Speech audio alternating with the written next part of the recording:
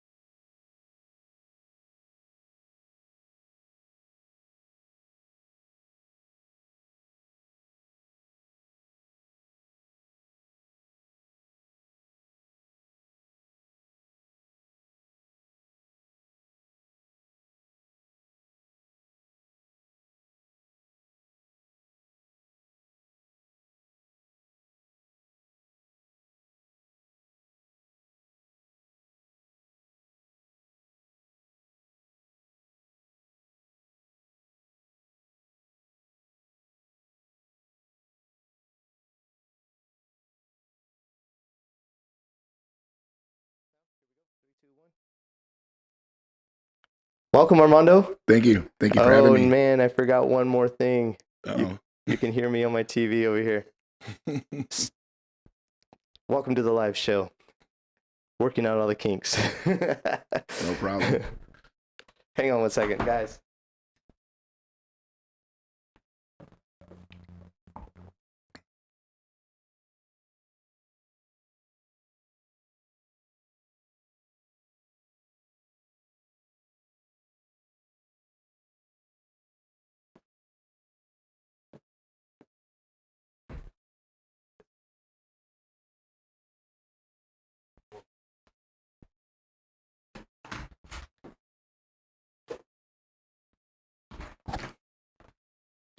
Oops.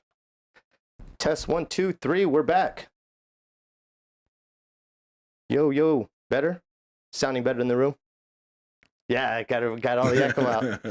Well, hello everyone. Thank you for coming. Thanks for joining our live stream. Today is entirely about LLS and the reason why we have taken on this crazy. Why have we gone on this journey for 10 weeks? Yep. Um, Yep.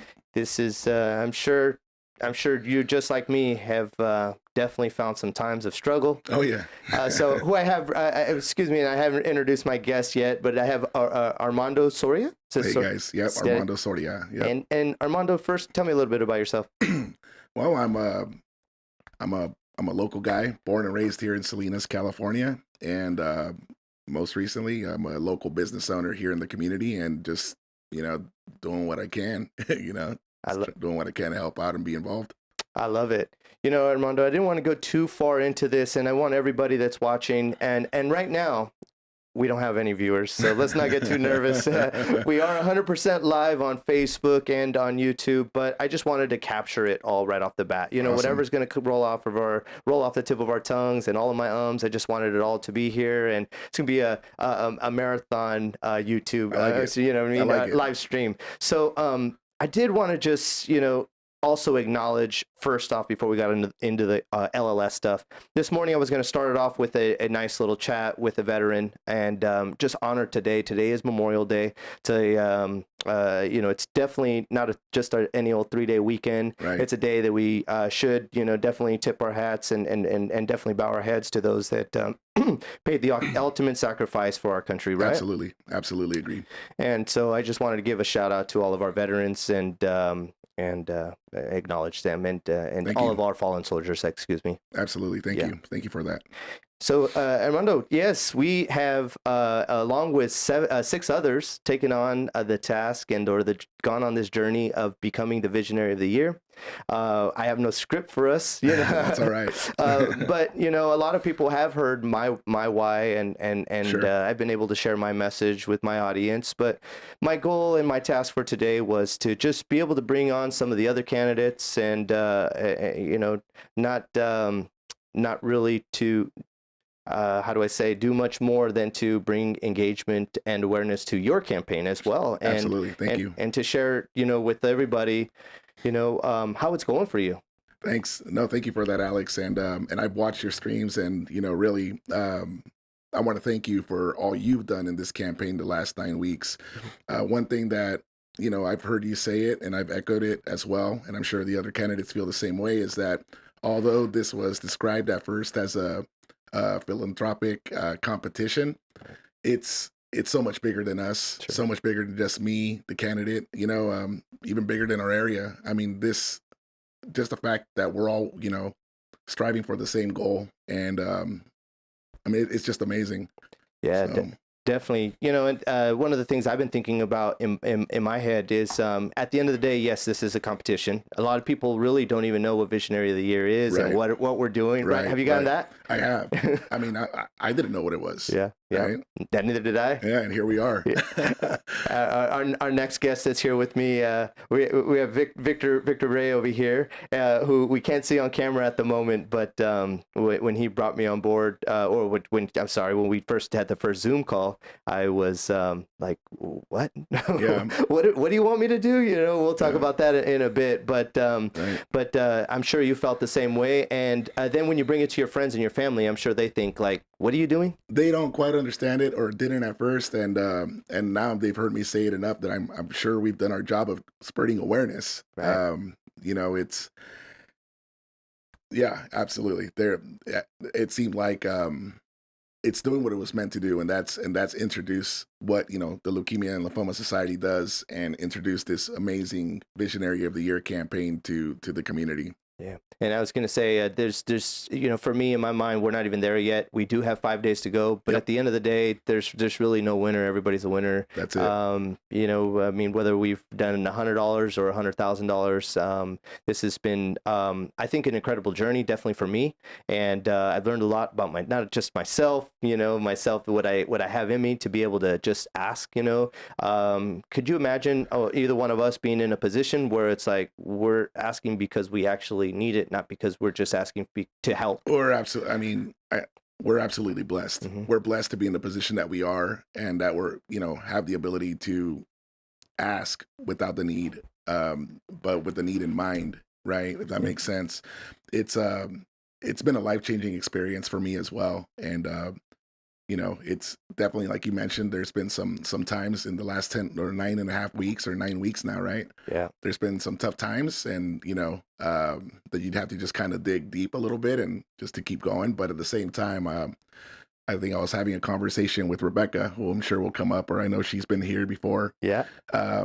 Where it's the highs have been really high. Yeah. And the lows haven't been too bad either. So it's been a great experience. Yeah. One day I was having a chat with her, and I shared this with my wife, but I was so overwhelmed with so much going on, and not just at work. And again, you're a businessman, and we're both running small businesses, right? Right, right. And probably still trying to figure things out within our own business every day, right? Absolutely. And then here we are set to for 10 weeks to basically do it's just like a job, And so what I was telling my wife is, I mean, literally, I've never felt like this, where I almost broke down in tears, on a call with Rebecca, and Rebecca doesn't know that. So if she's watching this, she'll hear that. But literally I felt like that because it's, you're doing something so good and so great, and it just means that you care, Yeah. It really, that's what that shows. And if you haven't felt that way, have you really been trying? Yeah. I mean, I'm sure you have, right? Right.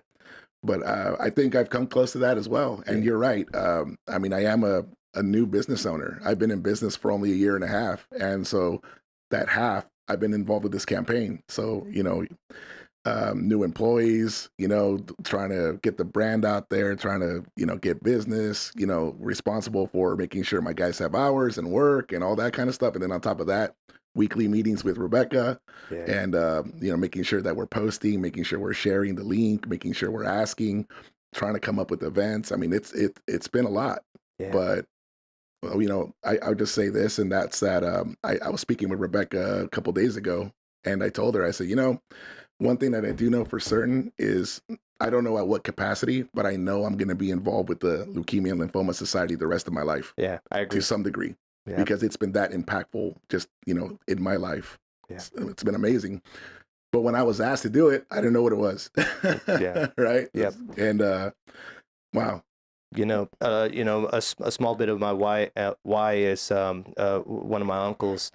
I really truly didn't know his full diagnosis. I didn't really. None of us know. Mm-hmm. I don't even think my mom really truly knows what it is. Nobody knows what he's got a blood disease in his bone, in his bones. I can't even say the word myeloma. I'm not going to try. Plastic or something, Sure. Myofibroblast. I've been trying to practice that word over and over for 10 weeks in my head, and I still can't get it right, but that was his exact diagnosis, but like literally when you get that phone call that says, hey, we might need to get blood tests, because we need to find a match for him, Right. And then he's gone 3 weeks later, so that's tough, I'm sorry for your loss. And that happened, that's right in our own family. But I think by me doing this, that not only bringing more awareness to, my own family, inside of my own family, and I hope to, bring, even more light to more people. Absolutely. And, going back to my why, similar, mine was my grandfather.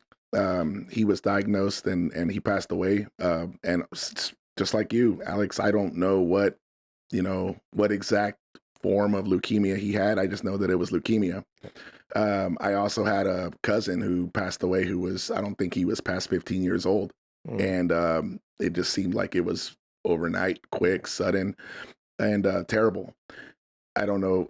And again, I don't know what specific, strain or what, I just know it's leukemia. Yeah. And I know that it runs in my family. And, when I was asked, that was, we'll talk about this, I'm sure, but the why does change and it evolves. Yeah. But originally it was, I was so, ignorant to it. I just didn't know much about it. And, being able to focus on that pillar, right, of awareness and just spreading any information I can, or just, letting people know that there's a society that's dedicated to to patient advocacy. Yeah. I mean, looking back during our times, I wish I would have known about it then, because I felt like we were on an island, and that's not, not to take away my family's experience, all my cousins, what they felt, but it was just my personal thing. I just felt like I was on an island, unaware. Yeah. And so that was my first why. Yeah. But again, it evolves. Yeah.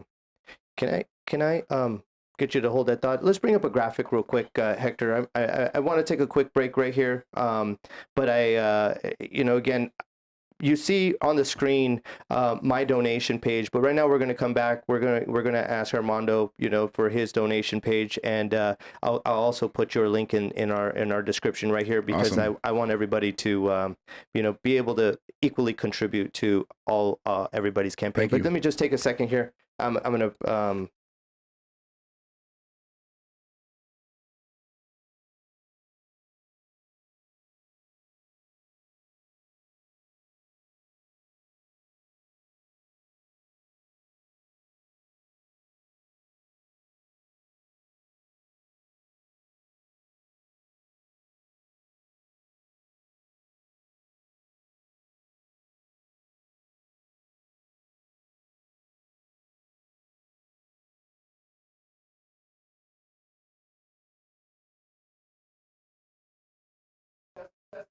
Test 1, 2.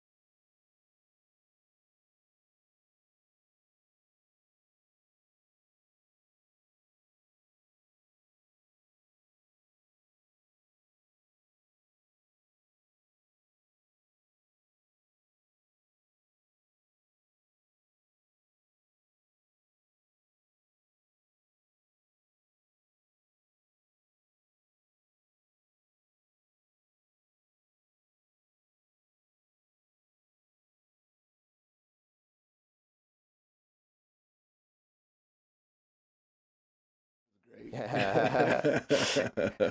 right, Hector, we're back. Shout out to oh shoot, gotta push mute over here. Shout out to Hector and to John that are actually sitting in the studio and making this live stream happen. So thank you guys. Thank you guys. But Armando, actually send me a text message real quick. 831 if you don't have it. Yeah. Oh, I'm gonna send everybody my phone number right here. I got it. Hold on a second. Send me a message real quick. I'm gonna put a link in the bio, and when I pull that up, so again, everybody, the Leukemia Lymphoma Society puts together a campaign for 10 weeks called the Visionary of the Year. It used to be called the Man Woman of the Year, right, Victor? And And this campaign is not just here in Monterey County or here in just Salinas. It also has a Silicon Valley, Los Angeles, San Francisco chapter, and other cities all across the country. And they're all setting off at approximately this time frame, and they're all campaigning for one ultimate goal, and that is to help finding cures, educating, and spreading awareness and much more, which once we get some of our others on the show, they'll be able to share with those listening. But again, it was a super huge honor to really be asked to be part of this campaign. Yeah, and absolutely. And again, I know that everybody that sits in the seat will be able to say the same. But what have it been? Actually, as I'll ask you a couple of questions, and then Armando, maybe if you wouldn't mind, Sure. I'll have Victor step in, and Absolutely. then I'll have you. Then I'll bring you back. Yeah, that's great. But what have been some of the just we've talked about it just a brief minute, but what have been some of your strengths and or how has the campaigning been going for you? It's been going good. Ups and downs, I'm sure, just like everyone else who's done this could probably attest to. I think the biggest strength, or what's helped me out, helped us in this campaign, has been just the platform from a business standpoint. Having those business relationships has really helped out with some of the bigger donations, reaching out to companies, maybe vendors, maybe other companies we've worked with, or even our customers. Some of our customers, which is absolutely amazing, have stepped up and contributed towards the campaign. So just having that platform, also as a business, being involved with like the Chamber of Commerce here in Salinas, being able to, I think every lunch and learn and mixer, everyone kind of sees me coming. They go, "Uh-oh." I like it. Yeah, it's hi, my name's Armando. I own Soria Environmental. Then it's bigger than that, I'm also a candidate for the Leukemia and Lymphoma Society's Visionary of the Year campaign. Sure. So that answers that, I think. Awesome. I'm not a Rotarian, but I did do a guest appearance once, and Nice. my campaign went very similar to that. Like here I am. This is what we're doing for marketing for you guys. We're doing a great job. And hey, by the way, if you'd like to make a donation, everybody in the room here, yeah. So at first that felt a little uncomfortable, but eventually it starts to kind of grow on you. People, like you said, they're looking. But I honestly, have you ever heard the saying? And again, I don't want to say this in any disrespect to family or friends around, but have you ever heard the saying that your business doesn't grow because of your friends or family? Absolutely. It grows because of all those that surround you. That's it. No, it's absolutely true. Absolutely true. And of course, family supports, and it's great. But there's something to be said about just community, right? Right. Absolutely. And that's where I was kind of going with that. And that's the reason I brought that up, because it's been an email came through the other day for a small donation, and it literally said, "Alex, do I know you? Do I know you? The best kind, right? Do we know each other?" And I was like, I'm sorry, maybe we have. You're definitely in my email, and that's why you've received one of my emails, because I'm just reaching out to everybody. That's it. And but he was awesome, and as a matter of fact, he walked into my office and shook my hand. Oh, that's great. That's amazing. Yeah, just want to share this one. It's really kind of just shows how it goes. My most recent donation that we received, I think it was yesterday, if not the day before. It came from my very first customer that we had just opened in January of 2021, and literally that first customer came around and she texted me and said, "Hey Armando, I want to contribute. Can you send me the link?" Sure enough, sent it, and boom, there you go. And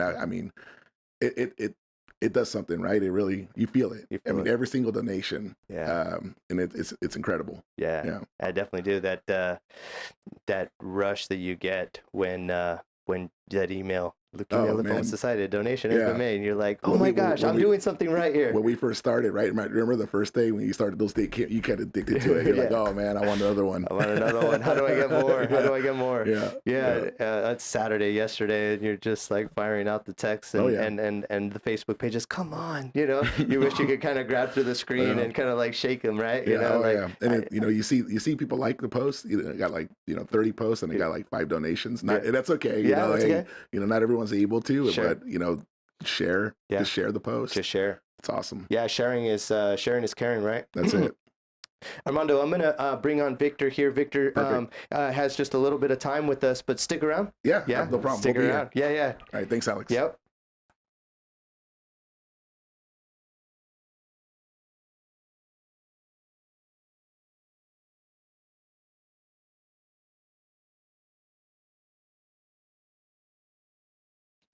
Good morning, everybody. Good morning, Victor. How are you doing?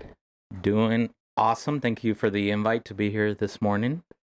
Victor, you're amazing, man. Do you know that? Yeah. If you guys don't know Victor, health coach Vic at Instagram. That's right. And Victor, about 2 years, actually right before the pandemic, I was actually in the cancer. What is the exact room? The Cancer Resource Center. Cancer Resource Center at SVMH, who, by the way, has been incredible all through this campaign. But Victor and I connected. I did a video for the hospital, and we started talking. And little did we know, we have history with our families, and we continue to connect. Facebook and Instagram, and he's super active. That's why I say you got to go follow him, because he's just not only helping community, he's helping people, but also you are, and again, I want to make sure I get your title right, but you are the Salinas Valley Memorial Board of Director President. Yep, you got it right. Yes. And I got an email back in late November, early December. Hey, Alex, I want you to join me on this Zoom call.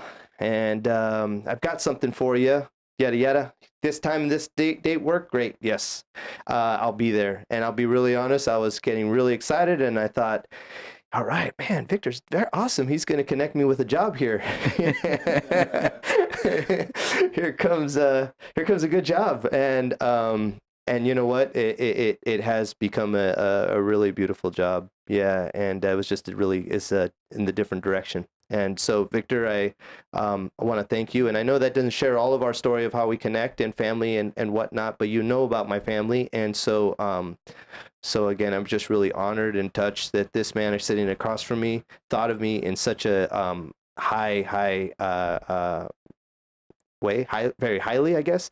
And so thank you, Victor. I give you the floor because I'll talk too much. Yeah, no, thanks for the intro and for the invite, and especially I think it's not just any other day, it's Memorial Day, and definitely I took the time today to reflect on that and give thanks to those that literally gave it all for us, and actually I honored it by voting, so that was my Memorial Day honor, because I think that's something that's a privilege, and so that was my way of honoring it. And then now here we are,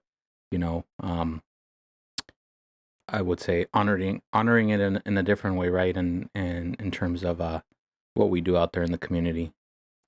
Yeah, thank you for that, Victor. Many also don't know, but many of his followers do know. Victor's a huge component of our local Leukemia Lymphoma Society divisionary campaign, but he was he was a participant last year as in the campaign himself, and he didn't do so bad himself. Raised a big chunk of money, and how'd that feel? How just tell me about your journey and your story. Yeah, with LLS, I was like you all, like you and Armando. I didn't really know much about LLS. But one of the people that I've gotten to know in my role with the board at SVMHS is one of our they have a different name, but basically our IT event coordinators. They do all kinds of stuff, but it's Jose Castillo, Mm-hmm. who is I don't know, I think he's been there for 20 years or something like that. He's a very long-standing employee and super vibrant guy. And so I got to know him as he, helped us with our different meetings and different events.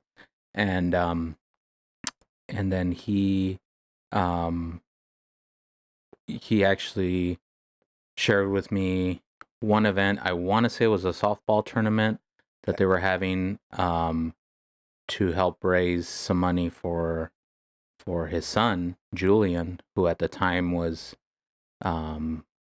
very much in his fighting for his life with leukemia. And I want to say this was about 4 years ago, and I actually couldn't attend that event at the time. I was traveling out of state for work, but it definitely stuck with me. And I reached out. I saw how much success they had in that event, and I reached out afterwards and congratulated Jose, of course. And I said, "Hey, if you're gonna have anything beyond this event, I'd be happy to help out. Unfortunately, I couldn't attend. I was rooting for you from Arizona, but couldn't make it back." And so he actually asked me the following year to be a volunteer with his son Julian's campaign for Boy of the Year.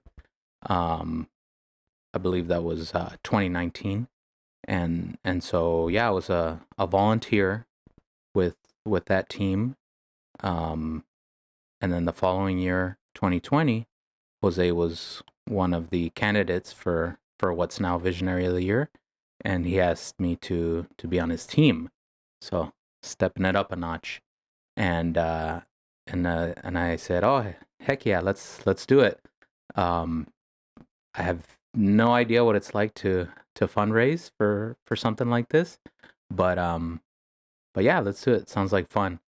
And so this was late 2019. Little did we know the world would be turned upside down with the pandemic in the next few months, including the campaign. And so we had to shift to, doing everything virtual, contactless, everything else that, pretty much the whole world has had to do. And it was definitely an interesting and challenging journey being a part of that team, but it was really rewarding. And Jose actually was the winning candidate that year, so that was awesome just to be a part of that. And then yeah, I got one of those mysterious emails like you did from me. So all I was doing was paying that forward. Yeah. But it was like an invitation to integrate the hospital in LLS more or something like that.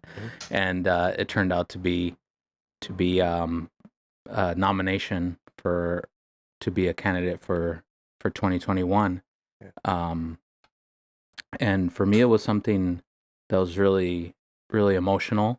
So the reason that I wanted to get involved with that one event back in 2018 and ever since was that a little over 8 years ago, we lost my mother-in-law not to a blood cancer, but to breast cancer. And it's something that definitely rocked our family. It's, I think it'd be pretty accurate to say pretty much every day I think about that and the lasting effect that it's had on our family. And hers was like your Uncle Raymond's, short and very intense. And a couple months after her diagnosis, she was gone. And so, we know firsthand what it's like to basically be lost is how I would describe it, because you don't know where to turn to for. Obviously, the first thing on your mind is treatment and whatever options might be out there. You don't know where to go. Even myself, I was already part of the SVMHS board when she was diagnosed and when she passed. I didn't know where to turn, or none of us knew. And obviously that's the first thing on your mind. But beyond that, of course, the family. It's not only a journey for the patient; it is for the family as well. and we didn't know what kind of resources are out there. You're just kind of flying on autopilot, first with everything in the medical care, and then when she passed, the funeral process and everything else, and then just trying to rebuild your life after that, and and so yeah, not realizing that there's a whole system of support out there, um, and so that's something when I got more and more involved with LLS that I really grew to appreciate how many resources are out there. Um, and we had a great team last year. Definitely was not in any way, shape, or form a solo effort. My wife was our our team captain, and then we had a core group of 4 or 5 folks that stuck with us to the end, and put everything out there. Um, and yeah, we were just under $40,000 that we raised as a team. And I think even more impactful than that was the awareness and education that we helped put out there. So hopefully after last year, and of course after this year, there's less and less folks each year that don't know who LLS is, that don't know what we do, that don't know what's out there for those patients, for those families that are going through it right now, that are going to go through it next year.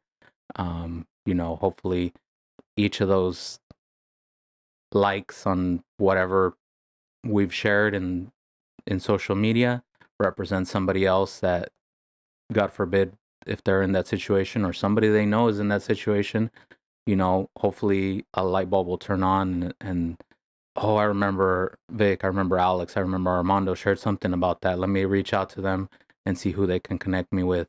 And I still get, unfortunately, I still get, well, unfortunately for the families being in that, but fortunately I can serve that role. But I still get, kind of random messages. Hey, my dad just got diagnosed with cancer. I don't know what to do. Who can you hook me up with? Or we're going through this, and we need some help with this avenue. Do you know who can help me out?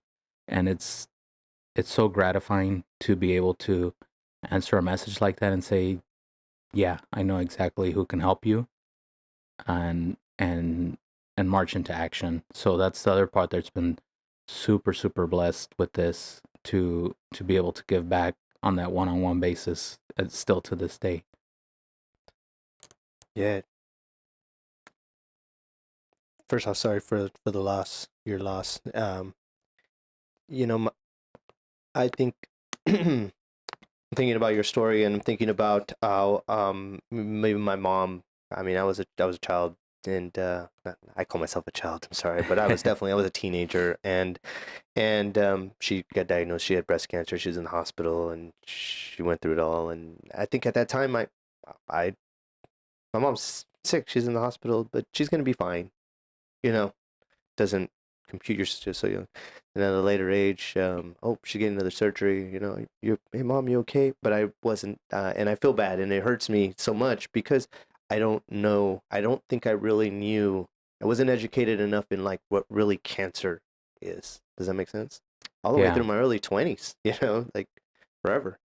And then you start to hear about it more and more and more, and I started to get involved with like Relay for Life, which is American Cancer Society, and I was mostly involved because of my work that I do, and then you start to see these people really like for 24 hours plus just gathering. They're just together to just raise this and campaigning all the way through leading up to it, but I just felt it was a beautiful thing, and then here comes Leukemia Lymphoma Society, and your message came to me, and this wasn't just a thing that I said. I hey, I need to do this. This is actually a conversation that you sit down with my wife. I sat down with my wife, Yeah. and I wouldn't really be doing this. Well, I wouldn't be doing this if you didn't ask me. But two, I wouldn't be doing this honestly if I didn't have her support.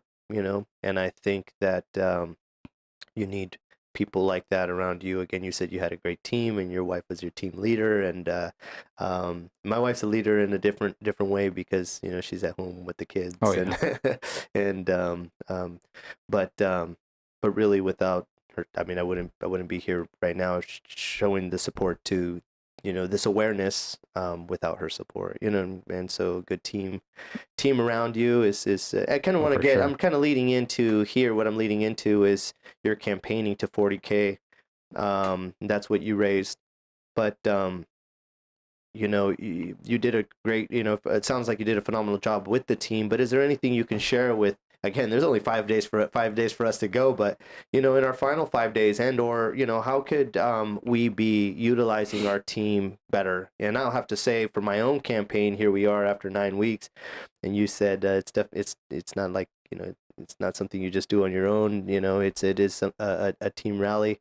um I want to say this in a really nice way to my team and everybody, but I've been a little bit lonely in my own campaign, but it's like not everybody sees your mission and or your vision. You know what I Yeah, mean? for sure. Even when they dived in the beginning, they weren't really sure what they were getting roped into, and you can't bring anybody along on everybody's on their own journey, right?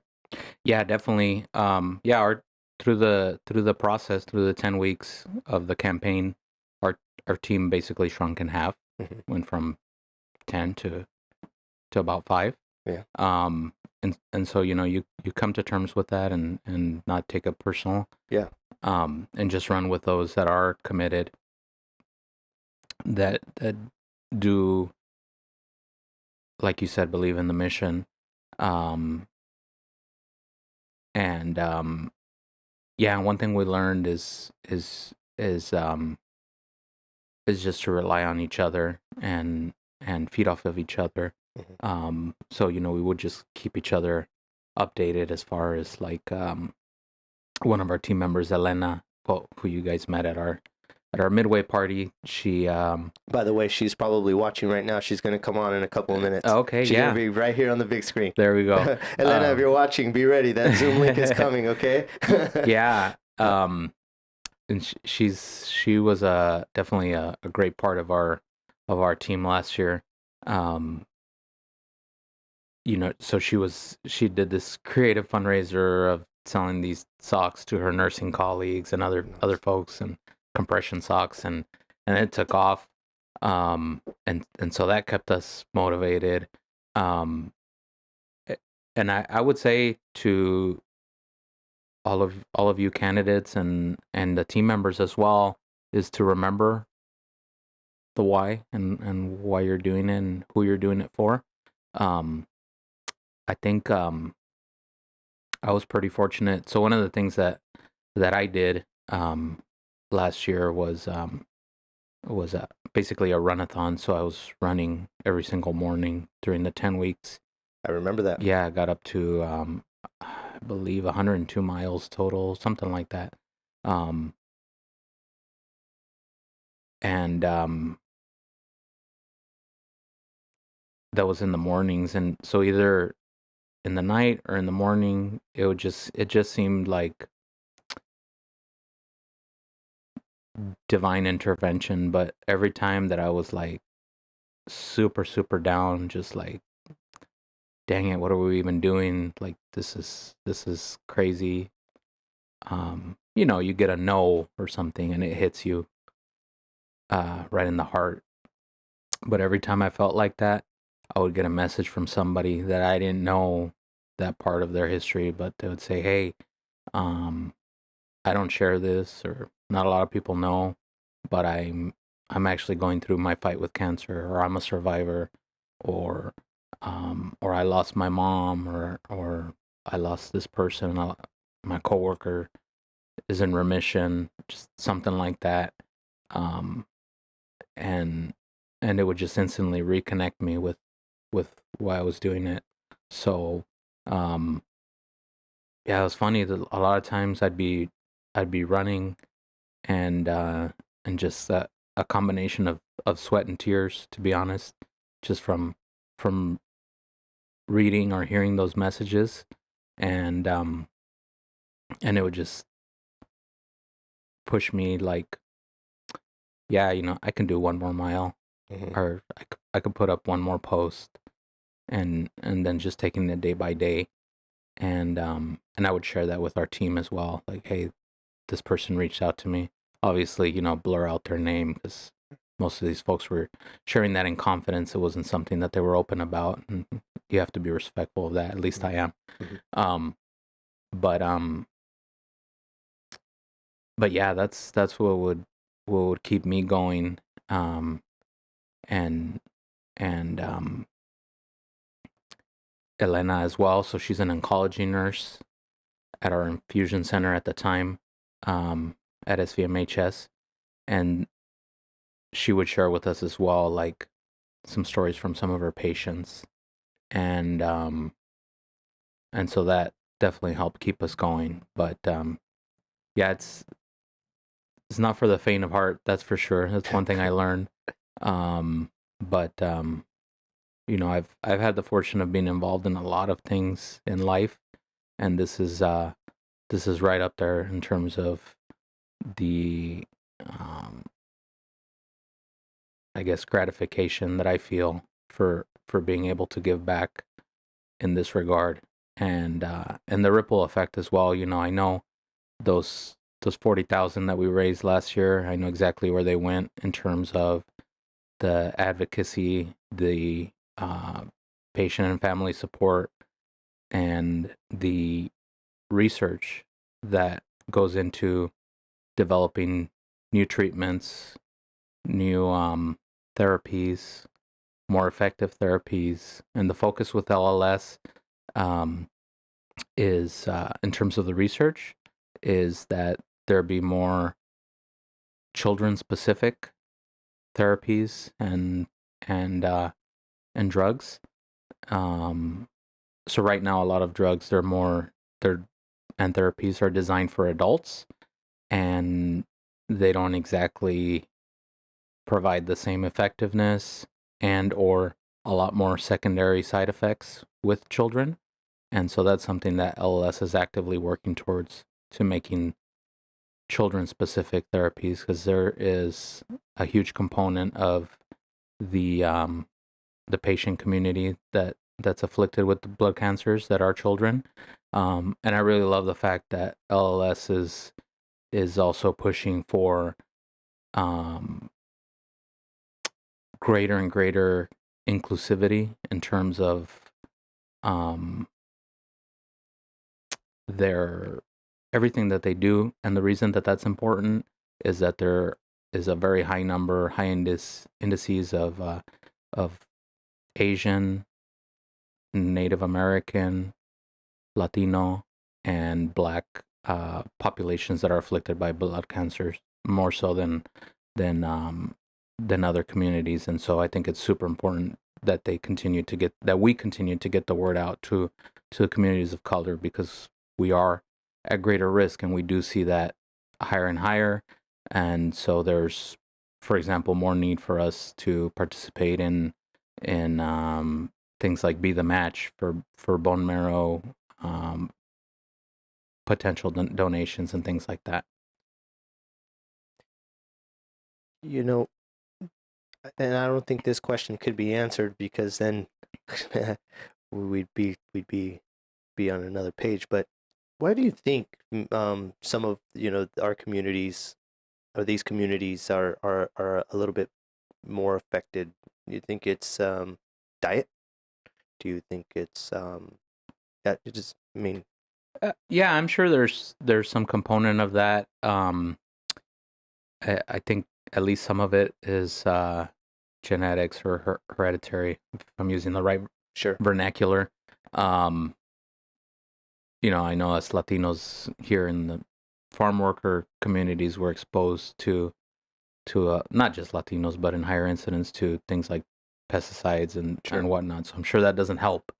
Um, And but in respect to that, I mean, again, a lot of the people in farming in our general area yeah, are of Latino culture. yeah, definitely. My career is in agriculture, so I definitely know that to be true, firsthand.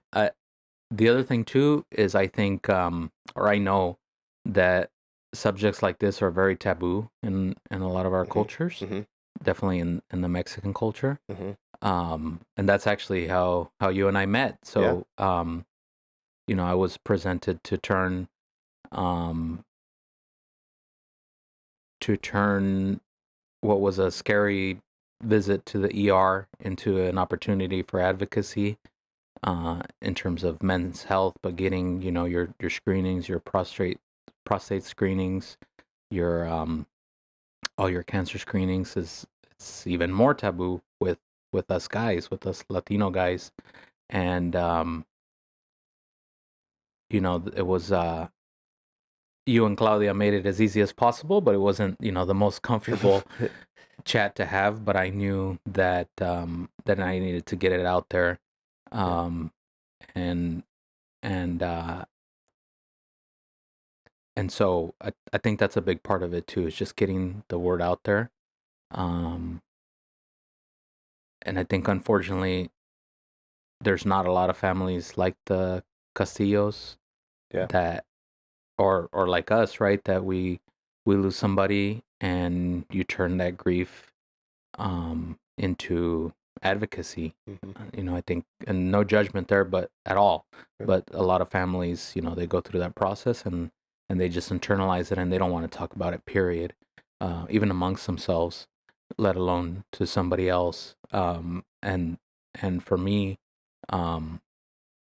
it's the opposite. It's it's basically the only way that I can honor the memory of my mother-in-law, who was super active in this community in her own way.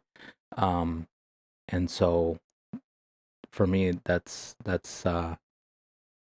takeaway, is like, obviously she's gone in the physical form, but by using that to help spread advocacy, it's keeping her legacy alive. You gather my question here. See if I can address it properly. So myself, I instead of asking the question and then I'll let it roll off my tongue here. I yearly now get screened or get blood checked, and it could be for cholesterol, for just for good health, right? Getting checked yearly physical. Something I would never do before, but something again thanks to my wife.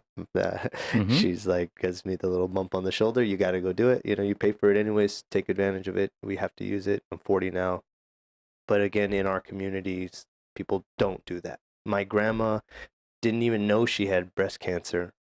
She went to the doctor. It was like she didn't go to the doctor for years. I think my aunt and my mom told me she didn't even go to the doctor. The last time she had went to the doctor when after her twins were born. Mm. Yeah, they just don't go. Mm-hmm. So, but they're on Facebook and they're on Instagram and they're listening to people like you and hopefully, and us now, hopefully, and hopefully this will be that difference to say, you should go and get just a yearly screen, right? And in addition, there are ways that you can help possibly somebody in need, because your blood could be you could be a match for somebody to save their life. If it could be sharing this, it could be money, or it could be walking in to what would you call it? We want to be a match, a blood match here. Yeah. You know. Yeah, definitely. And I think that just reminded me, going back to your earlier question, as far as, like, we're in the waning days of this campaign. Those folks that are listening or or seeing all of our posts or whatever, and they think that they have nothing to offer. Right. Literally every dollar counts. So I mean, like last year, grand total just under 40,000 just for our team alone. and going into those 40,000, there were some bigger donations, maybe a couple $1,000 donations, but there was a whole hell of a lot of $5 donations.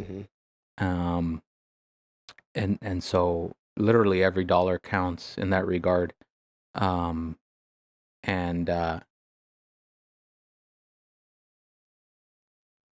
the other thing too that I wanted to highlight is I know with my involvement with the hospital, I'm always like just astounded how our small singular hospital, we're kind of a rural community, how many national awards and distinctions and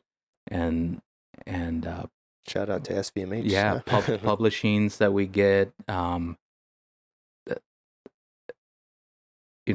nurses are magnet certified, which there's just a very small population of hospitals that achieve that, or nurse communities in those hospitals, things like that, right? It's just amazing. And same thing goes with LLS.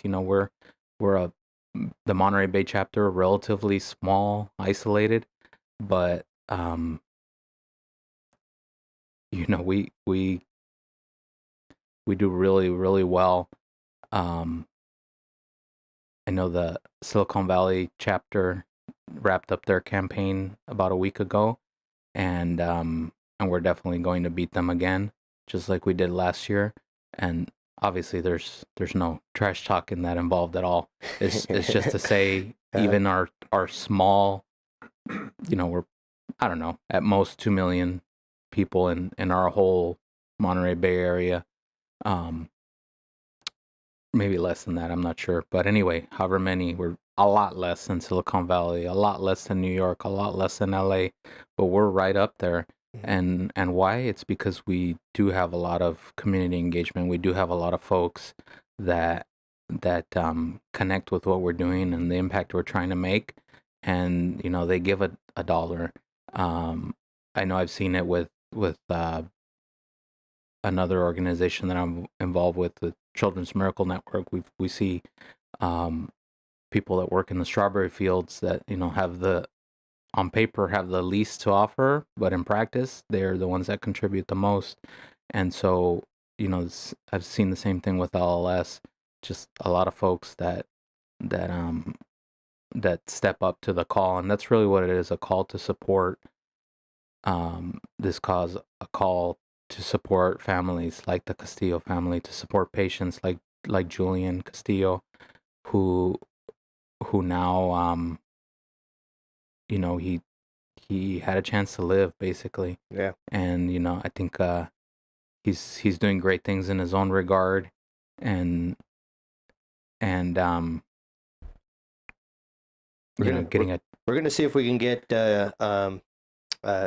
Julian and Jose on the show in just a bit on Zoom. Unfortunately, it's going to have to be Zoom, I think, if he's able to. But yeah. Anyways, hopefully we can get him on so we can hear their story, because it's just beautiful. And it is, and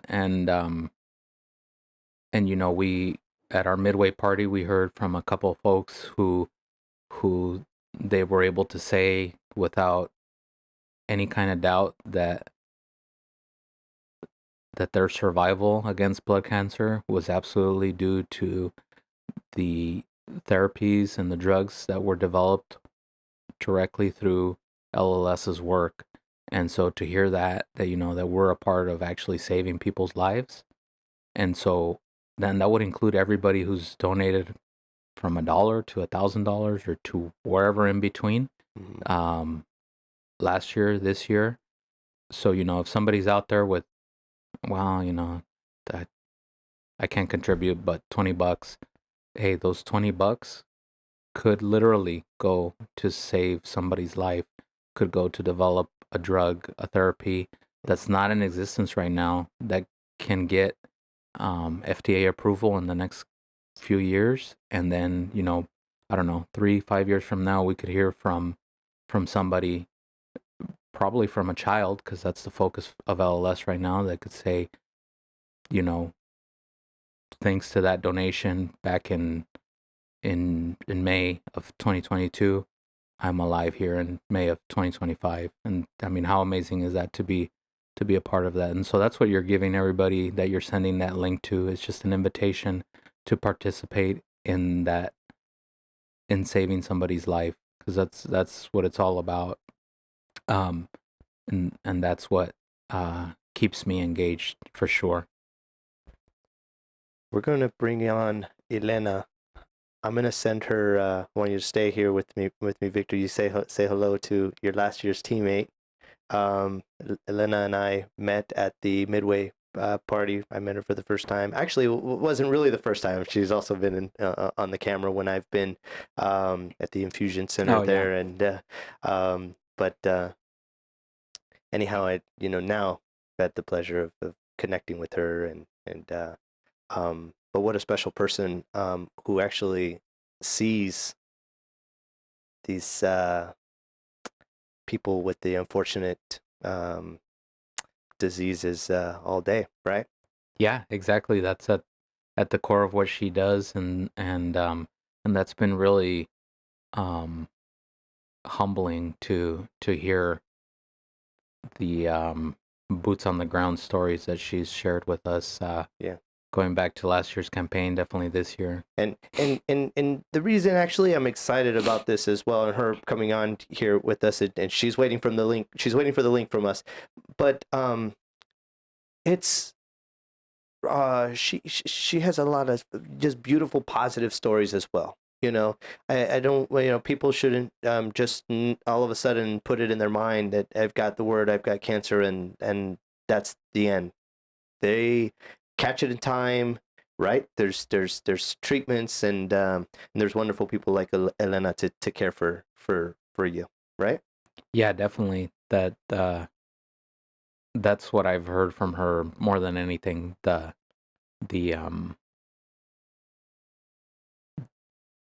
hope component of it. Yeah, for sure. Let's see if I can get her link real quick, so that way I can. Yeah, just give me 1 second. We'll be right back.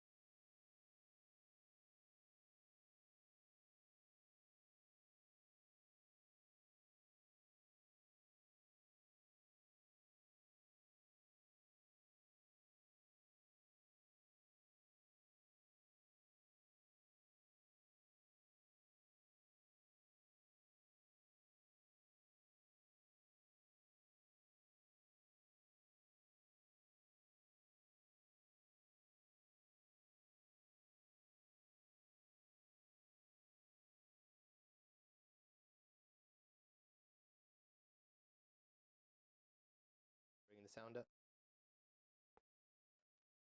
So we're still waiting for Elena to join us. She sent me her email, so she should be receiving the link and joining us any moment now. Victor, I want to thank you again for you being here with us today. I know you're really busy, and sharing your story with us, as well as I just want to continue, once again, thank you for just believing in me that that I could that I would be a good fit for this campaign. It's brought a lot of things to my life.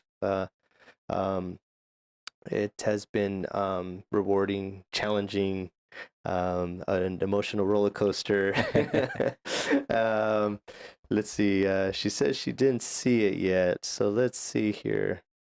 But again, I just want to thank you, because it really is a huge honor, I believe, to be a part of this. Yeah, for sure. The pleasure's all mine, definitely, to join you all here today. And again, one more time for those people listening, it's again an invitation to join the fight, to join the candidates this year, to join all the LS community, and contribute in whatever way you can to helping fund the fight.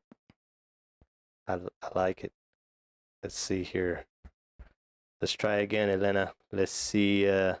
We're live, and just FYI, everyone, we're not scripted.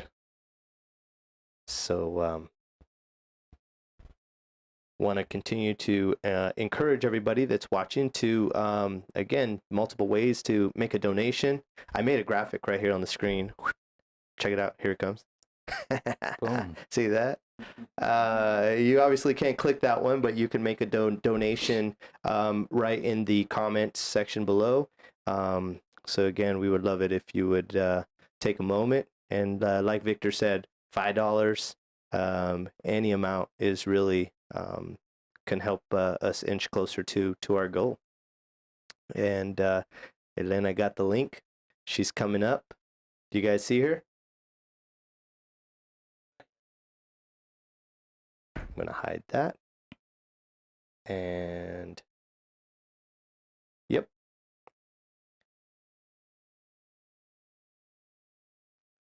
Here. We got her. We got her. She's with us. Hello, can you hear me? Yes. Can you hear us? Yes. Hang on one second. Hello, Elena. Let me bring you on our big screen here, so that way we can not only hear you, so we can see you, and also Victor does not have any way of hearing you unless I do this. So here we go. 3, 2, and test 1, 2. Elena, can you hear us? Yes, I can hear you. Let me see here. Oh, maybe I should take these off. Hello, Elena. Hi. Okay, yeah, we can hear you in the Morning. studio now. Good morning. Good afternoon. Good afternoon. It's 12. I'm here with Victor and Armando. You can't see Armando. He's right over here over my shoulder, but he'll be in front of us in a second. You should be able to see Victor, right? No, but Hang on one sec. So, who do you see? Do you see me or you see Victor? There you go. I see Victor. There you go. Now you can see us. Awesome. Well, Elena, thank you for joining us. And I know you're extremely busy today. And so you shared a beautiful at the midway point. And first off, I guess I should introduce everybody. Elena is, and I want to make sure I get this right, an oncologist. No. I'm an oncology nurse. Oncology nurse. There we go. Oncology nurse. There we go. So at SVMH, and where we've met the first time, and I kind of, again, where we really met was at the midway party. But we did have you in front of my camera for some filming with SVMH at the Infusion Center. That's right. So, so Elena not only sees, again, some of the most terrible sides of these terrible blood diseases, but she also sees so many beautiful stories as well. Isn't that correct? Yes, yes, I do. I see both. I see both and in between. I see it all. Yeah, definitely. And, would you mind just sharing with, our listeners, our watchers, our guests, just a little bit of just your stories and that beautiful story that you shared with us at that midway point? Yes. Well, thank you everybody for tuning in, and I am so grateful to be here with Alex and Victor and Armando. I'm just so honored to be here and be representing LLS and the community. Um, yeah, I work for Salinas Valley Memorial Hospital. I'm an infusion oncology nurse, which means that I do chemotherapy treatments for patients who are battling cancer. And yeah, so I see, like I said, everything from the very, very ill, from the going through, going through the process to getting better. And so I have many stories that I can share with you guys. Um, a lot of good stories and sad ones, but that's all part of battling cancer. Yeah. So, but I do have permission to share one story. That's right. And Yeah, yes, the one that you have permission to share because we don't we want to stay in the rules. Yeah, we want to stay yes, HIPAA compliant, right? right, yeah. But give me just 1 minute because I No, do have the story. no worries. Yes, yes, I understand. So why don't you dig that one up? And I did want to share as well that Victor did have to depart from us. He was on a tight schedule, so we brought back Armando. He's right in front of me Hi, here Elena. with us. Hi, Armando. Awesome. I'm just so proud of you guys. Joining the campaign and doing what you guys are doing this year. I mean, as I guess well, I've done it. I did it last year, so I kind of have a little bit of the feel of what you guys are going through, especially this last week. Yeah. And we're here to support you guys and to support our patients in our community. And I do want to share that I do see blood cancers in my clinic, in my infusion center, leukemia, lymphomas, and I want to say that the I'm grateful for LLS and everything that it has done for these patients. Um, because like I share in the midpoint celebration, I became a nurse in 2014, and that's 8 years ago. And in the time that I've been a nurse, 8 years, let me just share with you guys that the FDA approved a historic 39 blood cancer treatments, Wow. the 34 which LLS founded.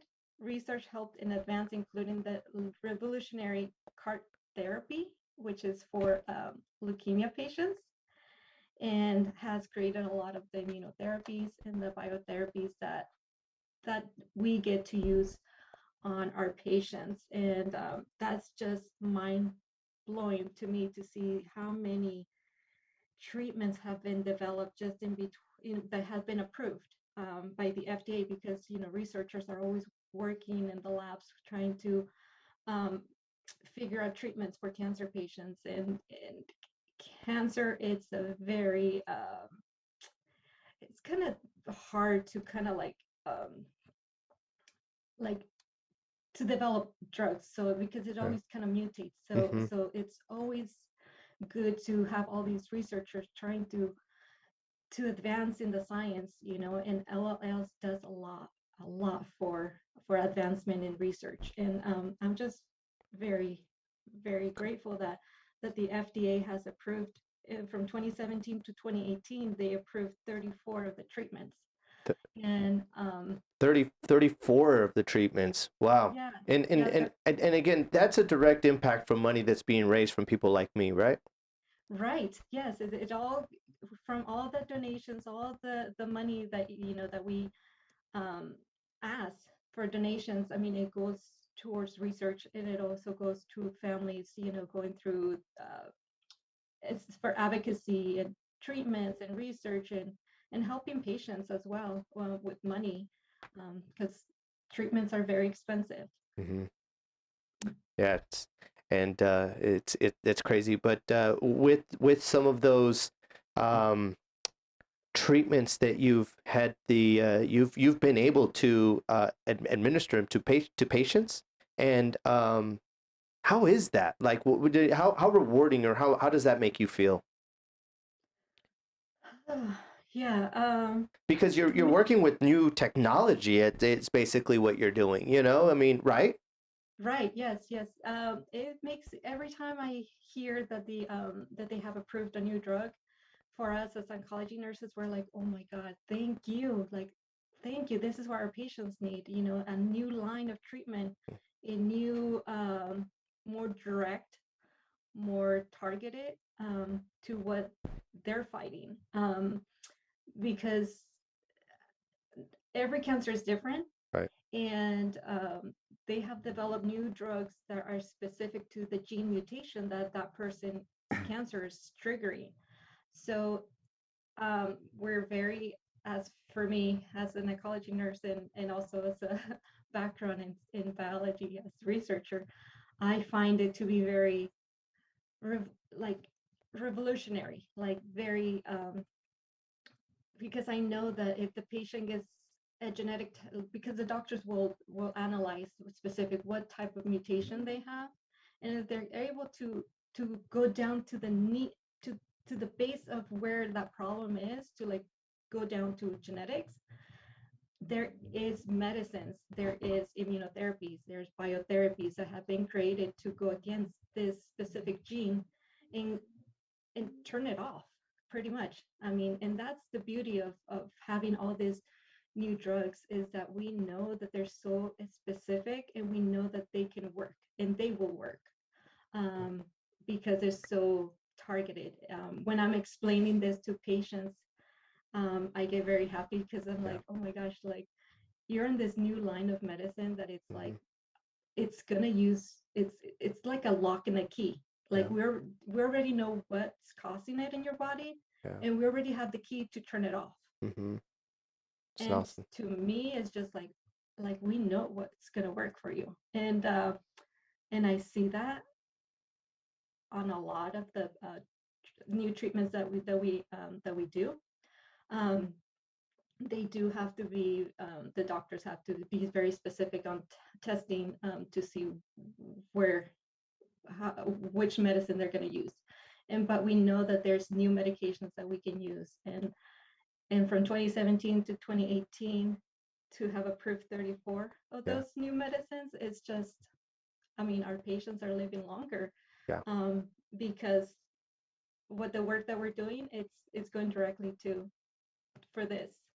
I love hearing your story, because, or at least that angle of it, because a lot of people, um, when they're making a donation, and or when they don't make a donation, and I want to say, because I was probably one of them too, in those shoes. Like, we're gonna donate, and it goes to, it just goes to the corporate company, and they're just they're not really using it for what they say they're using it for, right? But we know that LLS is using these donations for, I mean, you're proof. You're the other end of that proof that that sees these research, these new technologies, these new drugs, and these new approved treatments Yes, going right indeed. back. That's to me, that makes it even more better. You know what I mean? That makes it even more, you know what I mean, rewarding, Absolutely. right? That The that the, the boots on the ground. You right. see firsthand where the money's going to. Yeah, absolutely. Like Victor just said too, like we know where our $40,000 went to last year, and you were a part of his team. Yeah. You know, Yeah. I want to get into your one patient story, but how you know being a part of his team, how rewarding was that for you? But To also, hear my again, patient. as Armando said, being boots on the ground and fundraising, you were part of Victor's team last year, and you were fundraising just like we are here today. You know, that's how does that how special is that? Very, very special. Very special because every time I would ask, I mean, ask for a donation, I would say, this is not for us. It's for the patients. It's for the treatments. It's for research. Um, it's was rewarding. It's still very rewarding. I mean, as I'm still helping here and there. I help you guys, with whatever I can do to advocate and raise awareness. Um, but last year we did it all from home virtually and messages and emails and phone calls. But every time I would talk to someone, I would say, like your donation, it goes directly to treat my patients. It could be it's not someone in your family right now, but it's somebody else's family, Yeah. and it's somebody else's daughter, son, cousin, like um and people were very uh, they they they helped me quite a I mean I would reach out and ask, and I wouldn't say like it's for me or my group. It's like it's for the patients Mm-hmm. and the community, and I've seen it firsthand. Yeah. um but very, very rewarding. And that's why I'm again this year I can't say no, because so it's in my heart to help, and Yeah. I was just sharing this with a coworker the other day that how do I balance my life as a nurse, as an oncology nurse, Mm-hmm. going seeing what I see, and because some cases are heartbreaking, Yeah. others are very hopeful. And I was telling her, I'm like, well, I balance my life with doing activities that that make me feel good, and then I know that I'm raising awareness for my patients and their families and other people who need it. um, because as as an advocate for LLS and like donation, asking for donations, if I know that I'm doing a difference, I'm getting the other side of the help that my patients need. Like as a nurse, I'm there to administer their medications, being there with their treatments, um, going through emotionally what they're going through. But on the side, I and I'm helping on the other end. I'm like, I want to raise awareness. I want to ask for donations, so I know that the money is going to go to research. And for me, that makes me feel very rewarded. Like I want to help in both ways, raising awareness, raising money for new research, but as well as helping my patients in the clinic. So for me, it just kind of like balances everything. It's a full circle because I can see that my efforts, and that I'm doing outside are benefiting the patients inside. So very rewarding. I like that. Would you like to share the one patient story with us? Yeah. Yeah, Yes. and So actually, let me take just one baby step back before you share that story, because I did want to say this. Um, Elena's in a position over the last 2 years have just been brutal for our country and for the world, and we've had a lot of nurses and respiratory nurses, struggle finding themselves in positions with the new struggle of witnessing um, the worst part of probably being a nurse or a doctor, and that's the part where we lose a loved one, right?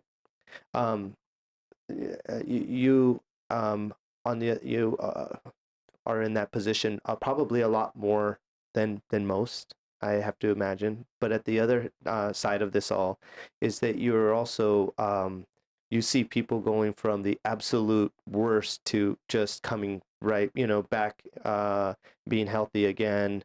And so you see the beauty of treatments and people fighting fighting this battle against their in particular cancer. And so again, I think all of us, just you being here, and just I think everybody applauds you and appreciates you, and those that are also around you and in your you know what I mean, and your colleagues and other colleagues around the world, you know what I mean, that are doing your very, very difficult job. So thank you so much for what you do.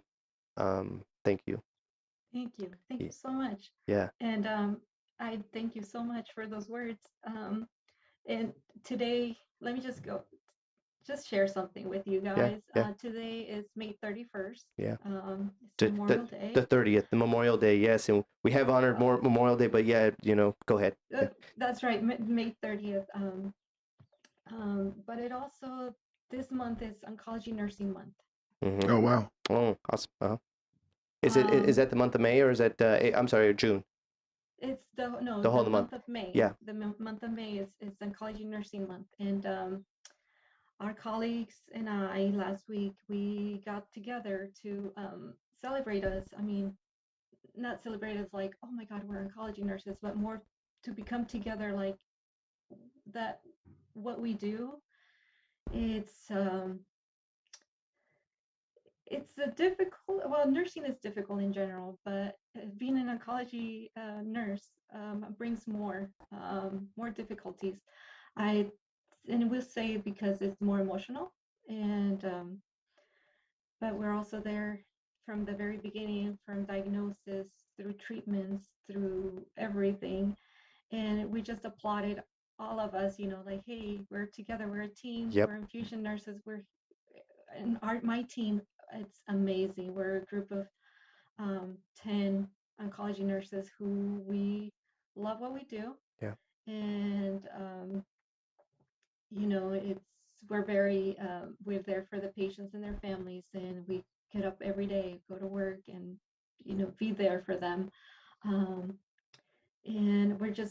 I'm just very grateful for the group of nurses that I work with, and thank you for your guys' words. We're grateful for you guys.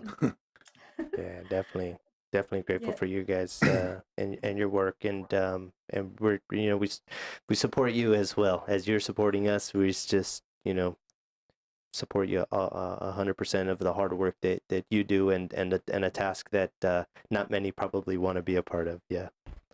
Yeah, no, it's a different calling. Let me say. I think Rebecca's calling me.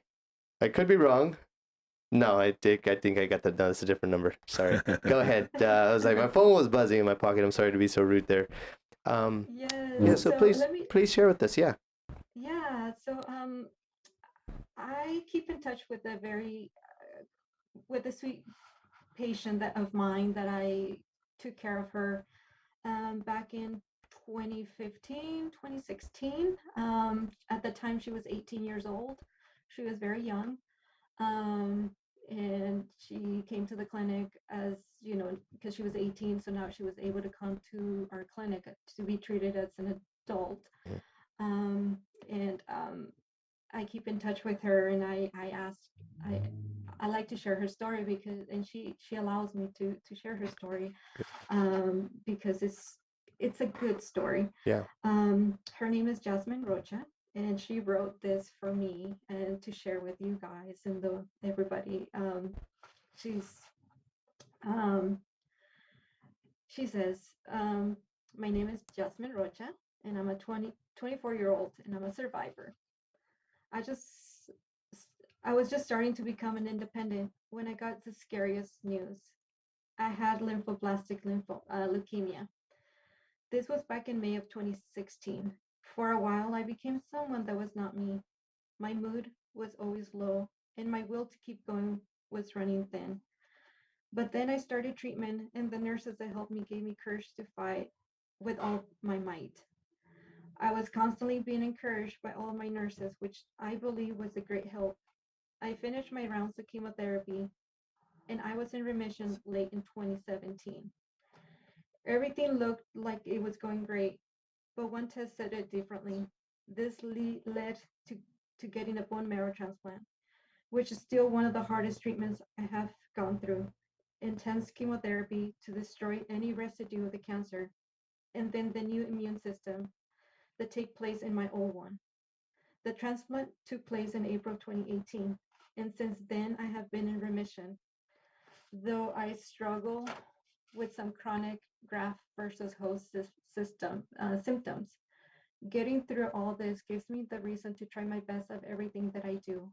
I am back in school and studying to get my BA in psychology, and then work my way up to PhD. I know that I can do anything to set my mind to, just like I did when I beat cancer. And I would like to give a huge thanks to all my nurses, doctors, for giving me all these strong individuals hope and encouragement to get through the hard times that come with treatment. So that was her, Jasmine. What a lovely story. She's in remission. She does say she got a new transplant, bone marrow transplant, which is um, it's very difficult. It's a very painful process on the treatment and process in the body. Um, and but she's here. She's thriving. She's going to school. She's working. She's making the best out of life, and I'm just so happy that I was able to help her in 2016 and 2017. Yeah, it's amazing to see her now, and for her to share this story with everyone, just honored. You have, if knock on wood, none of us want to be sitting in the chair like a haircut, right? We go and we want to get a haircut from a certain person, but we don't want to go sit in your chair, right? No. You're the chair no. we don't want to go sit in front of, right? No, I don't want nobody in my chair. And I'm smiling and I'm laughing and I'm making a soft joke, but it's not a joke, we want to get screened and scanned and all of those things, correct? Is there anything you can say quickly or about that? Yes. Make sure that we follow our doctor's orders. If you go see a doctor, we let me take that back. Yeah. We should be going to see the doctor once a year. Yep. At least once a year, just to do a checkup, just like you go to take your car for maintenance. Yep. We need maintenance. Yeah. And just I encourage everybody just to go and get their physical once a year. The doctors will do blood tests, will ask you questions to assess to see how you're doing. Yeah. I would say that's the most important thing in a life is to go at least once a year. Yeah. To see your doctor and not to say like, well, I feel fine, I'm just not gonna go.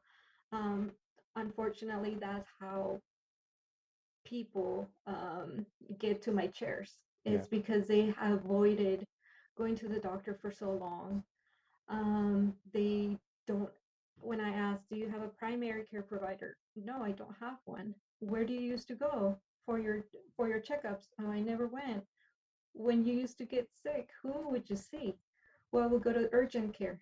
Well, yeah, urgent care is there, but you need a provider. You need a doctor, someone who's going to monitor you for for your length of life. You need a doctor to go see, just the way you take your car for a checkup every year. Yeah. Small check. That's what I say. Just go get checked. We have guidelines. every doctor follows guidelines depending on our age, what they're looking for. For women over 40, it's mammograms every year. Mm-hmm. Um, colonoscopies to check for colon cancer. They do prostate checks on men for prostate cancer. Um, if you start feeling lightheaded, tired, fatigued, check blood work, because we never know. I mean, we can be healthy one day, the next day we can be sick. Mm-hmm. Um, but just, you know, don't take your life for granted. Go and see the doctor once a year, get checked, and just be mindful of, your of taking care of yourself. Yeah. I know we get busy with life. We're working, we have family to take care of, but we need to make priority ourselves too, to go and at least go and get checked. Yeah. And that's as a nurse, that's my advice, Yeah. that we must get checked. Yeah, absolutely. So you said you had one patient story, but we have a second patient that you have an amazing smile, and I know this person smiles when they see you as well. And they'll be joining our Zoom call in any second now. Are you ready? Yeah. Just give me 1 second. Armando, take the floor for me, would you? Yeah, absolutely. Elena, it's pretty cool. This is the second time that I heard, that story you shared with us, and it's one of those stories that I think no matter how many times you hear it, it's inspiring. And for us going through the campaign, I know that I left that halfway party so motivated and so excited to continue on. And now here we are a few weeks later, when we're on the last week, 1 week left to go. And just, thank you for sharing that story again, because all it did was just fire us up again. And I'm sure I speak for Alex when I say that. Yes. But it's, I mean, that's amazing. Thank you. Yes, I have more happy stories, a lot more. But unfortunately I can't share. Sure. No worries. No worries. But yes, it makes my work life fun at times, because I get to hear good stories. I mean, at times people ask me, how do you How could, how yeah, do you do right. it? How do you do it? How do you do your job? Well, I focus on one day at a time, and I take in a lot of the positivity that comes from it, Absolutely. in order to give to the ones who are, not, on the downside, or like sad, or try to bring joy and And hope. hope. Yeah. And I mean, it's just, I love my job. I could see that. It shines through, and that's awesome. That's amazing. Every time I see my patients, I'm like, I treat them as family. I ask them, can I hug you? Can I hug That's you? awesome. Oh my goodness. Yes, it's I always I thank God for putting me in a profession that I love, because I tried other parts of nursing and it just didn't work. Yeah, I do remember that. I do remember that you said something along the lines like, this was your calling, and it shows through, and I'm sure your Yeah. patients see it too when you're with them. Yes, yes. I like to form relationships with my patients and their families, and the other settings of nursing. I wasn't able to form relationships. It was just, I get to know you for a week and then you're gone. Right. Right. Or, for a day and you're gone.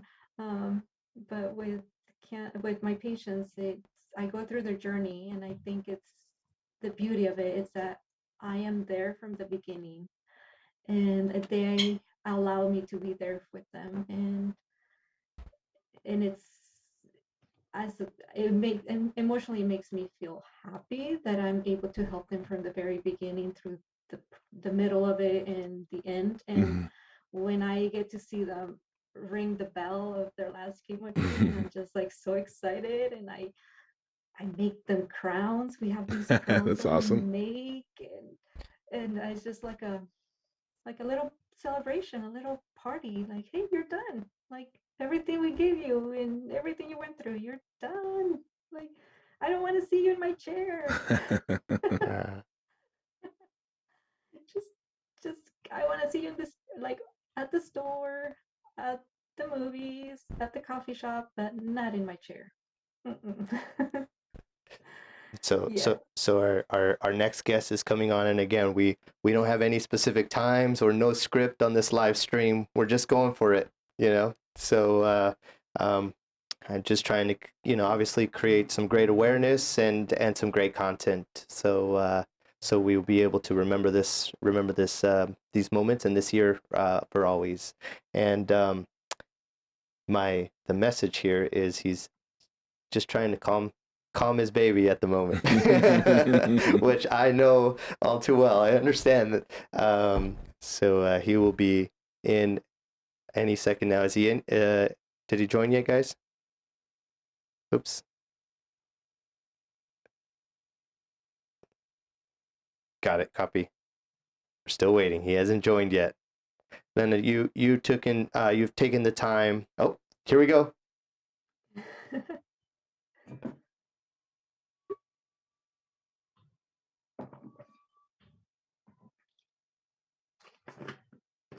Sergio. Sergio. Sergio, can you hear us? I can hear you. Nice. Hey, buddy. There he is. Welcome. Sergio, we're here. Thank you. We're here with Elena. Give us just a second, and we're gonna get you guys dual screen here. Just and also we're here with Armando. Switch to Armando so you could see Armando. Hey, here, Sergio, guys. how you doing, buddy? Hey, Armando, how are you? I'm good. I'm good. Good to see you. Good, good. You too, likewise.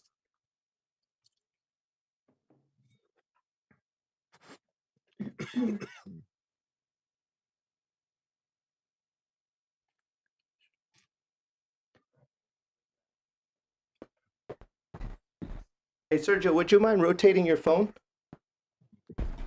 Just rotate your phone. There you go. Bam. Sergio is also, he's number 3, or he's not number 3, but you know, he's one of our Visionary of the Year candidate. Sergio, as many may or may not know, everybody in this town and this community knows Sergio and his wife are the owners of Stoney's restaurant right here in downtown South Salinas. And why did I say downtown Salinas? Downtown South Salinas. Listen to me. Sorry, I'm on 3 hours sleep, everyone. But Sergio and I go way back. Longtime friend, high school graduates together. And Sergio is somebody that I've always kind of looked up to, as he was in the marketing business himself in the early years, as I was just video, and he's definitely an awesome entrepreneur of our community, and a great community supporter as well, and just really happy to have Sergio as a friend. But Sergio is not only a candidate. Sergio is also I want to use the word correctly, but Sergio is an everyday survivor as well. And Elena and Sergio have met. But Sergio, tell us a little bit about yourself. Thank you for joining us. I know it was, again, no script, right? You didn't know I was doing this, right? Spontaneous. And here we are. Sergio, thank you for joining us. Go ahead. Thank you, Alex. It's an honor, being a friend of yours and knowing you for many years. It's a privilege. Thank you for having us here on your live stream here. Thank you. Thank you for joining us. And Sergio, tell us a little bit about how your campaign's been going. And It's been going great. Uh-huh. no, I was just Go I'm ahead. sorry, just, to give us the it's been emotional, it's been hard. You're a new dad again, and there's so many Yes. things going on for you. Just tell us in those sense, in that aspect, how has this whole campaign been treating you? It's been it's been challenging. It's been fun. It's been emotional. It's been emotional, and it's been a great experience. It's a great experience and a great journey. What we're doing with this campaign and spreading awareness to those people out there. I got to, me speaking to people about my campaign has actually opened up the doors to have conversations with other people that are either survivors or had situations of family members that have passed away from cancer. And it's just been emotional in the sense that there's so many people out there that have just passed away from this illness, and it's very unfortunate, and it's just one of those things in life that we go through, and it's been quite an emotional journey, and in a sense though it's been fun because I gotten to meet a lot of people through through through doing this campaigning. Yeah, I agree with that. Look, I'm sitting here in my studio with Armando right across from me, and right when you walked in, I was actually late last week. I was going through some rodeo photos, and I was like, oh my gosh, I know this guy, and we're gonna be forever bonded now. Here Yep. he is. He's been here now with me for a couple hours, and I hope he could stay all day. But you're right. We're now, this is like, I think amongst us, the visionaries, and even like Elena sitting with me right now.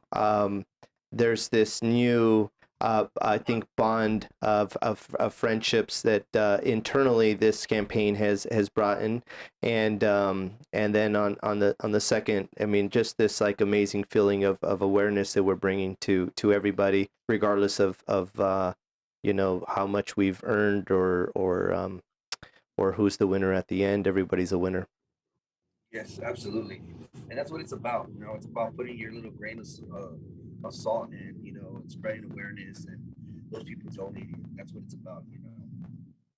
I didn't want to put you again on the spotlight, or put you on blast, and I'm sorry if I might have embarrassed you by bringing you right onto this live stream, and I don't want to break any rules. But Not at again, all. you and Elena have a relationship, and that's why I thought this would. That's why I was texting you. I'm like, please jump on now, please jump on now, Elena. I mean, we just talked about, we want to go to the barber or go get our hair cut, and but she's the seat that we don't want to go to, and I don't know very many people that have to go sit in that seat, and unfortunately a lot of people don't know that you're one of them.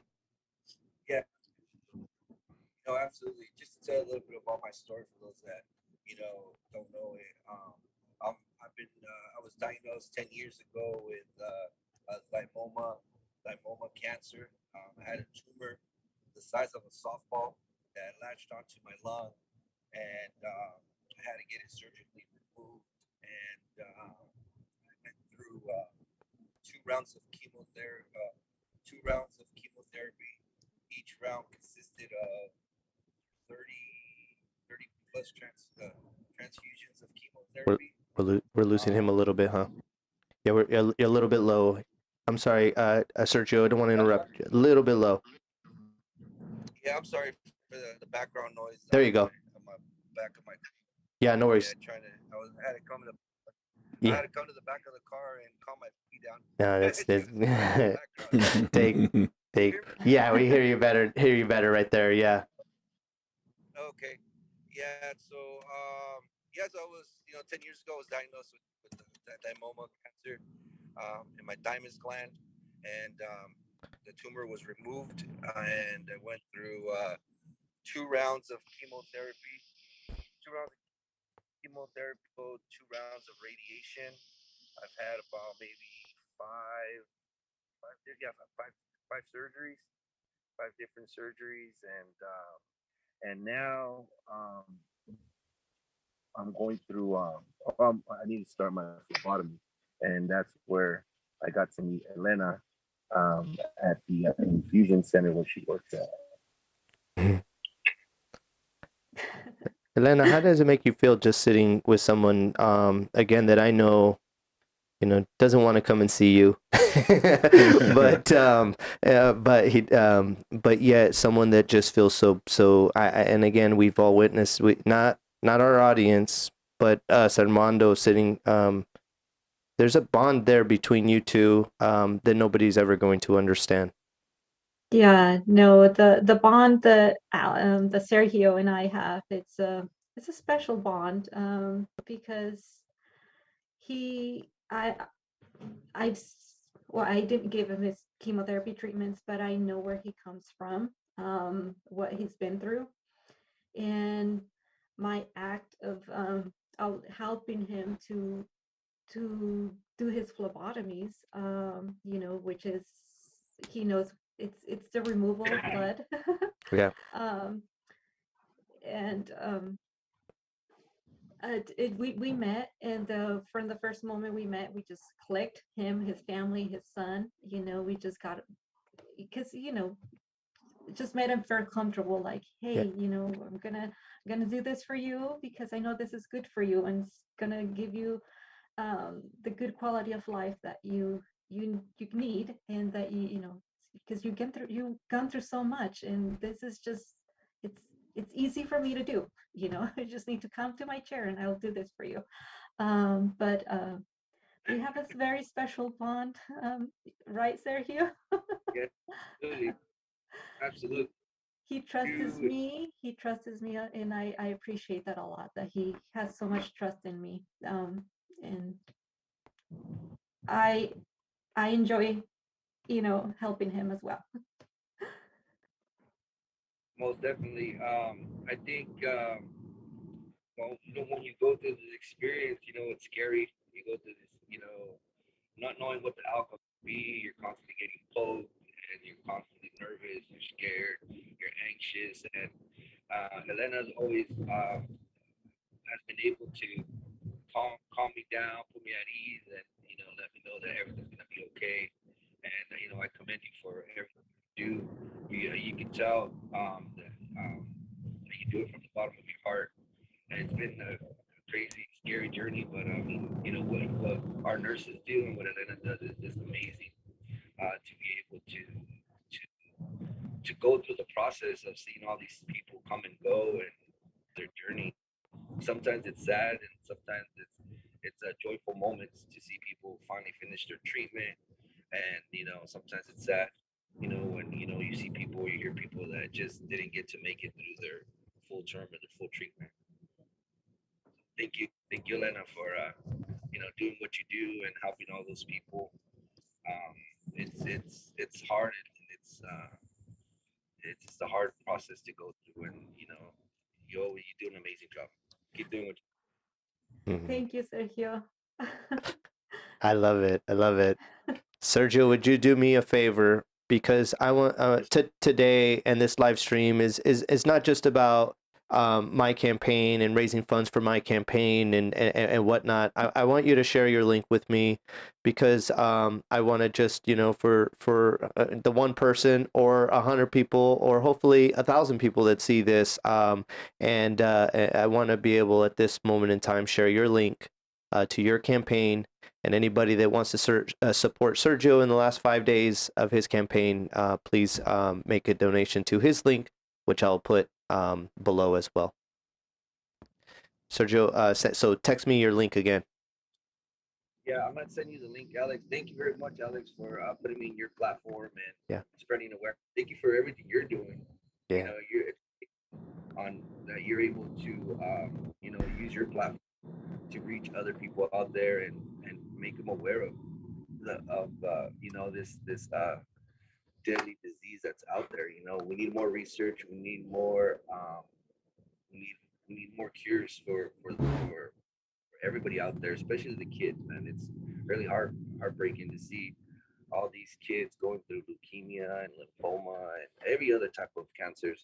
It's not fun, and it's close to home, and it's amazing that you're able to use your platform to to help other people. And thank you for helping out this campaign. And thank you for putting my link out there, so hopefully people go out there, donate. It's very important, guys, to donate. Any dollar counts, any amount counts. So whatever you could do, whether it's $1, $5, $100, anything will make a difference. So yeah, if you guys do hit the link, click on any of the candidates, it all goes to the same thing. So yeah, if it hits in your heart, just go out there and donate, or spread awareness. Absolutely. Share this video on your guys' feeds. We want to see this stuff on everybody's page. Yeah, absolutely. I like it. I definitely like it.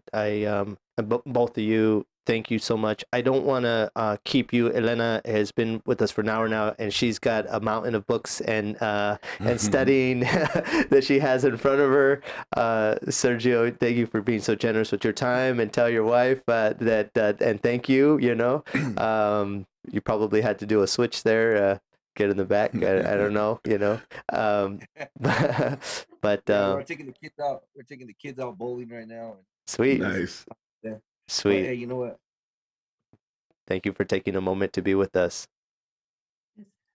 Oh, we lost him. Look at it. We got a perfect picture right there. He's smiling.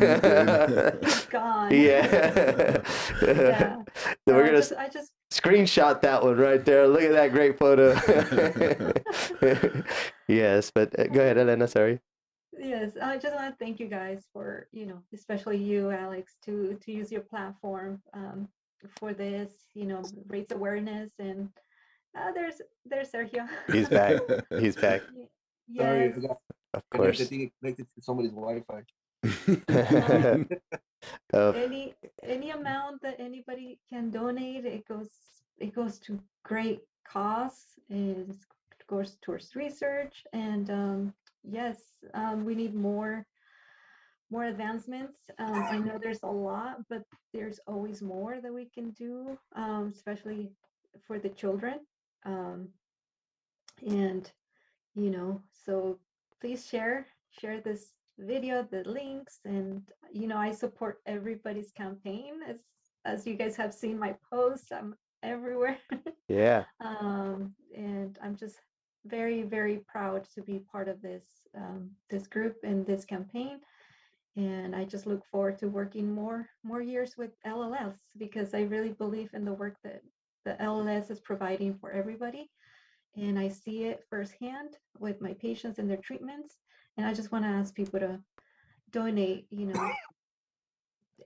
amount, $1, $2, $5 goes to a great cause. So thank you from my heart. Thank you. Thank you. Yeah. Thank you both. Thank you. You're both obviously you guys are gonna be there on Saturday, right? June 4th. Yeah, June 4th the day. June. Yes. I'm really looking forward to it. Yeah, I do hear you, Sergio. It's been it's hard. This is a hard 10 weeks. It's a whole nother job, right? It's it's a whole nother job, and you always want to do something good. You want to be good at it, and you want to do a good job. So yeah, it's being able to balance your normal life, your work, and this, which is a great cause. So you always want to do really well with it, and have fun with it. yeah. I hear you. I understand. June 4th. June 4th. Where you at? Yeah. No, it's good. Couple more days to go. We're almost there. Thank you both for your time. I look forward to seeing you soon, and enjoy the rest of your beautiful day. You too. Bye. Bye. Bye. Bye. Talk to you. Bye. See you guys. Thank you. Take care. Bye. For now, yes, we're back to just us. We're back. Armando, how'd that make you feel? It's powerful, man. It's Right. really powerful.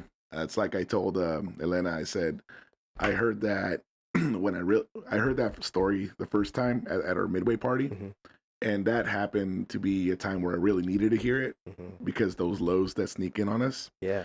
I tell you what, I'm sure you felt the same way. I walked out of there completely changed Yeah. out of that midway party. And what's funny is that now, hearing it the second time, 4 weeks later or whatever, it's still just as impactful.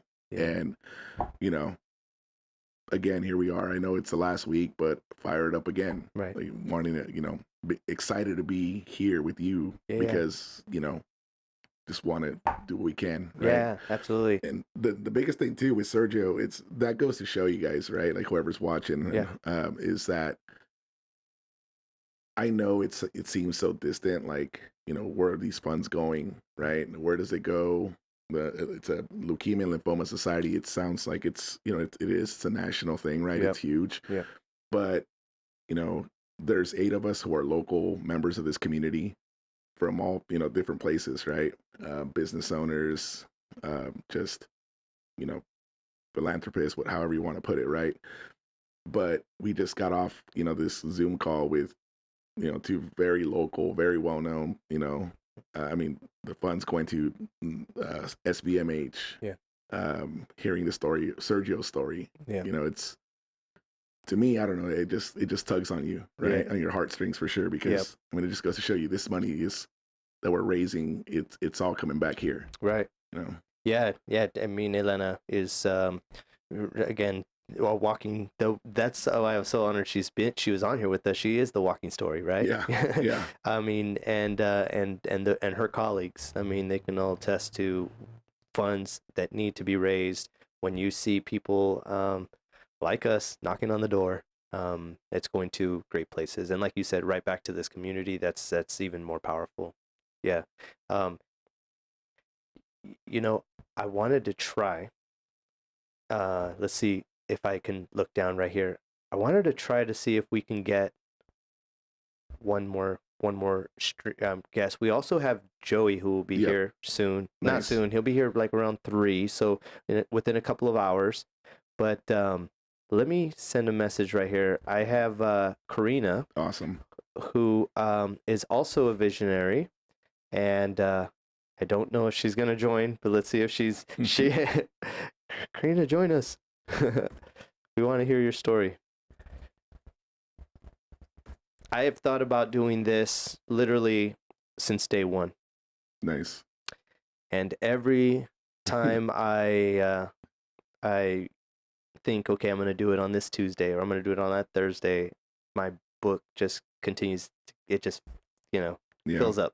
Yeah. My calendar is like event. Yeah. So it's like, okay, well, let me just scratch that. Just scratch that. And then I just keep scratching it. Memorial Day came.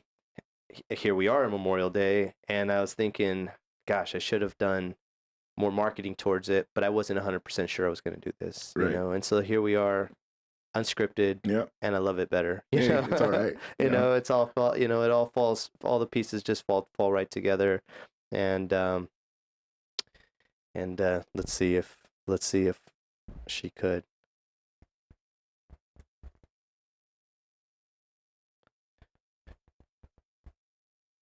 I also, hopefully towards the end of the day, I'm looking to have John Guru. Oh, nice. Yeah, who was the actual man of the year. He was the winner, and a lot of people know John. They've seen him on the commercials, and for years I actually worked with him and did those commercials. Oh, nice. So I've done a handful with him, but let's see here. Let's wait for this response. And Sergio says, "Thank you." He texts me again. "Thank you for having me on. Thank you for having me on your platform, brother. Much love and respect." Nice. Love you, Sergio. Thank you for being on. Looking forward to hanging out with you on Saturday. What has how's your just Yeah. Sure. throwing things? Sure. How is like your team been? How some of the It's- challenges.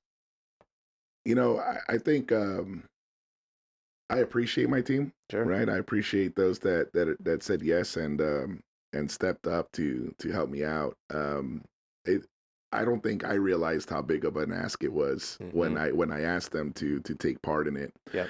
And you know, everything's in hindsight, right? I'm like, man, if I could go back, I would do this differently, Yeah. and I would, it's like, who knows? Maybe we'll do another run again in the future. Who Yeah. knows, right? But so I started off with 5. So I asked, I couldn't get the 10 to commit, and that's okay. Life, I understand. And so I started with 5, and one of them happens to be my wife, and I love her. If you're listening, I love you. But she says to me, I said, "Well, we know the same people." Yeah. Yeah. Right? Okay. So we hear the same story. I know how this one goes. Yeah. So she's done great. She's been supporting me in other ways, and lets me do the things I do, and she's great. But so that takes kind of takes her out a little bit of some of the things she can be doing, because we are asking the same people. We have the same network of friends and that kind of thing. So there, I haven't gotten as much out of the team that I would, that I wish I could have. Sure. And one of my team members, she worked both of them. They work hard. But like I said, I think it was just a really big ask, and I wasn't sure what I was asking when it first happened. I agree. So, that's how it's kind of been. It's been a challenge. Yeah, I totally understand. It is a monster ask. I mean, even and it's fine. Even like my dad, he is he has a big heart, and he was like gun ho. Well, we could do this. You kidding me? Yeah. And right off the bat, his focus went right into something I enjoy, Yeah. and that we can make money from, Right.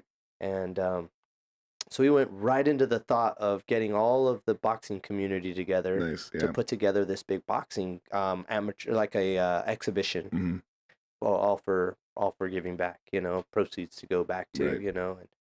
and it went from, you still need to go and speak to the California Boxing Commission, and you still need to go through every single a lot types of of hoops to jump through.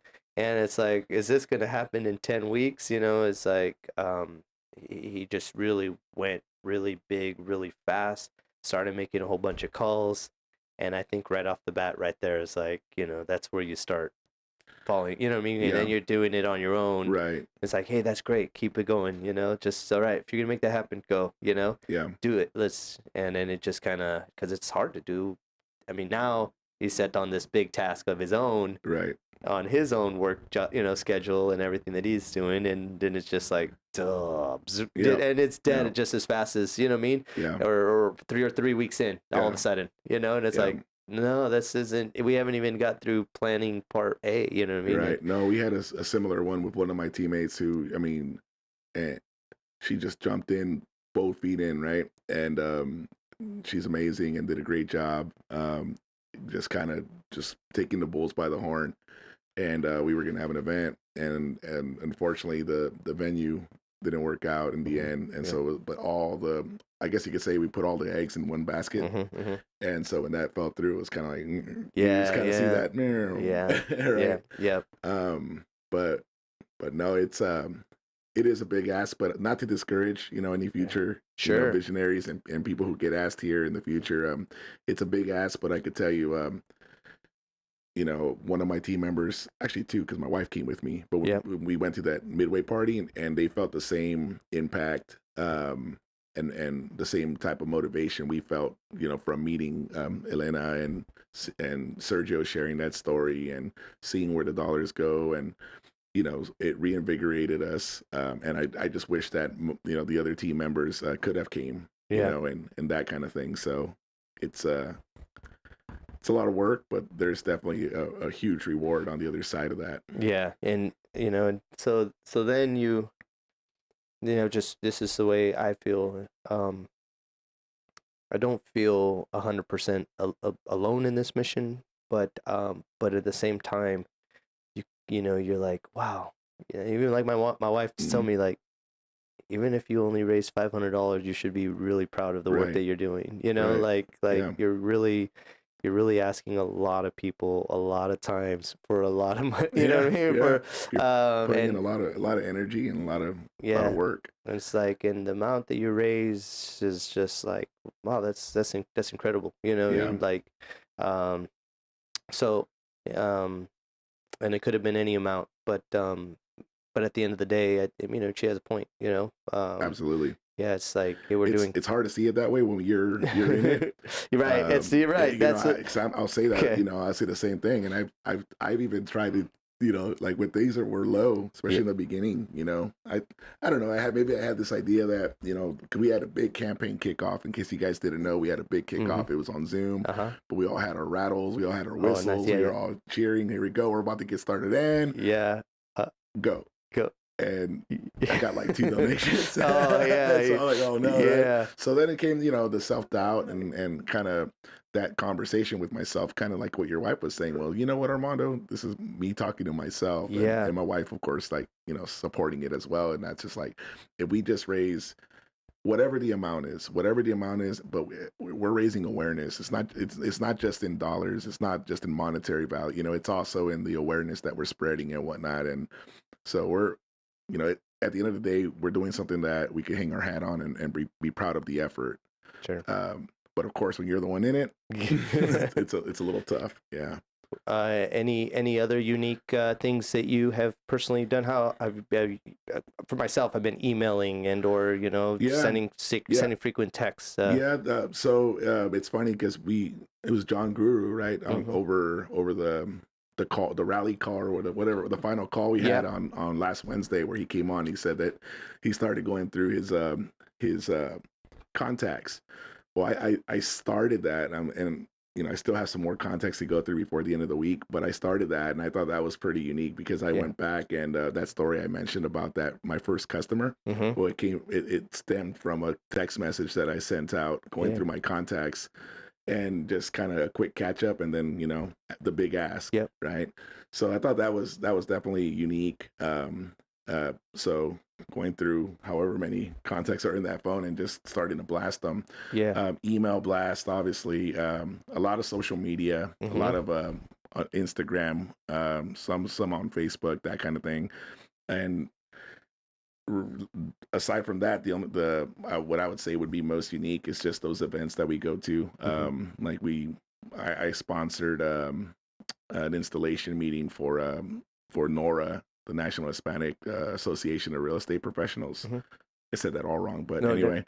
So I set up my booth, and it's funny because it's you know, it's a marketing thing for my business. So I set up with my tablecloth and my signage, that kind of thing. But everything on my table, there were some business cards. But aside from that, it was all a bunch of LOS, you know, swag. You know what I mean? Yep. The QR codes, and I did an opportunity drawing, right? And where the proceeds all went to LOS. So it's kind of, like I said, when you make those introductions, hi, I'm Armando. I'm a business owner here in the community, Soria Environmental. We do this, but bigger than that, or more importantly than that, I'm a Visionary of the Year candidate with the LOS. So and it makes you feel good, huh? It does. Yeah. Does in some like type of way, and I'm gonna start with me first, and then go back to you. And I'm, you know, I got John in the other room, so thanks, John, for you and Karina. But for example, he said, like, you don't want to put this, like, your campaign on our Mag1 Media, you know, page, and I'm like, in my mind, no, you know, it's this is just, you know, it's me, you know what I mean? Like this is trying to separate the two. This is me, and this is on my page, and it's on my personal, but it belongs there. You know, and it's kind of like it does belong there. It's bigger. So. You know what I mean? Yeah, I think so. And I just haven't really been that accepted that part of it. Yeah, and I mean, here it is. It's taken 9 weeks, and I'm a social media monster. Yeah. You know, at least that's kind of how we're growing this business, Right. and it's kind of the marketing aspect of it is the digital marketing Right. aspect of it is growing because of our social media clients and the works that we do there and the paid ads that we do, and so. And I'm almost somewhat like, anyways, I'm the person that I get a lot of phone calls. Hey, I need to do this, or how do you do this, or how do you do that? Anyhow, Well, that finally went up, you know. Yeah, and that's good.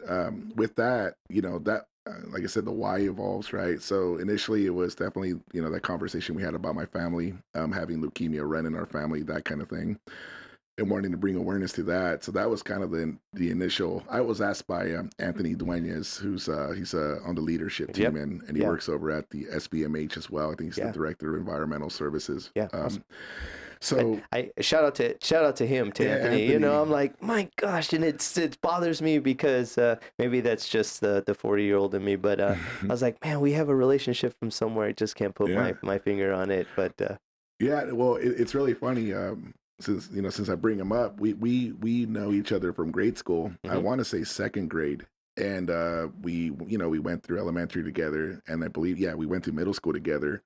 Then high school, he went to Alvarez, I went to North Salinas, and we kind of, that it's like a big deal right here. Sure. We separate. That's like the end of an era. But and it's funny, we reconnected in 2010 when we both went through a fire academy together here in Monterey. You know, we were both pursuing a career in the fire service. Yep.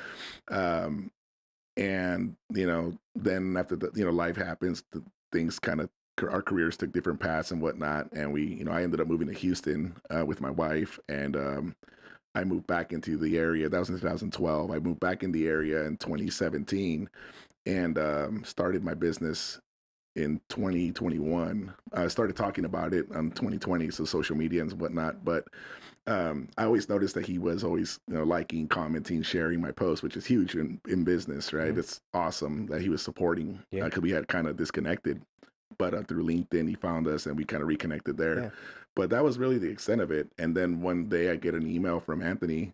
Hey, would you be interested? I mean, it was a well-written email. I'm just kind of butchering it, but it just said, hey, you want to do this? And I don't know what it was, but I read leukemia, and I read community, and I was like, okay, so yes and yes, right? Because one thing I wanted to do, and this is the other why, was I knew that if I was going to run a business or open a business here in this community, I was going to do everything in my power to contribute to the betterment of that community through whatever means I could. Yep. I know you work and sponsored the rodeo. That was one of my first sponsorships, because it's such a big event in our community. I felt like you had to, if you want to, that's like a great place to start. And then other things, the Veterans Day Parade, NORA, some other nonprofits, that kind of thing. So this is right up my alley. So I didn't see it as separate because it was kind of the direction that I wanted to go. So, yes, it's Armando as the Visionary of the Year candidate, but I slapped it on my website, and it's out there. Yeah, right? I love it, and it's gonna stay there forever, I hope. Yes, yes. I need to be honest, I need to do the same. I need to do, I've been so much like, this is my mission, right? Not my business's mission. This is my mission, but it really is my business. It is because there's moments that when I'm busy and then I throw more things on top of that, makes me extra busy. That takes time away from maybe questions they have, because I'm writing an extra 2 emails or asking people to come to my event or whatever it might be, and they might have questions about a video we're editing, and then that takes me an extra 30 minutes or an extra hour to get back to them, and that's slowly the whole process down, right? Yeah. So it is a business thing. And I mean, again, and it depends who you ask. Like me, maybe it's because of my own mindset, but when I saw, even when I saw the announcement and said who was going to be, who else were the other candidates, or who were the other candidates going to be, and I saw your name, I still didn't put it one and one together, right? Yeah. It took, I think it wasn't until the actual kickoff party where they said Alex, and I saw Mag One Media. Yeah.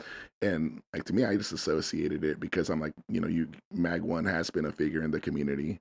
I mean, I walked in and I'm impressed by your wall with all the supporting posters you got, that kind of thing right there. And I'm trying to I'm trying to grow You're mine a trying- little bit. yeah, So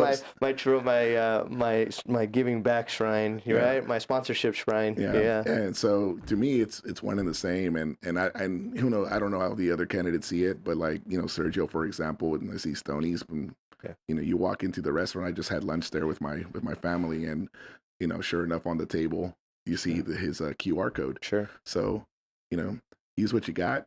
Yeah. And I mean, it's all to the good. Yeah. Right? Yeah. You know, why don't we just remind everybody? And I have you ever seen that I do a podcast, or I used to? I don't do it anymore. But I saw that you did. I always say I'm going to bring it back, and then we don't do it, and then I say I'm going to bring it back, and then it's difficult. You know, I use the tools to do all the other works, and during the pandemic, live streaming has been huge. So the studio stays apart, and so with that, I years ago I put together this podcast that was called The Connection. I didn't ever really realize that kind of identifies who I think I am. You know, I feel like I'm a connector. I'm not really an asker of donations. I'm more of a connector of the community. But really it was all about connecting basically marketing and businesses to the community. And so it was called The Connection, but Nice. it's growing every day. It has new meaning, you know, and we don't use it. So let's pretend we're sitting down on the Connection podcast, and you would be my guest. Right. Tell everybody, you know, about your business. What is it do? What is it that you do? And obviously, how do they find you? Yeah, no, I appreciate that. So the name of my company, it's my last name. So I'm Armando. Last name is Soria. And so my company is called Soria Environmental, and we're a property damage restoration company. So we specialize in mold remediation, water damage restoration, and a number of other things, biotrauma cleanup. But most of it's water damage. So what that would mean, basically, if you get a leak in your house, or you got water, like, you know, coming out of maybe a backed up toilet or something, we're the company that comes in and does the mitigation. So we work with your insurance company to put things back together for you. You know, we extract the water, we set the fans down, we do some demolition, get you all cleaned up and ready for the next phase. So yeah, that's it in a nutshell. The elevator pitch, right? Yeah, I love it. Awesome. And your website? It's www.soria, Soria, Envi, short for environmental. So SoriaEnvi.com. I should have had a graphic there on the bottom of the that's all right. the bottom of the screen. Like, let's get the graphic up on the edited version. And we're really active on Instagram. So we're at Soria_environmental. And you know, that ties into everything else. But yeah. Awesome. Like, I don't let my wife. Hopefully, she's not listening to you, because then she's gonna want to call you to our house. No, I'm just joking. Or maybe it's a good thing. We'll it's like, hey, you know. She always says, you know, I think we got to replace all the sheetrock in our bathroom and stuff. You know, like you don't see any of the moldy stuff, but she always thinks in her mind, like, maybe is it behind the walls? You know what I mean? And there's steps for that, right? Yeah, and we'll walk you through it. But I love it, and one day when I get that podcast going again, we'll I'd love to. We'll bring it back, and then we'll just talk about marketing, and but in relation to marketing, this has been some type of way marketing for your business, right? It has been, and that, you know, hang on one second. Are we good, guys? What happened there? All good? Sorry, I noticed we went dark for a second. We literally went dark. Hang on a second. I'm watching the stream right here in front of me too. It went dark. It's all good. So it's so again, in some type of way, this has been a way to kind of market your business. Yeah. Well, I mean, it brings awareness to your business. It brings awareness to the business. It helps get the name out there. It does, and that's, you know, not necessarily why, you know, it's not really a why as to why we did it. Sure. But at the same time, I mean, yes, it does help, right? And I mean, it's helped connect me with other members of the community that I otherwise wouldn't have. I mean, here we are, right, sitting across the table, and you know, we were able to throw a plug for the company. Sure. So it just goes to show you, right? Yep. I'll tell you a funny one. This is actually a pretty cool story. So I'm an ambassador with the Chamber of Commerce, and we, they hold ribbon cuttings Sure. For businesses when they're opening up or when they just join the chamber. Yep. And Sergio just had his ribbon cutting for Stonies and Highway 68. Yeah. The- It's Highway 68 is the new extension Yep. of his part. Yeah. So it's pretty cool. I go there and I don't want to say under my chamber authority because I don't have any. Right? I just said as an ambassador, I go there to support another business, and it was pretty cool because there, as an ambassador, sometimes you have to hold the ribbon while they cut it. And normally, it's pretty cool. It's a cool thing. You hold the ribbon while someone opens up their new business and slices it with scissors. Yeah. But this one was a little special. Yeah. Because we're connected through this amazing campaign. Yeah. And so I held the ribbon for him while he and his family cut the ribbon. Yeah. And then it was pretty cool because then I turned around and Rebecca was there and Karina was awesome. there. Yeah. And next thing you know, it turned into like you were missing. I think Rebecca may have called you. Yeah, or something. unfortunately, and actually, even Sergio said, join me right here. I've been back to back. Even Sure. he had his poker night deal or his game, and I was like, man, I want to go for that, but right. I literally was at That's a hard, job. Yeah. No, life, we get it, but Yeah. it was pretty cool because we Yeah. had that moment where, it's like the business is going to collide with this. It's inevitable. Yeah. And it's pretty amazing. Yeah. So Yeah. it's pretty cool. Yeah, and I again, it wasn't my why I'm here and a part of this, and or being a visionary, but I would be lying if I didn't say as a marketer, I would be lying if I didn't think like, oh yeah, it's gonna bring awareness to the business, Right. and then right off the bat, like I just said, I separated them entirely. Yeah. How do I separate the two entirely? Right. So with a week to go here, I'm trying to somewhat tie it together. back. Yeah, Yeah. tie it back. Yeah. Well, and I think it was for me, I think it was important because I've been cultivating the company or getting help, trying to get the name out there since we opened it up in January of last year. But before that, I hadn't personally been too involved with things as an individual. I didn't have a platform, or at least I didn't feel like I did. And there's probably a lot I could have done now that I think about it. Yeah. But when you looked at the candidates running, it was for me, it's pretty intimidating. I see Karina with SBMH, and I mean she's also like a cheerleader with the Kings, if I'm not mistaken. Yeah. See Alex with Mag One Media. I see Sergio with Stonies, and the others, of course. Sure. And I was like, Armando. Well, who's that? Right. No, I hadn't done enough to help, and not that I want to be popular or anything like that, but just to have a bigger platform to get the most out of this campaign. But tying it into my business gave me that, because people didn't know me, but they knew the business maybe. Mm-hmm. So you kind of I piggybacked off the company. Absolutely. So so I kind of used it the opposite way. Yep. Yeah. Just keep doing what you're doing, because again, it's the tortoise and the hare, right? Right. Right. And it's definitely not a competition in the city of who's the most popular, and not this campaign in particular, just in business in general. Right. Kind of talking marketing a little bit here. Still talking marketing. You're doing all of the right things. The rodeo, the Veterans Day parade. I've been involved with the Veterans Day parade, gosh, for 2014, 2015, Nice. And literally that started because I went, one of my uncles, shout out to Uncle Brian Verdon, he an Army veteran. He just said, "Can you come and take some pictures of me?"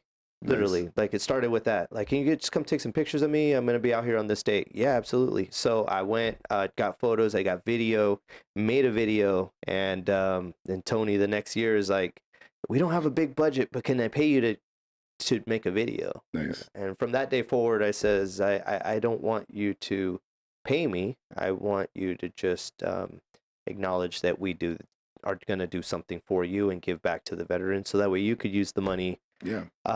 to continue to build this parade. Nice. And so we've been doing that now for That's for some great. years. Yeah, Tony's awesome. Yeah, he's an Shout out awesome to guy. Tony. Shout out to Tony. I did miss him this morning. I'm gonna give him a hard time letter. So when he's watching this, Tony's gonna get a hard time.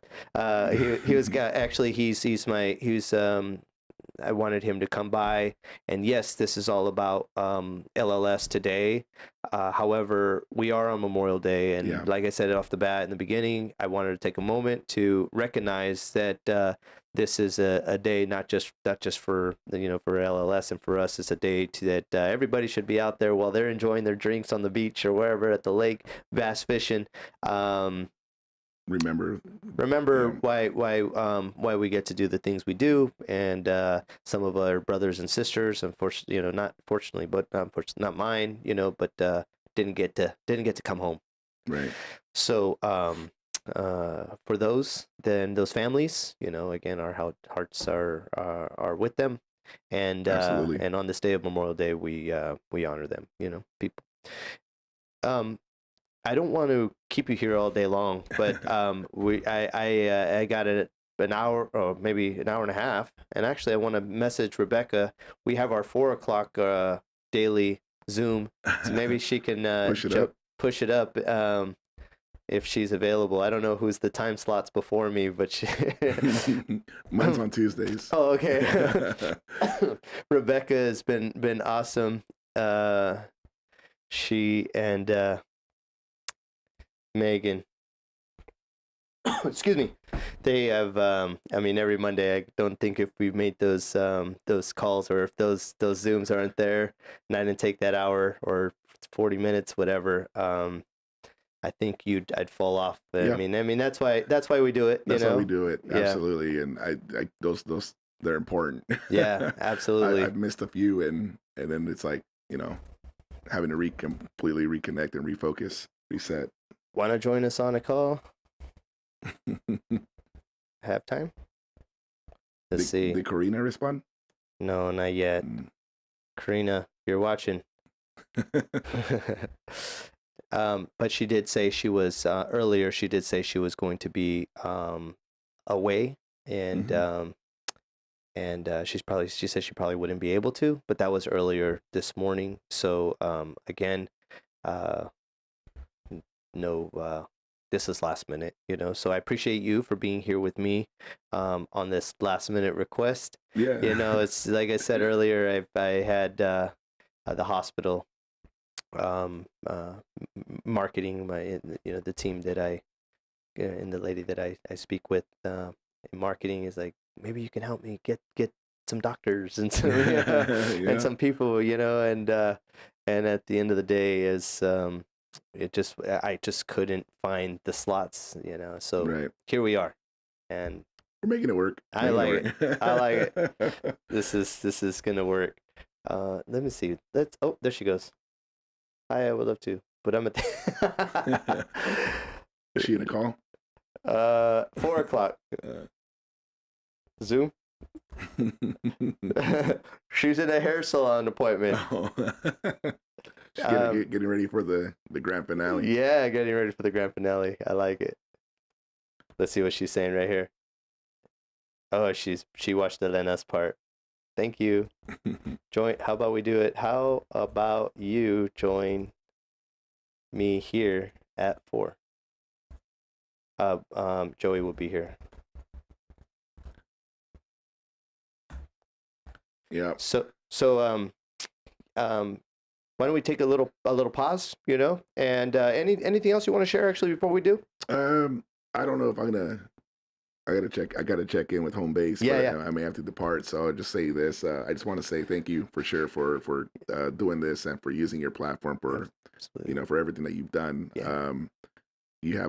I think you have a strong reach in the community, and the fact that you've dedicated as much time as you have, and you said yes, I think that's amazing. And at the end of it, just like we said, it's we're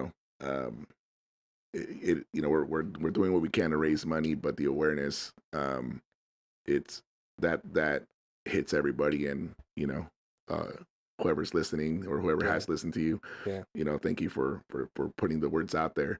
I mean, even today, just the conversations that we had with Elena and Victor, they were both echoing the same thing, and that's, you know, to get yourself checked out Yeah. before you, God forbid that, you fall under something like this, right? It's not, it's not falling on deaf ears. So Yeah. it's really good. And then lastly, it's been an amazing campaign, just in general. And like I said, for me to be coming in at, kind of as I'm getting back into this community from moving away and starting a business and all that, Yeah. to just be able to, be among the candidates that are here, like, I mean, like Joey. Yeah. Wow, wait Yeah. for you guys to hear about Joey and his story. Like, it's amazing. Yeah. So, I mean, it's been an honor for sure and absolutely humbling. Yeah. So, thank you everyone who supported my campaign, and, whoever supported your campaign, thank you as well. And I mean, I can't say it enough. Yeah. It's been a life-changing experience. I'm with you on that. Thank you so much, Armando, for being here with me today, and for sticking around for so long. I wouldn't have been able to. This wouldn't have been as special as it is now without you being here. So this is amazing, and another thing, honored to now call you a friend as well. Awesome. And Same. And I know that together for many years we'll be together in this community, Yes, and sir. continue to try to do good things. Yep. Thank you so much. Thank you guys. Awesome. We're going to take a little break, but I'm going to keep the live stream rolling, and then we'll be back. Perfect.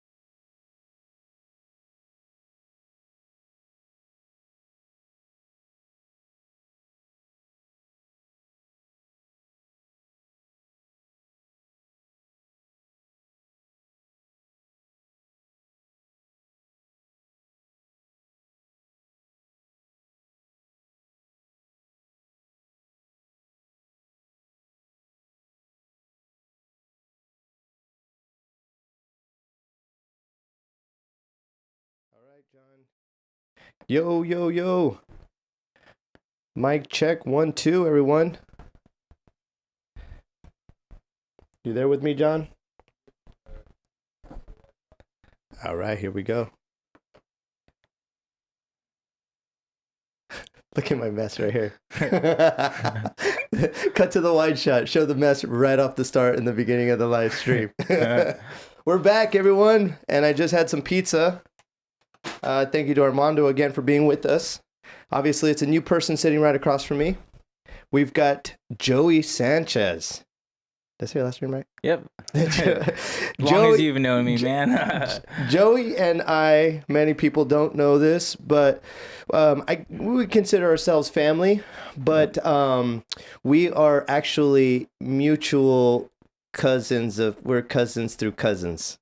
You know, right? Yep. So Joey's cousin is my cousin too. Your blood cousin's my cousin. Our first cousins, Roy, Ernie, and Ernie, right there. Yeah, our cousins are connected, and I'm gonna just kind of take a couple of steps back and I'm gonna go 9.5 weeks, or this could have been 11, 12 weeks back, 11 weeks, and share a quick little story that John, you see me clicking that? I'm sorry. Everybody in the studio, I've got John switching this show for us, and he doesn't know I can do this actually. But look, check him out right over here. He doesn't know that I can actually say, "Yo, John." Hey. John's on the live stream. So I've got control right here, but John has been learning how to switch the show. So thank you, John, for being here with us today. So again, back 11 weeks ago, I I knew I was a part of the campaign, but I was very much not so 100% tuned in. I was not really sure what I was getting myself into. It sounded like a lot of work. It sounded it was different for me, different and in so many ways. And but there was a little piece in my heart that was just like, yeah, I want to give back. I want to be a part of giving back in some type of way. I mean, if it's just a little bit of time out of my time and, trying something new, get out of my comfort zone, I said yes, and I'll be a part of it, right? And my full-on yes didn't just happen because I, just wanted to say yes. I actually went home and I shared the story. I consulted with my wife, and she said, I really think this is something you should do. But anyhow, I'm walking into the Bearded Bean down in here in Old Town Salinas. Great coffee shop, by the way, everyone. Yep. There's a plug right there. and I see Joey and your dad. And I was, it's like, hey, Alex, how's it going? You were so excited to be like, to tell me how excited you were to hear me, or that I was a part of the campaign as well. And unfortunately, I missed the very first meeting, the very first group meeting, and I was tied up. I was busy. I didn't just try to blow it off. But there was a small part of me that was like, how important is it to make that meeting? I got business in front of me, Yeah. But man, when I seen you in the coffee shop and I literally looked at you in the eyes, and you were just so happy for me to be a part of it, be a part of what to you is obviously extremely special, and probably means a whole lot to many other people. I literally knew at that moment that this was something that was destined to be for me, and the big man upstairs, put me in a position to be, put me in the place at that time and made me say, and I also know that he's done a lot for you. And so here we are almost 10 weeks later. Yeah. It's been a while. Since that moment. Yeah. Since that moment. And Joey, I thank you for giving me that little encouragement, that extra smile when I was really like, no. I was saying yes, but I was kind of like inside saying no. But Joey, I'm going to give you the floor here in a minute, but Joey has to everybody watching, has an incredible story that many you know don't know. You're okay with sharing it? Yeah, of course, of course. And that only that many of us only we would never imagine it. You know what I mean? Like you've been in the deepest end of the pool, drowning at the bottom, right? Yes, sir. Tell us a little bit about yourself, Joey, and yeah, welcome. Yeah, well, first of all, thank you for this opportunity. This is incredible to just even be here. You know, like we were saying, we've known each other. I'm going to be 31 this year, and I've probably known Alex all 31 of those years. So just to see how far he's come, like this is like I'm really blown away by this. So this is awesome, and I'm proud to be sitting across from you. And I do remember that moment, and that was a special moment. And you're right. God puts people in places and situations to kind of confirm things, like and we both have special whys, you for your uncle, me for obviously I was going through my own leukemia, but for me it was for the children.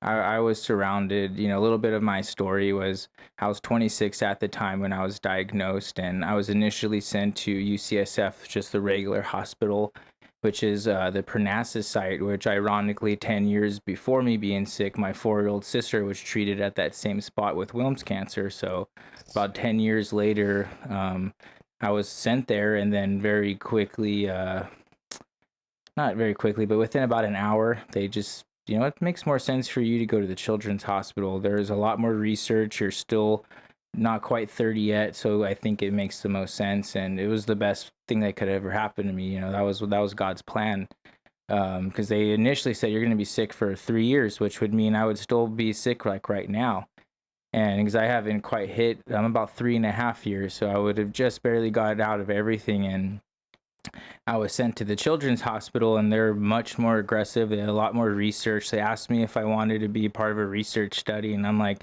if it's going to help people, why not? So I don't know exactly what came out of that yet, but I was very willing to just be a part of it. But I was surrounded by kids. I was surrounded by infants to, there's a couple people closer to my age, but a lot of them are kids. So that was a big reason why I even said yes to this, was for them. That's incredible. Yeah.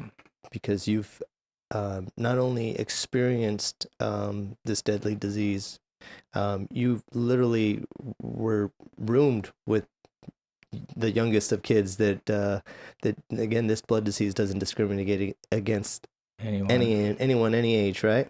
Yep. So, luckily the UCS Children's hospital, they had us actually set up in really nice rooms. I was very thankful for actually being transitioned to the kids protocol, but at the same time, what they're called is like infusion centers. So it's a little bit weird to even kind of reflect on. When you're getting chemotherapy, you're sitting there kind of hooked up to like machines, and it's going through like an IV. But when you look to the left, there's like a 6-month-old on his, or not 6, like a 6-year-old, I should say, on their iPad. A 10-year-old, they're like reading, like they're just acting like it's normal. They don't really know any better, and they don't understanding what's going on really. And I'm sitting there just like, oh my gosh, like pretty much every day, day in and day out, day in and day out. So that kind of brings you, it kind of humbles you, I should say, because I know what's going on, or I don't, that's not to say I know what's going on. I still don't know. It wasn't one of those things where, you were just a little older, so you say maybe the maturity level is different than those young ones. You know what I'm trying to say. So I was able to kind of comprehend what's going around me, and all I could ever just remember is like literally they're on iPads, they're bald, they're skinny, they're not really eating, and they have no idea what's going on, So I'm like, I gotta do something about this when I can. And I didn't think it was going to be LLS, to be honest. I thought it was going to be the match, which wasn't about getting donations. It's more about getting bone marrow. Because I was lucky. I had my sister who was a half match, and we didn't actually find me any sort of match that was going to work. And, I'm going to take a couple of steps back of why you ended up in a children's hospital. Your form of leukemia was different than, I mean, there's many different strands and many different Yes. leukemias that people can get, right? And even, you even said about bone marrow and leukemia myeloma that then is more of a bone marrow and the cells not being able to rejuvenate and whatnot, right? Yeah. So yours, tell us a little bit more about yours. So mine was acute lymphoblastic leukemia, ALL, which is actually the same as our honored hero, Julian, this year, the same exact one. And we were, honestly battling around the same time. If I remember the timelines, I think I had been diagnosed maybe slightly before him. But, it was like kids like Julian that I was around. When I look back at the pictures, there was kids like his age, 3-4 years ago, kid, Julian was 6, 7, 8, 9 years old, So yeah, I had acute lymphoblastic leukemia, and apparently it's something that's more prevalent in children and I guess older adults, like elderly adults. So to have it and my time frame isn't it's a little bit abnormal. It's a little bit rare, you could say, because again, it's caught in your youth or when you're really old. So yeah, it's crazy. What were some of the things that went through your mind early, in that you're just so young, and everybody doesn't think it's going to happen to them, right? So like to kind of paint the picture as to, Joey, how did you not know you were sick, right? Yeah. A lot of people are like, I don't understand how you can't know you're sick. Well, this is the truth. I had just gotten out of like one of my first, real, relationships, 2.5, plus years.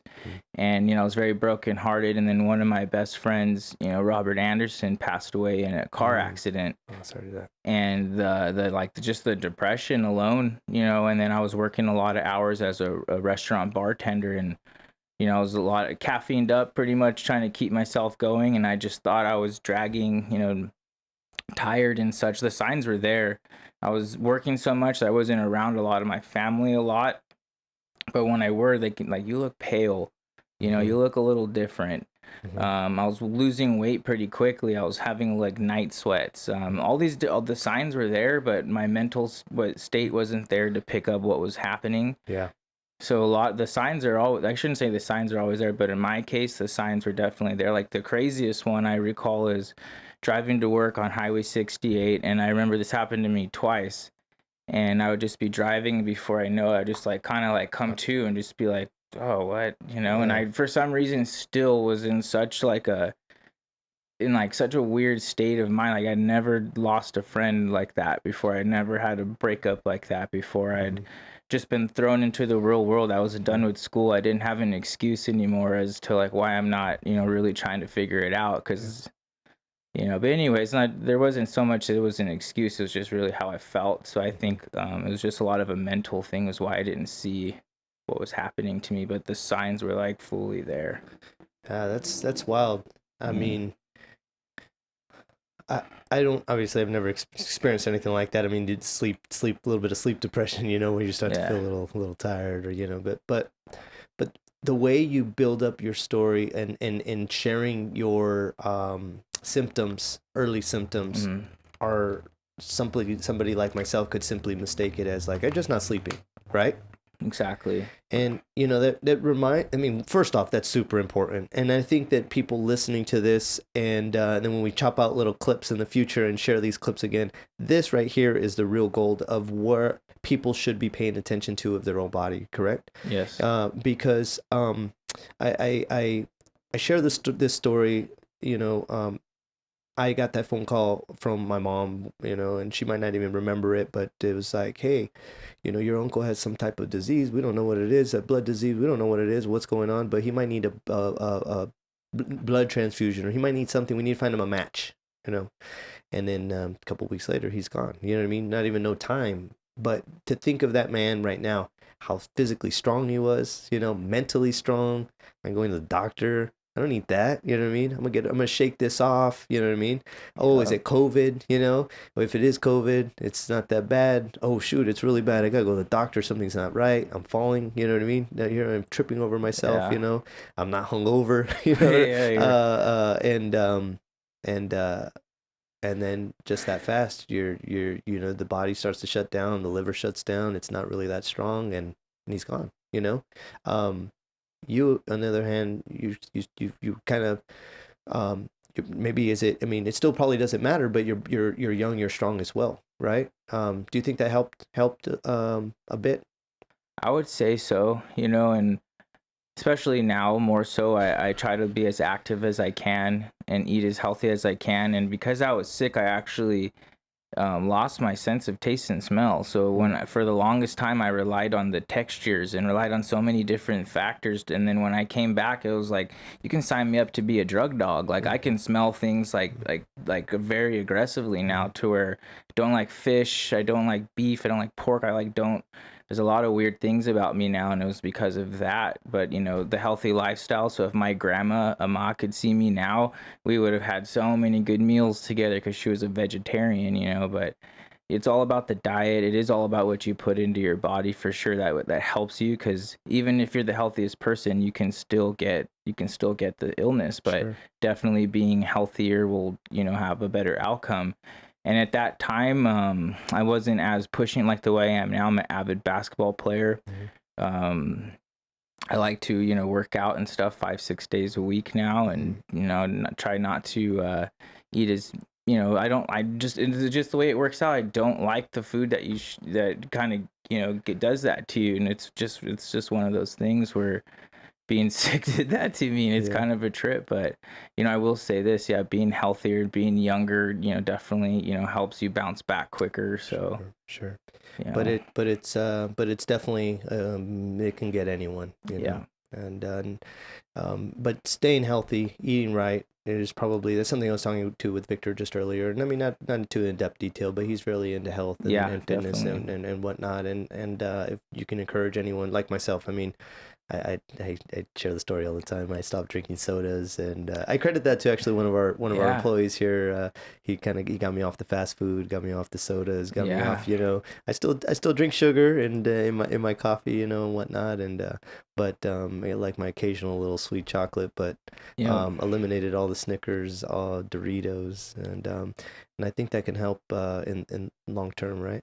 No, Hopefully. definitely. So that's very true. It is what you put in your body is what's gonna, you know, kind of help you with all these things. But, you know, I truthfully, I don't. Gosh, I got lucky, man. I really feel like I got lucky just because I wasn't the way I am now, you know. And I don't tell. It's one of these weird things to say. Like, I'm not glad that I got sick, but for the simple fact that I got sick, I think I'm a better person, if that makes any sense. I feel like I'm just different, and it got me to a point sooner, maybe, where I'm even willing to do something like this, you know, because when I was sick, I wasn't campaigning. I wasn't on social media, nothing. Like, this is crazy for me right now to be on social media like this. I feel very comfortable talking. I feel very comfortable sharing my story. But I wasn't like, hey, I have cancer. Who wants to hear my story? Right. You know, I never, not one time was I doing that. And so now my story is kind of coming more out to light. But for 2 or 3 years, I went back to work 11 months after being sick, and I just went full board, and I shouldn't have done that. Yeah, right. But Sure, you know, go ahead. But yeah, that's one other thing too, is I will say this, that one of my biggest regrets was going back to work so fast, because I wanted just to be back into real life so fast that, like, no joke, within a year I was already trying to go back to work as a bartender, might I add you, when I'm on my feet, you know, making drinks in crazy busy restaurants in Monterey and Carmel and stuff. So I will just say, just you got to take it easy going back, you know, whoever, you know, just in anything, you just take it easy going back to whatever you're doing. It's no point to rush things. I feel like I rushed it a little bit, you know. Look at life a little bit differently. Yeah. Slow down a bit, huh? Exactly. Slow down. Exactly. You're catching up to it. You know what I'm trying to say. I'm just slow down. You know, just appreciate and love everyone. That's kind of my message, kind of going forward, is bring as much awareness to this cause, but also just love as many people as I can, and whether my story helps people or not, I think just sharing it with people and knowing that they can talk to me about things. And I've had a lot of people actually reach out to me and share stories with me. And I think that's a big win for me, is like, I got to connect with people on deep levels, and they understand, like, I really care about, this is something that's important to me. So Yeah, you may not know it, but you're learning it. That you speaking up, speaking out, sharing your story, this moment here today, is going to impact the lives of many. Because people, just like you, are also holding it in for themselves, and or they might have gone through something that they don't know who to communicate with or to, and so they're bottling it up, right? You know what I mean? And you have you've lived it, and you have a lot of valuable information to share back of what your family, what I mean, may have been thinking. I mean, and you've lived two different sides of the spectrum here. You not only have you had it, your little sister as well, right? Yeah. I mean, and your family's just like, oh my God, I mean, I just remember hearing little sister, and then Samantha, right? Yeah, Samantha. Yeah. And now, and then you, and it's just like, that's heartbreaking, when you're on the outside and you're just a friend or a family, and you're just like, oh my gosh, what's going on? You know what I mean? Like, why? You know what I mean? You're like, why? But I don't think anybody could ever answer the why, right? Yeah. We just have to say, like, how can we talk through it together? I will say this, I still don't even know why I never did this, but I never was like, why me? Mm-hmm. I never really felt like sorry for myself. Yeah. I was just kind of like, I did have some moments, I'm not gonna lie to you, I did have moments where I kind of freaked out, and it was tough, but I tried my best to just listen. I'm like, this is out of my control. Everything here is out of my control. I have no idea what's going on half the time, and I just have to trust that my doctors, and I don't think I follow him, but still I would like to, acknowledge my doctor, Elliot Stieglitz. Nice. Amazing man. He actually did contribute to this campaign, so I did have some support from the UCSF team, and I've sent him some of my videos and stuff, but, it's just one of those, it's a lot, but I'm just thankful, I just bringing back all these memories and stuff, because I haven't really relived all this stuff, but really I never was like, why me? I never was cursing God, but I wasn't also reaching out to him. But this is why I reach out to him a lot now, and I think I'm starting to really just believe that I was meant to do something a little bit more and help as many people, one, go make it to the promised land, but also just help as many people while I'm still here, and understand that there is gonna be a light on, and obviously not everybody gets to make it, but still, it's like, I still want to be a pillar of hope and let people see this is what the life looks like afterwards, and this is what you're going through, like, this is what you're going to go through, and this is what life can be like afterwards. These are the steps you can take. I kind of just want to help, in that way. Well, that's no different than your grandma. You're following your grandma's footsteps. And you know my grandma, so that's what I'm saying. She passed away in 2013, and I really, like, fully believe in my heart that she would just, She was a giver. Yeah. She was a giver.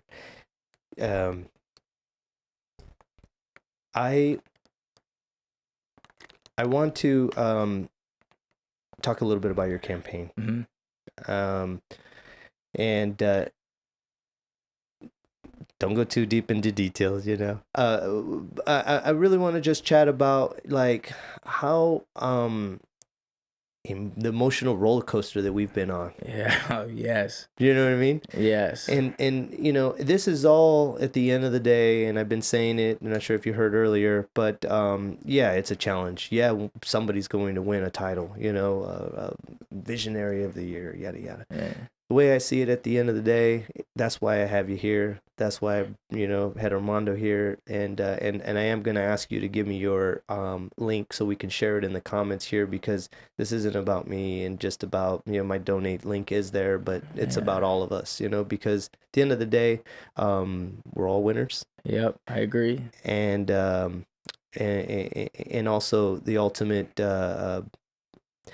winner at the end, or those people, like Elena said, is like 34 new approved medicines over, I think, 3 years, she said, or 2 years. I need to go back on those stats. Sorry about that. I'm like, dang, took a lot of information in at one time. But she firsthand has witnessed and administered some of those medications to people that are being approved. You know what I'm saying? Yeah. That's monster. Like, that's so huge. You know what I mean? And she's witnessed. You know what I mean? Yeah. The medicine part. You know what I mean? The research part, and what I call the technology part. She's administrating it. You know what I mean? And she's on the ground floor. She's on the ground floor, right? And so a lot of people, when they donate, they think, no, this is it. You know what I mean? That's just going to a corporate company. You know what I mean? What? So I'll say this too, like, so 2-3 weeks ago I found out about a gal who's in high school who just signed a scholarship, a 4.0 student, was the prom queen, all these different things, right? Well, she was just diagnosed with the form of leukemia, and I had talked to Rebecca, shout out to Rebecca, who is awesome. Rebecca's been nothing but awesome to me. But I reached out to Rebecca later in the day and like, hey, I just need to talk to you about something. And I brought it up to her. She was already aware of it. She was LLS is getting involved. I was just like, nice. Whoa. Mm-hmm. Like that right there. I'm like, this is why I'm doing this, like, and I don't know exactly what services and what was being offered, whatever, but still they got involved like right away. Mm-hmm. And, I called her and it was just like, oh my gosh, like how awesome is that, Yeah. The impact, right? Yeah. I was just like, oh, thank you, man. Yeah. Like, it was just, it was a little more comforting, because I don't know her super well. I just compete with her. She's crazy. She's a high school baller coming out there with a bunch of grown dudes up to like, there's some 7-year-old man. Shout out to Charlie. There's some 70-year-old man out there who's balling. But we have a big range, but it's all grown men. Mm-hmm. She's out there doing her thing, but that right there was also one of those things throughout the campaign where I'm starting to like fizzle out. Like, this is tough. Like, my full-time job, a girlfriend, trying to actually just start my career. I'm barely starting my career too, but I found that out, and I'm like, oh, there was a fire just lit right back under me. We're like, oh man, like just when I was like, oh, there's 2 weeks left, like, okay, let's ease into it. And now I'm like, oh, I gotta ramp back up, man. Yeah. It's every dollar counts, huh? Yeah, but at the same time, I'm like, for me, I'm with you too. It's like, I hope we just raise as much as a team, like whether I win or not. It wasn't about winning. It was about the awareness piece, because I didn't think I was going to be in like a fundraising competition. I just thought I was going to be doing something to give back. Yeah.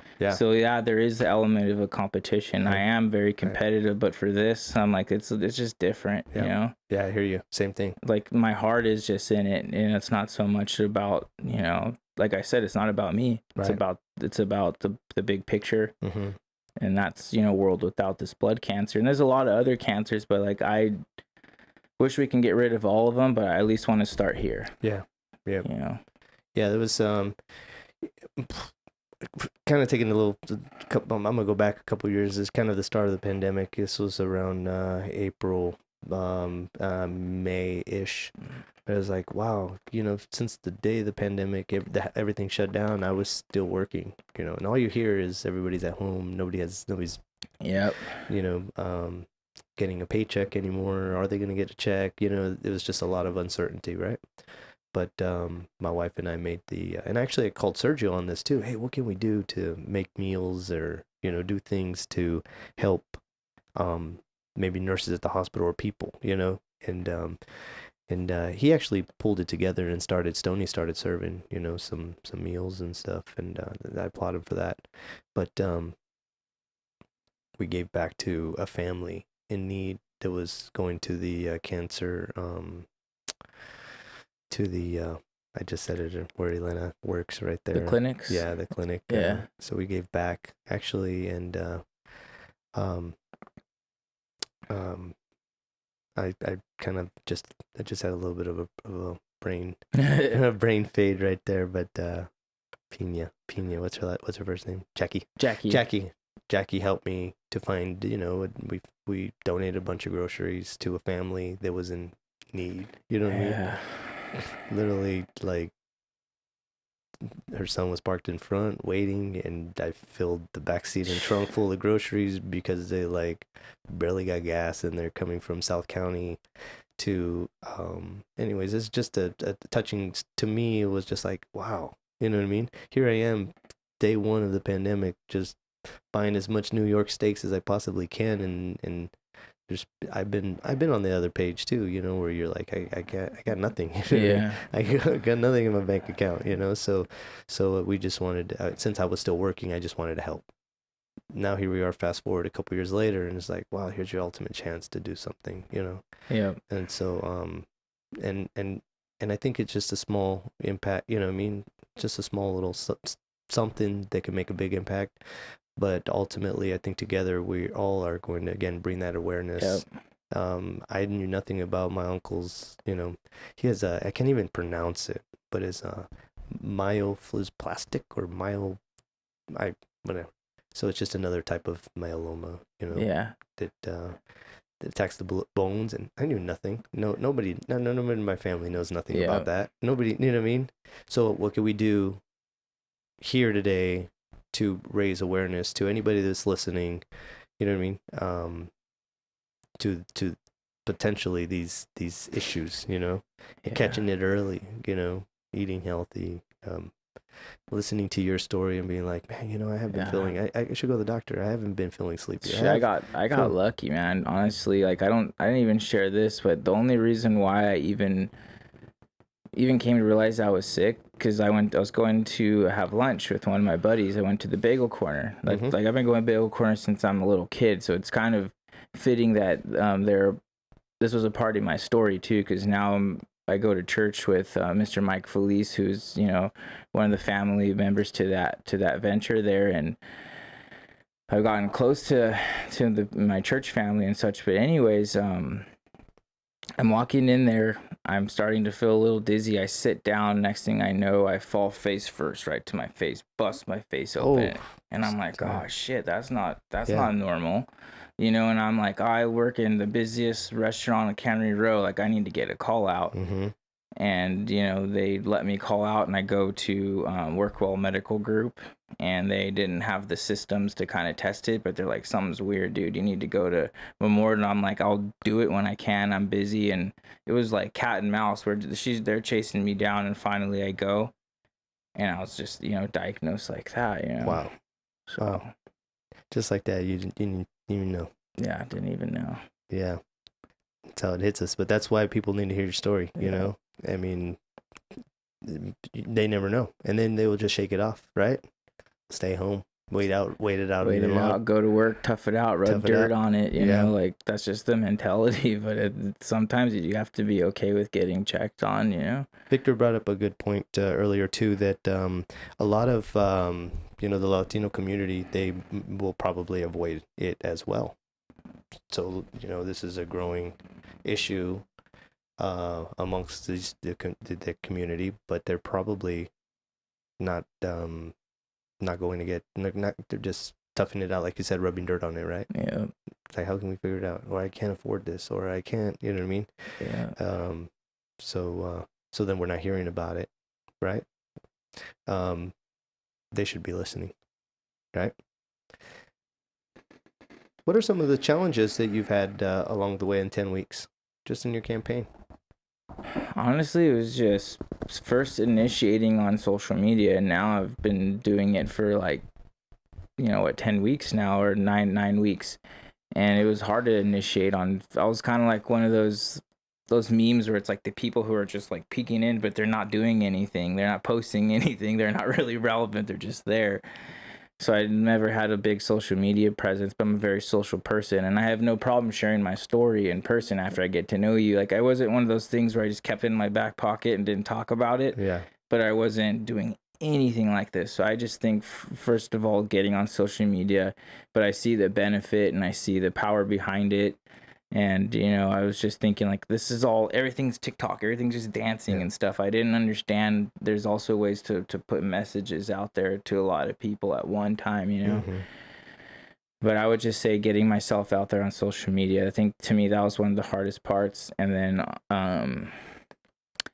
just, you ask people for things and people are going to say yes. And then, how people don't follow through. There's just all these disappointments that you go through a roller coaster of disappointments too. Absolutely.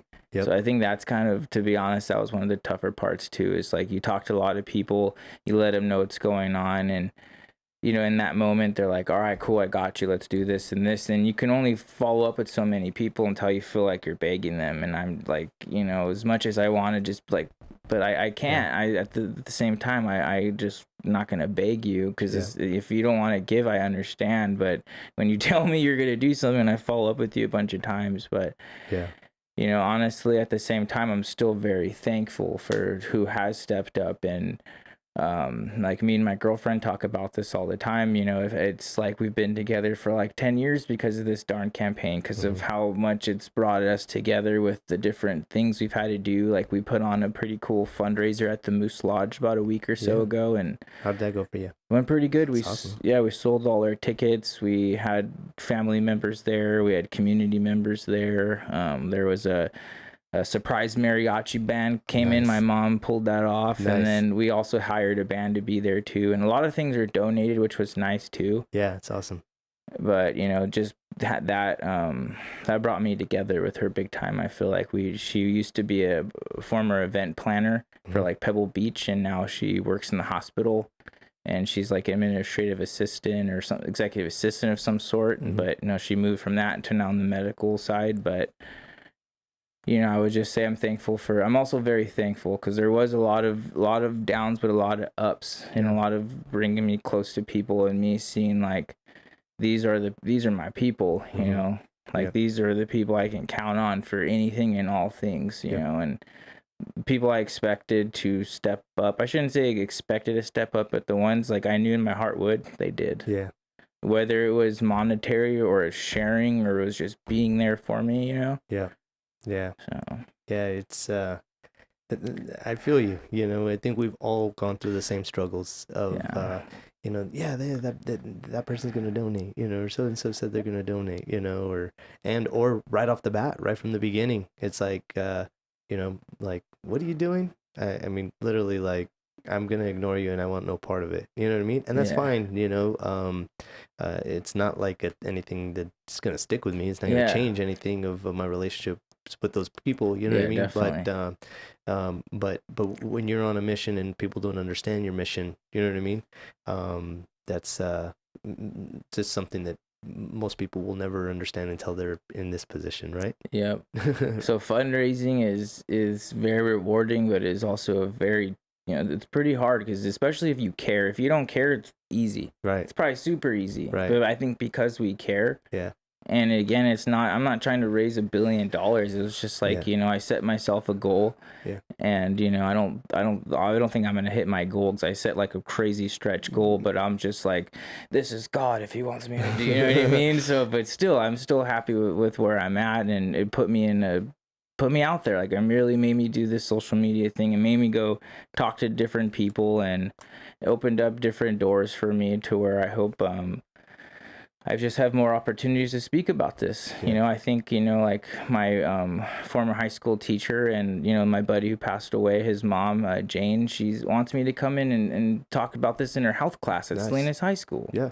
Sure. I have a connection to Cal State Monterey Bay still, and I kind of want to go in there and have an opportunity to kind of speak to just different people in there, and spread the word. Why not? Absolutely. Why not keep it going? Not to this magnitude. This was a lot. I'd have to be working for the LLS, and it'd have to be, you know what I mean, in order for that to be happening. But they can't do it again. Yeah, that's a lot, man. But I'm very, very beyond thankful. You know? Yeah, I understand. Yeah, it's been a mission, that's for sure. Straight mission.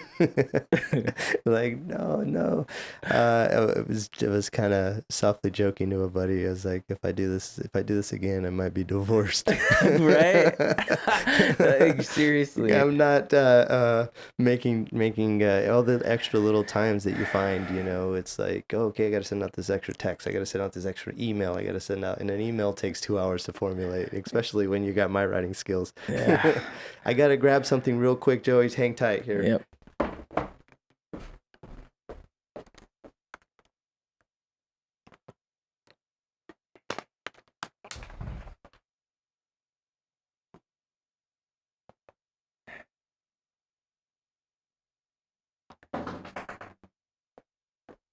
My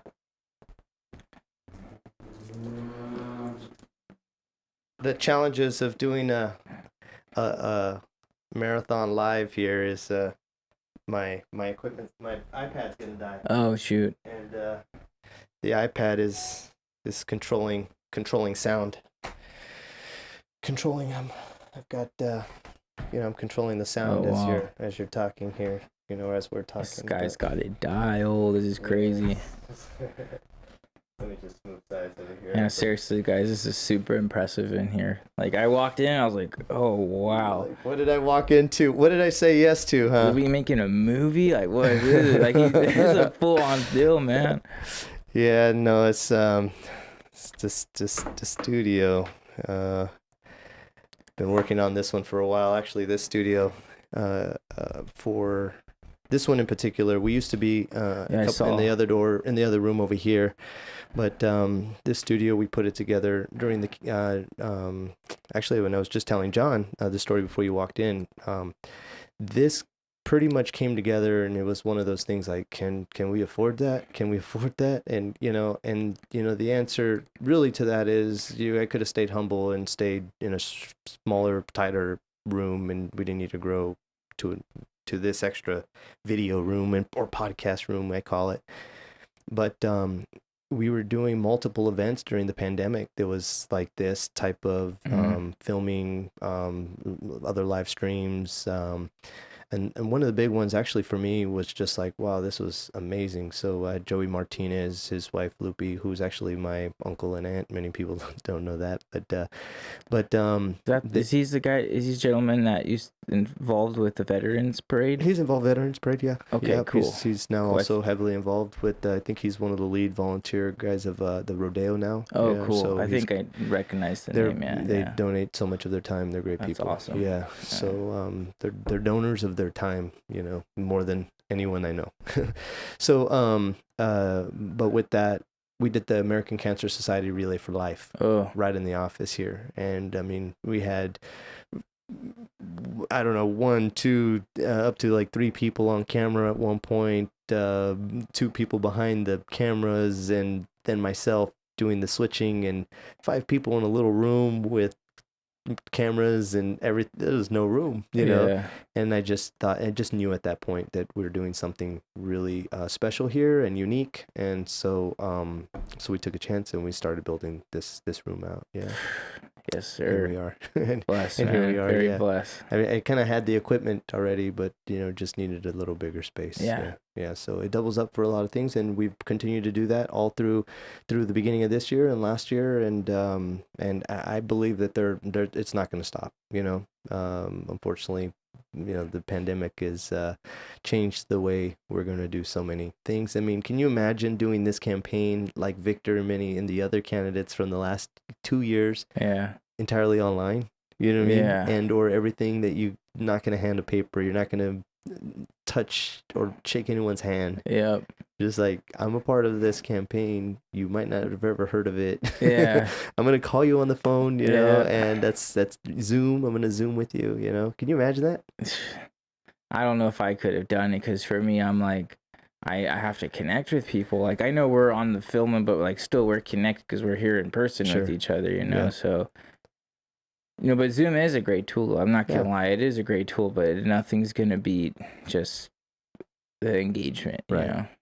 as I'm looking down right now, Armando, who Armando is watching us. So, yo, Armando, thank you so much. He actually said hello. Say hello to you. Hello. Yeah, I know he wanted to stay the whole time. Yeah, and he barely found out about it this morning. Just like you did, right? Yeah, if I was like, sign me up, man. I'm gonna be in Greenfield doing something for the veteran or for Memorial Day, and I'm there, man. Yeah. I know we've talked about this, but like we've all been busy, and there's a lot of people in our group who we're all busy people, so taking the time out, and like kudos to you, Armando. I know this is important to all of us, so thank you for joining Alex earlier. I wish we could have had like a powwow together, all of us here, with Sergio, everyone. Yeah, for sure. Yeah, I still haven't gotten a chance to meet a couple of the gals, like Jackie and I believe awesome. Allison, and I can't remember the other one, but I've got to meet mostly everybody, so it's cool. I think everybody kind of has the same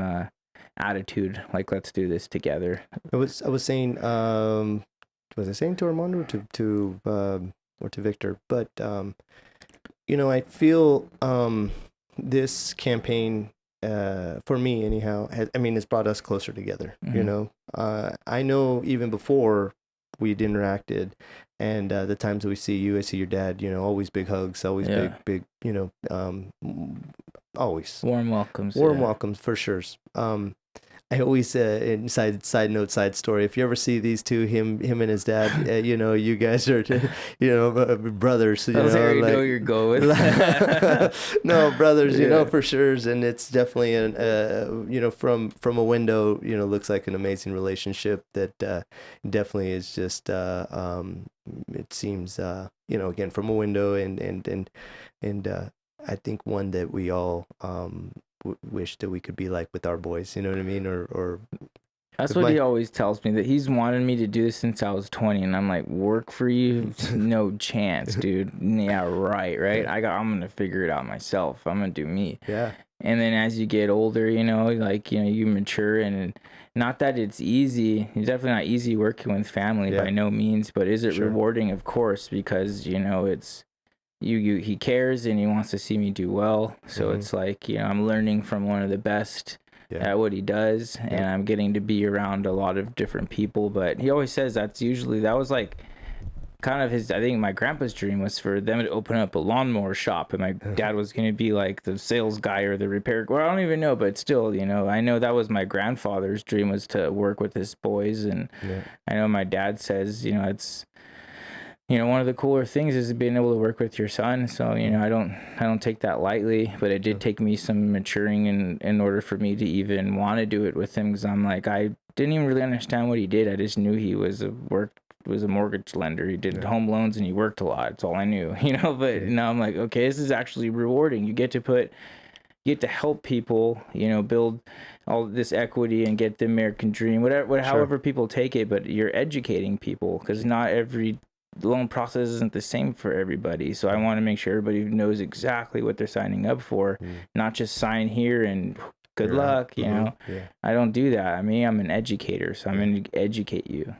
So I guess it kind of slightly brought that up, because I definitely, as my son gets older, he's 16 now, he'll be 17 this year, I always think like, man, this boy, and I thought about it for years, this boy's going to work for me. You know what I mean? This boy, like, he's going to do. If he's smart, he will. Hey, he's going to become a camera guy for me. And believe me, I've had him out there behind the camera, and he knows how to work it, but for, he doesn't have interest in this right now, but maybe he'll change his mind later. Exactly. He's, so maybe in the future, but I think he'll come around. I think he'll come around. Just let him lick his wounds a little bit. Let him go out there and figure it out a little bit, and be like, yeah, I should go work with my dad. It makes a lot of sense. You know what I mean? He'll have that realization maybe sooner than me. Maybe because it took me 10 years. He literally wanted me to do it from, I think I was about 20 years old, and now I've been working for about a year and a half, and so I started about 29 in the mortgage business with him.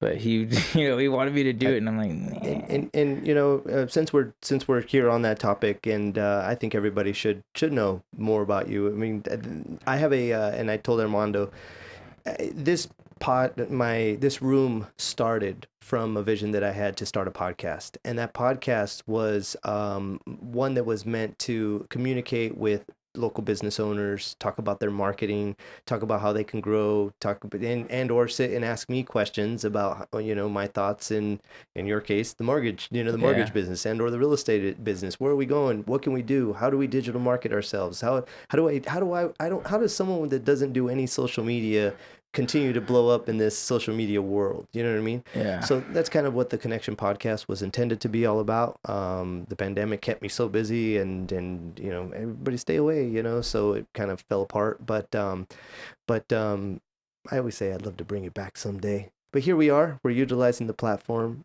And if we were on that show, share with us, give us the elevator pitch of your business, and what is your company name, and how do they find you?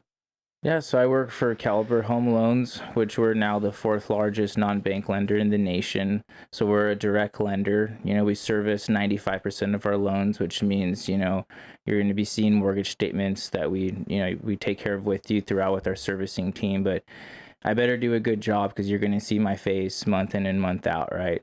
So that's what I do like, is that we do continue to service loans after we sell it to the secondary market. But I think a lot of people are thinking the market's going to crash, and they keep saying market's going to crash. And, thank God that, not to say thank God that it did happen, but when it did happen, a lot of wrong things were happening. So now, there's things in place to where there's not going to be as much fraud. It's not like, oh, you have a pulse and a 700 credit score, here's the moon. It's not like that anymore. It's having the ability to repay. So I can say, firmly the market's not going to crash. The only bad part about our market right now is that the supply and demand is just a straight up issue. There's not enough houses right out there, and it's going to correct. It's not going to crash. We have never seen in my so I go off of what my dad tells me. So in his 30-year career, it's been an average of 5% of growth every year, and last year was like 20%. Yeah. So that is absurd. I'm not going to lie. That part is the absurd part, but it's going to level off.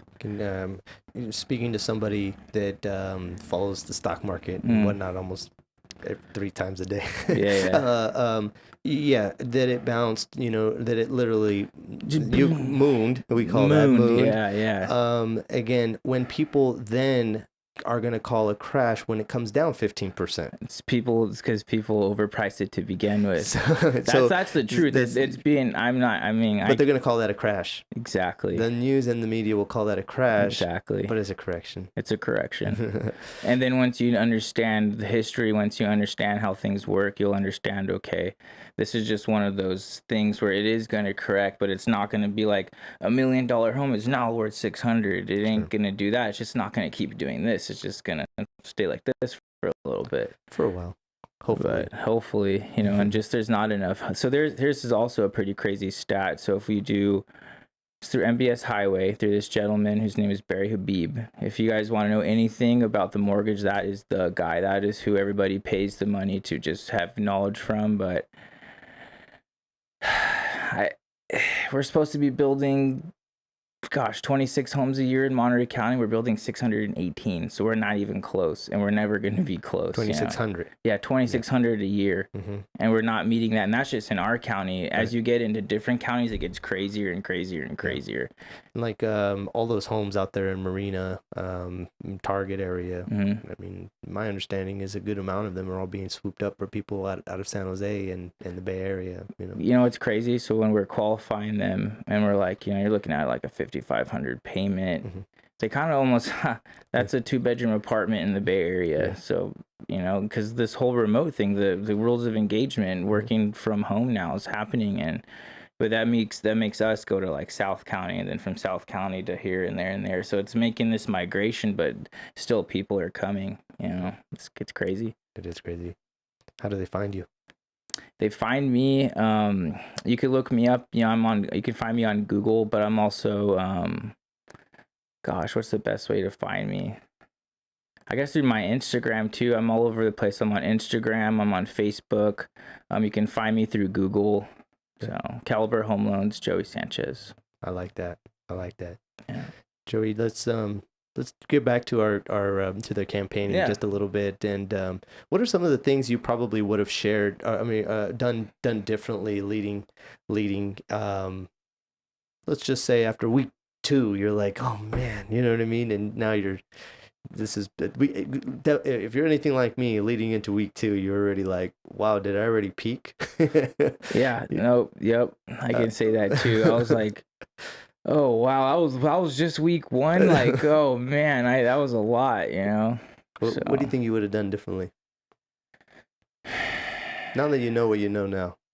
I think just having the type of work I do, I'm kind of, I'm taking appointments as they come, as you will. But I still just think having more structured time where I'm like, I'm for sure from this time to this time just doing LL. It was hard to try to blend it. So I would think I would do my best to create a schedule for myself, and obviously it would have to be tweaked here and there just depending. But I think the fact that I would just try to pop it in on when I'm kind of being slow at work, but then out of nowhere I get busy, and then I'm like, which one do I do? And then it's like, do I, like this here today? Exactly, but no, but today was a good day. Today we were just out there giving back, for veterans and stuff. So I was just hanging out. So I was like, but I was implying to me doing this. Oh yeah. Sporadically Yeah, here today. yeah. So here we are. How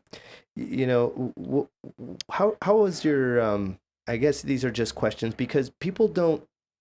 I'm asking these questions because people still, in my circles, in my opinion, people don't have no idea what we're doing. People have no idea what visionary of the year.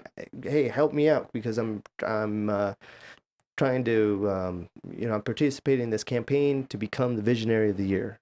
Okay, cool. Cool, right? Cool. What is that? What is LLS? What how and again and no all love to my team. My sister actually she came up here on a weekend and she took one of her days to give back to the campaign, which was awesome. You know what I mean? Because she felt it. She saw it. She's like, oh, okay, cool, I want to be a part of that. You know what I mean? But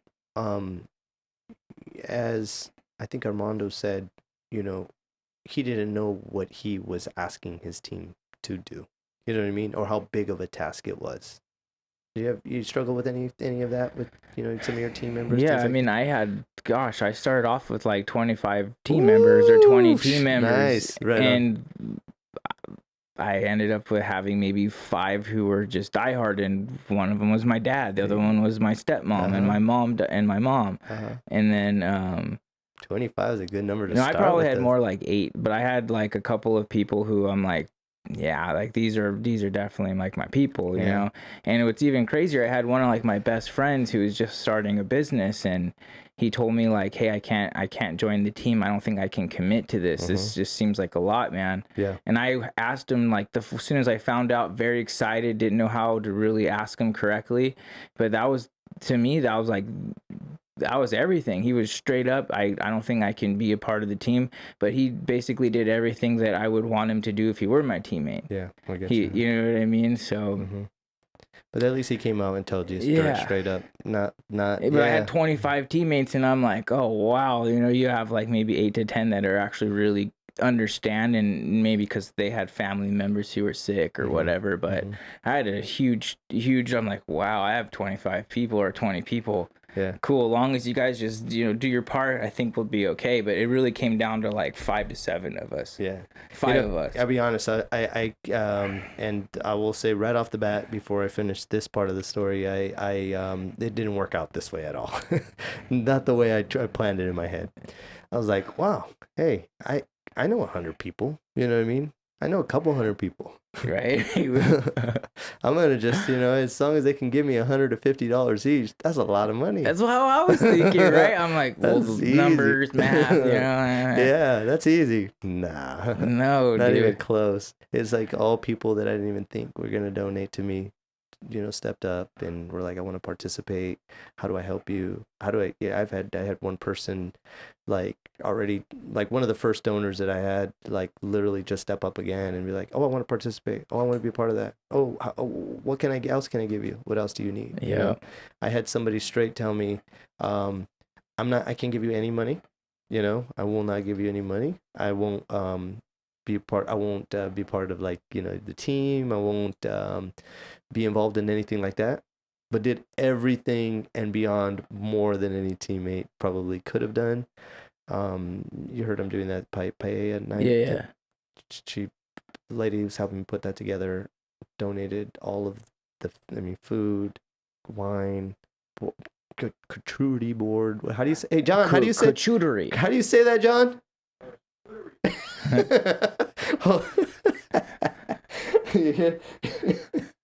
Sorry. Let me see. Go again. Yes. Oh, I love it. My English is not so good. Charcuterie. Yeah, and all kinds of stuff. And I'm like, wow. It's like if I just sold one ticket, like you have just, I'm never gonna forget that. Ever. Ever. You know what I'm Right? saying? Yeah, I feel the same way. There's just people that unexpected. That is the cool part about it too, is the unexpected people who stepped up. Whether it was like, I can't donate money, but I can. Like for me, it was having like random auction items at my thing. People were like, I can't really give you money because it's a little bit tight right now, but I can give you this, and hopefully you can get money from that. Yeah. And I'm like, just the fact that you even thought enough to give me anything was cool, man. I could tell you that's about one. That's an area that I was extremely terrible at. How do you ask? tough. How do you like? It's like saying, hey, how do I donate my business to you to this for free? Like, I in some type of way. It's especially when there's a lot of small businesses, and you're like, hey, can you give me that service for free? Exactly. So I think I hit up everybody, and like when I first started, but I didn't know how to approach it. And I think the more I thought about it, there's different ways to like ask, but like, you're right. Hey, I'm doing Visionary of the Year. Can I, it was hard at first, but then eventually I just let my girlfriend do it. And she was a lot better at it. Nice. And I still got a few, and a lot of it was social media. Yeah. I would post, do I have any friends or family out there who would like to help? Yeah. And I had people that coming out of the woodworks. I haven't great. talked to since like high school. That's I'm awesome. going on 14 years out of school. Yeah. And they raised their hands to do certain things. Like great. shout out to American Muffler. They Sweet. did like they're doing like a little brake job muffler kit thing. Sweet. Nice. I like So- that. Yeah, that's awesome. I had a person, I just shared the story earlier, that made a donation to the campaign, and literally in the email said, do I know you? Do I know you, And it's funny, but at the same time, I'm like, well, we have an email. Yeah. Obviously, I emailed you because we're in some type of circle. Yeah. Like I was just emailing my list of people that emailed me, and replying back to all basically, and that wasn't an easy task to pull out all those emails. But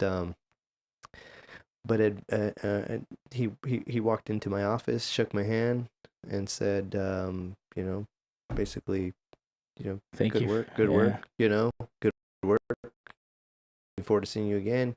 And actually, I do know him. We don't know him, but he's obviously in all kinds of, obviously a small town community. You see him in circles of all the people that I talk to as well, right? Yeah. So, but you find a lot of generous people like that. That just, it's like, I see your vision. I know what you're doing. I want to support you. Here you go. Yeah. I like that kind of made me want to keep going, like, wow, you know what I mean? Oh, in the morning and you see an email, or you wake up and you're like, oh shoot, I just got, randomly you go and you park at Nob Hill and you look down your phone and it's like, oh cool, you know what I mean? Somebody did another donation right now. That's cool. It's Saturday at 2:00, right? I think one of my rewarding ones, and I try to have myself at a lot of restaurants and QR codes, but I think a lot of people just kind of felt uncomfortable doing, because I think I got a lot of awareness out through those things, but I didn't get it didn't translate to a lot of donations. But one of them, I did get a donation, and it was a lady from my family's restaurant, Taquitos. Mm-hmm. And in her message, she goes, it was like on a Thursday or a Wednesday. She just basically goes, God bless you for making it through this. My son had that same leukemia when he was a child, and just this past 2 months ago passed away from like one of the, it came back in a different form, and he passed away, and then that Sunday was going to be his 30th birthday. Oh. So I mean, they don't know me, and I'm reading this, and I'm like, it honestly made me cry a little bit, because I was just like, man. Yeah, wow. You know, that was like, I might have been like one of my only like donations, you know, from that whole venture of being everywhere. But I'm like, that was worth it. Mm-hmm. You know, it wasn't even a big donation by any means, but I'm like, you know, they're seeing that there's still people fighting for it, you know. You excited for Saturday?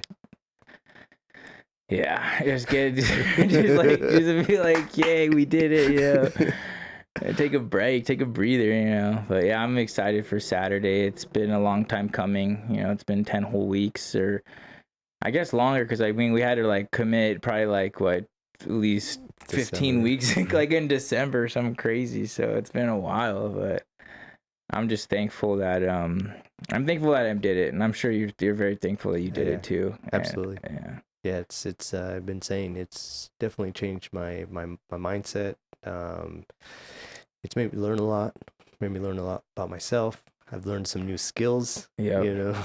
yeah, me too, definitely. I mean, before you walked in, I made a phone call. You know, made a phone call to a gentleman. You know, it doesn't matter what man or woman, but and I asked for a donation.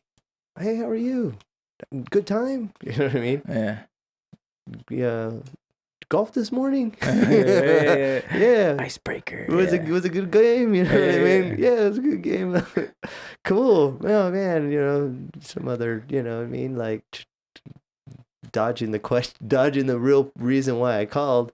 Hey, you know, so I'm a part of this Visionary of the Year for Leukemia Lymphoma Society, yada yada yada. You know, and I'm reaching out because I know we spoke before. I shared with you, you know, my campaign, and I was just really hoping I could reach out for a donation. That's it. Yeah. That's it. And that, I mean, your heart's beating 1,000,000 miles an hour. You know what I mean? You're like, feel like you're going to talk to your boss and call in sick. And you know, you shouldn't. Or something, you know? You're like, oh, man, this doesn't feel right, you know? But, yeah. But at the end of the day, you're like, hey, wait a minute. Wow, that felt really good. Yeah. You know? It honestly, you're right, though. There's been a couple times I'm like, oh, man, all right. Then okay, cool. I'll send you the link. Thank you. I'll talk to you later, you know? Yep, that's it, huh? Right. I'm gonna send you the link and yeah. It's funny. Hey, can you make sure you get that? Make sure it's in before Friday. yeah. That's the other thing too. I'm like, man, these people committed like to me, and I'm like, bro, I'm chasing you down for like weeks. They're like, all right, now there's literally 4 days left. So if you want to, like, you don't have to, but I can't ask you anymore after Friday or whatever. So yeah, no, that's a tough one. I know it's. I got a couple of people I gotta push them over the fence. They're like, hey. So you're gonna follow through? Hey man, like, no, I'm just if you're listening, make sure you're following through, right? Check it out. Want to try something fun? How much more time you got? As much time as we need. Yeah, let's try something fun here. I want to see if, quite possibly, we have. Let's check it out over here. I haven't even looked. Is there? Thank you for sharing your story. That's my wife. She's been listening all day. My wife, I love you, babe. Thank you. Yeah, thank you for allowing all of my time to be here. I told you I didn't know when I was coming home. She's like, "What time are you coming home?" You're gonna be all day. I don't know. I don't know. So here we are. It's 5:00, and it has been all day. So thank you. And there's your cousin Roy. Yeah, Roy. Lulu. And what I wanted to try to do is, 8 hours is how long we can stream on Facebook until it goes away. So what I want to do, see, we got very little engagement, right? What can we do right now? Put it on your Facebook page. Yo, first person to make a donation. How about this? If you're watching, if you're listening, first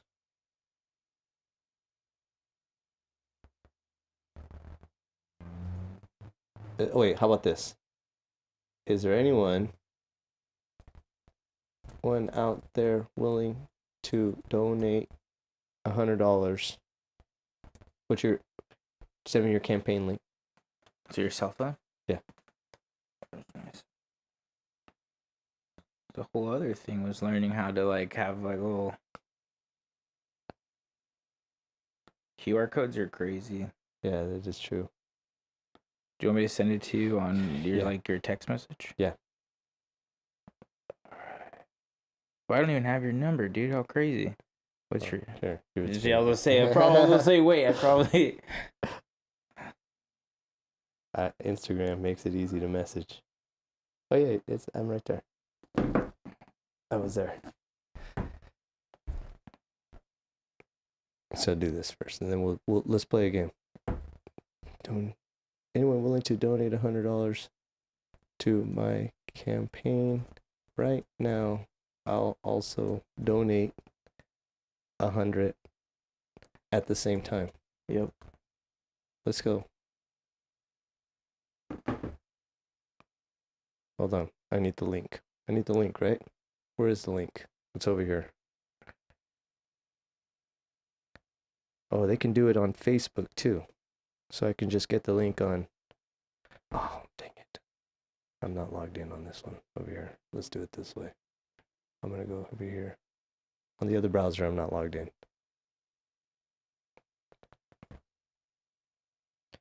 It's taking a while. So, are you on Facebook? Facebook and Instagram, yeah. See if you could share the campaign, and let's see how many people we can get on here right now. So that way, then we could. So you sent me something on Facebook? I don't know if I did, but let me copy the link and then I'll send it to you. Hold on 1 second. Let me get this going right here. And Well, I think you sent me the link on Instagram. oh, but is that the is that the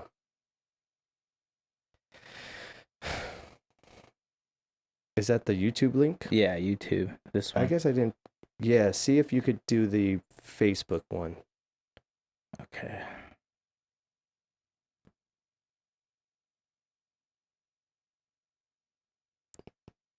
Did you send it to me? Yeah. Okay. Let me. I don't know if we're friends on Facebook. Yeah. How come we're not? I think on Instagram though. For sure it's on Instagram. Yeah. To be honest, I need to start kind of being more on Facebook, but I just rely on like Instagram, how it kind of just throws things to it. Are you Joey or Joseph? Joey Sanchez.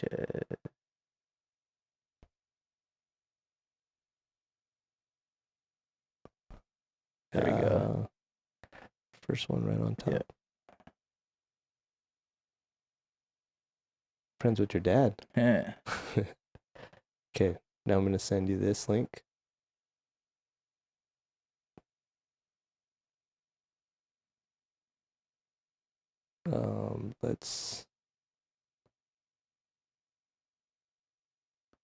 Where am I going to go to here?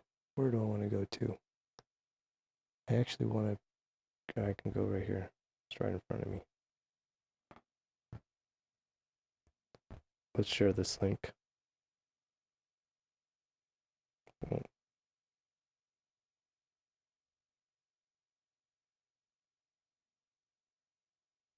Confirmed. Code is confirmed.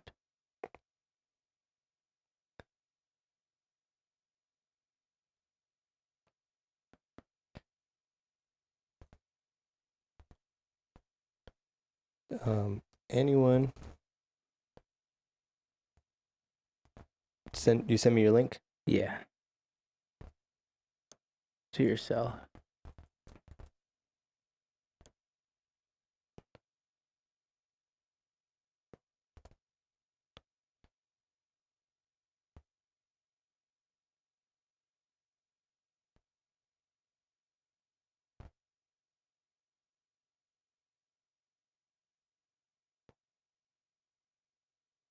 Anybody out there listening, if you're watching this live right now, donate 100. Anybody who donates it right now sends a message or puts it in the comments. Let's see. Share it again. Anybody that donates $100 right now, I'll also donate $100. Share it, Joey. Oops.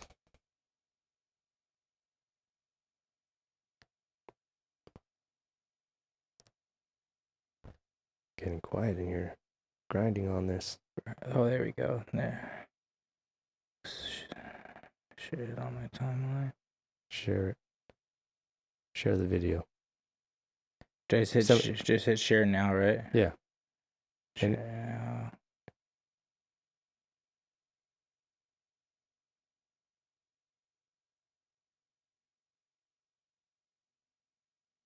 Right, I didn't get a link to the video yet. oh, to this video? Yeah. Oh, my bad. Here we go. Oh, it's because I shared it differently. Let me do it right now.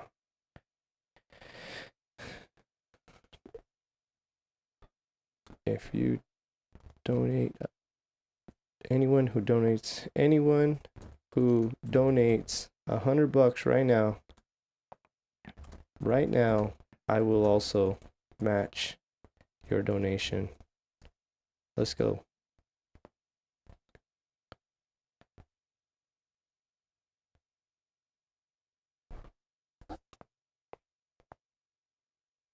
But it's got to be now, not later, not tomorrow. Here's the link. I'm going to share it with you right now. Let me see, copy the link, and I'm going to just text it to you, okay?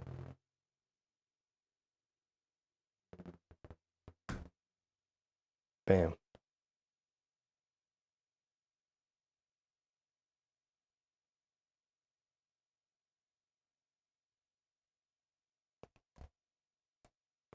This is fundraising.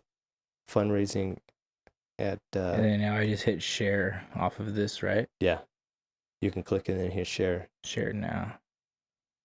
If anybody makes a donation to mine or Joey's page right now. Same, if anybody makes a donation to Alex, I'll match $100, but you guys have to be the first ones. Yeah. Gotta go now. It's now or never. It's good. And also one thing too, on my page, you guys feel welcome and take a screenshot. I do have the symptoms on there. And that was one thing is for me too, is just spreading awareness. So there's awareness pieces on there.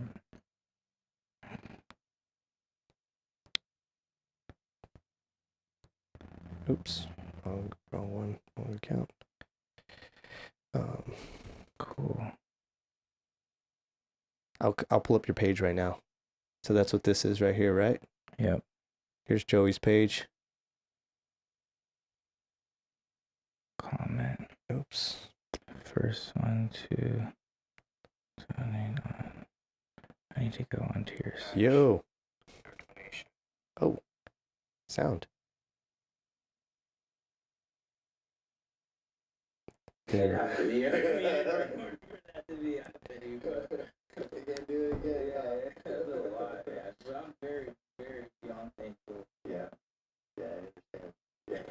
This is the video. I'm watching us. There's no script here. We're just live. We're just rolling. Yo, make a donation.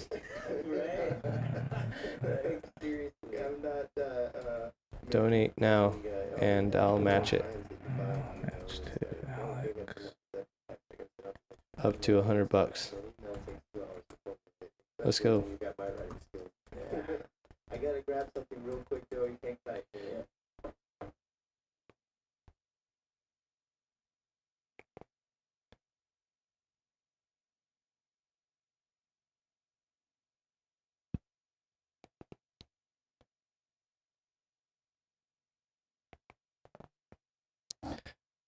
Hey, load. Your page didn't load. There we go. You want to talk about this for a second? Yeah. So let me just finish this pose. Alex Garcia, A31.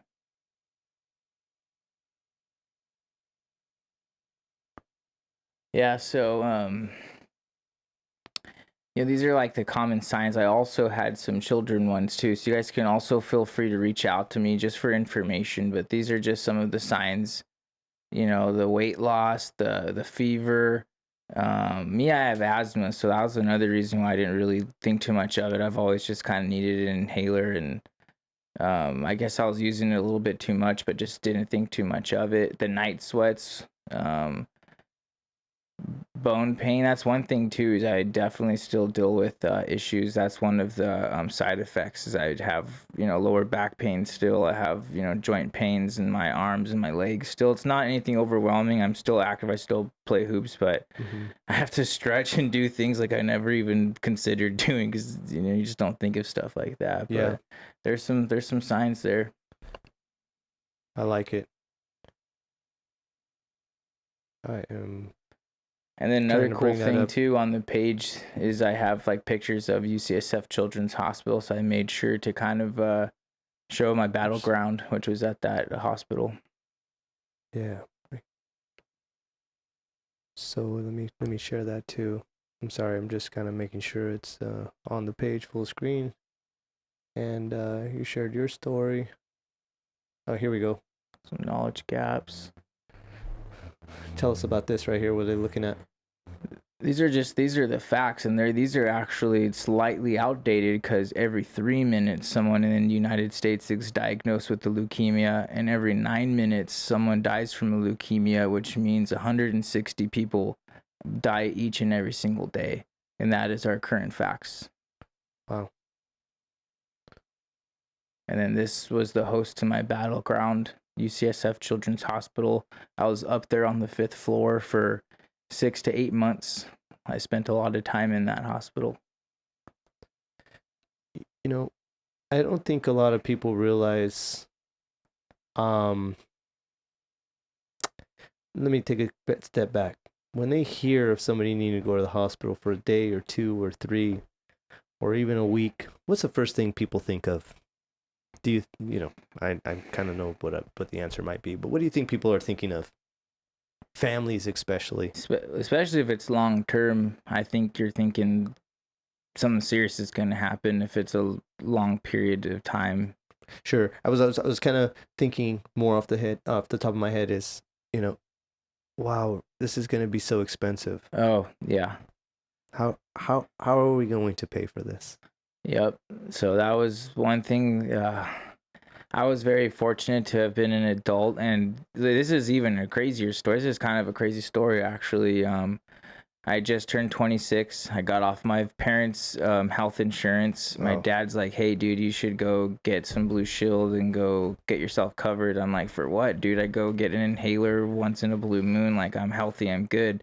It was $600-700 to have that type of insurance, but I listened to my dad. Thankfully, I went and got it in 6 months after signing up on my own policy.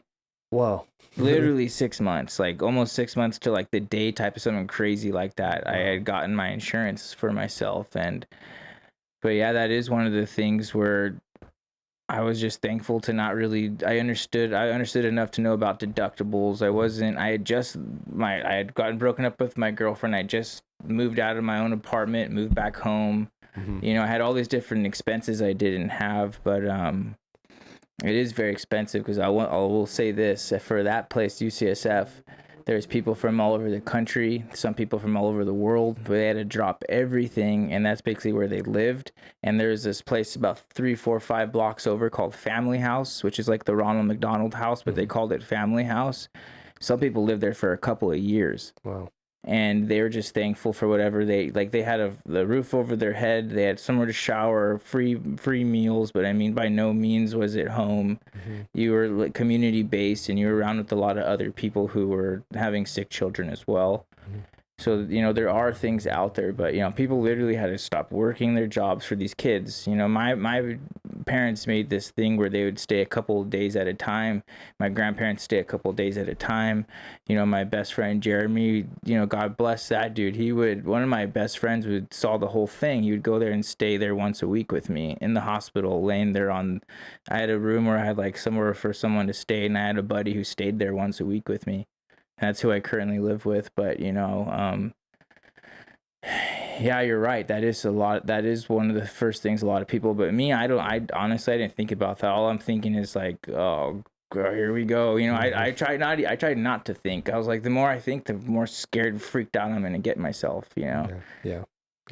But you're right. That is a very big thing because, like I said, like I remember people from Germany were there, people from other parts of the nation were there, and I'm like, holy smokes, like you don't ever get to go home. Like at least my folks and my mom and my grandparents, whatever, they were getting to go home here. You know, they it was a different lifestyle, but they were able to go home. These people were there. That's where they were for 2 years. Yeah. You know, but you're right. It is something. But I think things like what we're doing, we're raising money to help them out with the food, with the housing, with all these different things to fund the Ronald McDonald houses, to fund the family houses. Like people really need it. In my family, you know, they made it work. You know, that definitely helped our situation because we didn't pay for hotels. My parents made that situation work, but they didn't have to rough it quite as tough as everyone else did, right? Sure. But there is help out there, so I really think the more we do this, the more help that these people can get, you know, through a family house, through a Ronald McDonald house. So, You want to share? I don't think we necessarily. I don't think we heard it. Do you want to share? It was your sister who. yeah. So these are my siblings. The one on the left is the Wilms cancer survivor. That is Samantha. She's going to be 18 this July 5th. So that's around the corner. She can be a senior in high school. That's my sister Kelsey, who is 4 years younger than me and was my bone marrow donor, a half match. And that is my little brother Sammy, who's 17, going to be a senior in high school as well. But yeah, Kelsey was. You know, and it's one thing that's really crazy too is we grew up, we're 4 years apart. I'm a senior when and she's in 8th grade. You know, that was. But anyways, we had that 4-year difference, and one of our fights was always like, if anything happens to you, I'm your only full-blooded sibling that can save you. Like we would fight like that, and you know, it really came down to that, you know, and it was a half a chance it was gonna work, and you know, it worked. Nice. And I think it's something as crazy as like if I drop some blood at a crime scene, it'll pop up as her. So That's funny. It's funny, but no, I have her DNA. We have like we've been wanting me to go do one of those ancestry things just to trip out to see like how it'll match up. Because you know I took on like her technically like her. I don't know if I might be speaking out of pocket. I think I have like her DNA of some sorts. You know. That'd be interesting. I know nothing about right, that. So it's still, even though I have Yeah. me, it's still a lot of stuff over my head. I'm just like, I just know that we have a lot of similarities now. If you were to do blood testing, I just know that much. Oh, that's interesting. Yeah. I wonder if the blood doesn't pump through after cycling and recycling, if it doesn't just, you know, like, how do I say, put back your strands of who you are. Yeah, some things I'm like, I'm just glad I'm here. Like, there's so many things that go over my head. I don't know any of that stuff. Yeah, right. So let's stay away from topics that I don't. You're right. Like, start scaring me or something. Let's see here. Go Warriors, by the way. Yeah, too. I see. I was gonna say I saw your hat. You guys are pretty pumped, huh? Oh yeah, I'm wearing my lucky hat. Really? It's my lucky hat, everybody. I like it. We need some donors. Where's the donors at? Roy said he donated. Let's see. Who did check and see. Call him out. Dang, you're getting pulled to the carpet, Lou. Yeah, Roy. Let's see here. Tell him go check the donations. All right. Well, it looks like did he? Yeah, he did. Did he? Yeah. No way. Yeah. Nice. All right. So here we go.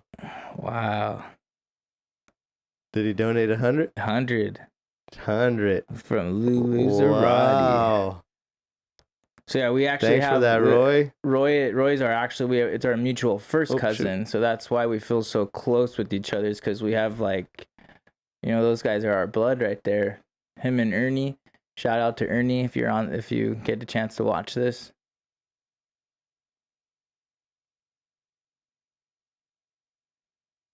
So I need to.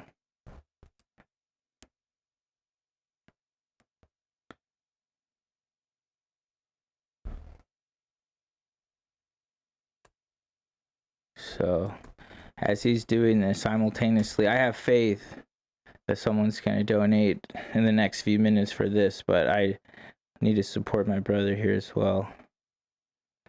So thank you, Alex, for even having me here. This was cool. I know we talked about this a few weeks ago, and I'm really glad we made it happen today, and glad the other team. Yeah, I'm glad that some got to join us today. I actually just got a message also.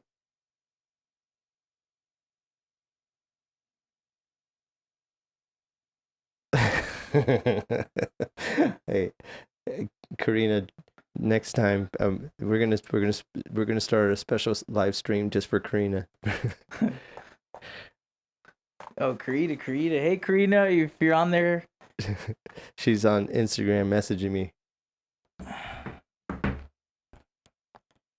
Yeah, I know it's very important to her. Her stories, yeah, for It's this her easy. nephew. It's this easy to make a donation, everybody. Yep, I'm doing it on my phone. So as you can see, you could do it on your phone. You could do it, check. There's so many different ways to do it. And I've also learned how to create QR codes. So if anybody needs help just creating QR codes for whatever random stuff, hit me up. I'm not very hard. Oh, I gotta ask you a question.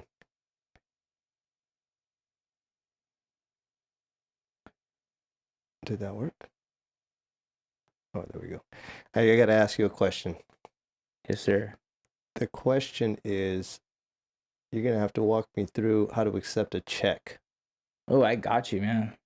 Yeah, they that is one thing though. The LLS is just high touch, high tech. You know, there's a lot of cool stuff about them. The platform they gave us, I think it was they even upped it from last year because I don't think they're able to process checks like how we can process checks. Huh. It's I'll show you, but it's pretty neat. You do take pictures of it, but it doesn't store to your phone. So that was one thing I was like, when I first did it, I was like, oh crap, I don't want to have a bunch of check pictures in my phone. That's kind of weird, but it doesn't save to the phone. But it is all done through the phone like that. It's pretty cool. 9:15, Nice. 9:15, Sierra Drive. I think you could even do like Apple Pay, Venmo. I haven't gotten any of those.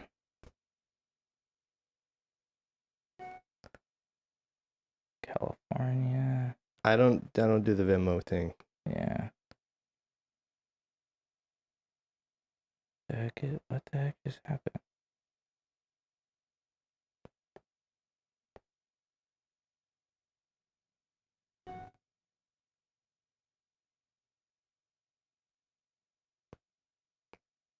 Whoops, I think I have to do it again.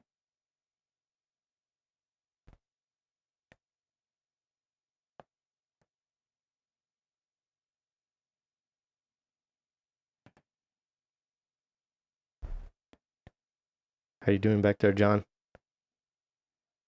Tired?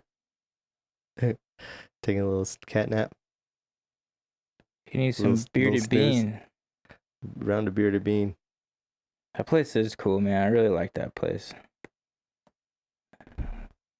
This guy's got it going in The there. Mexican mocha. Yeah, for reals. With the abuelita chocolate, I believe. Yeah. Definitely got it down. Let me see. I had Sergio. So yes, the other two candidates from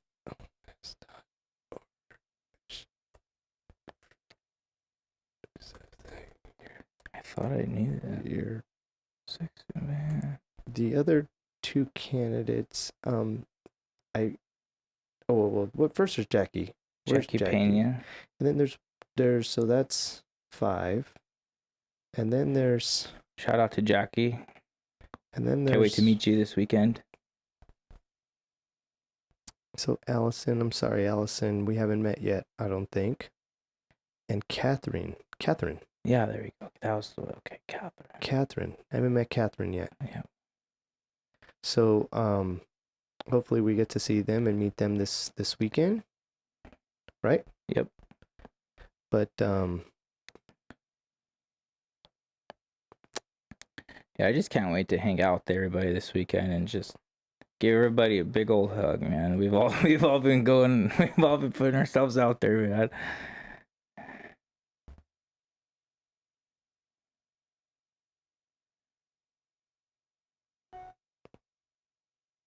This normally doesn't take so long. I don't know what I accidentally pressed. I was like, he's matching it. I'm matching. He's matching the donation.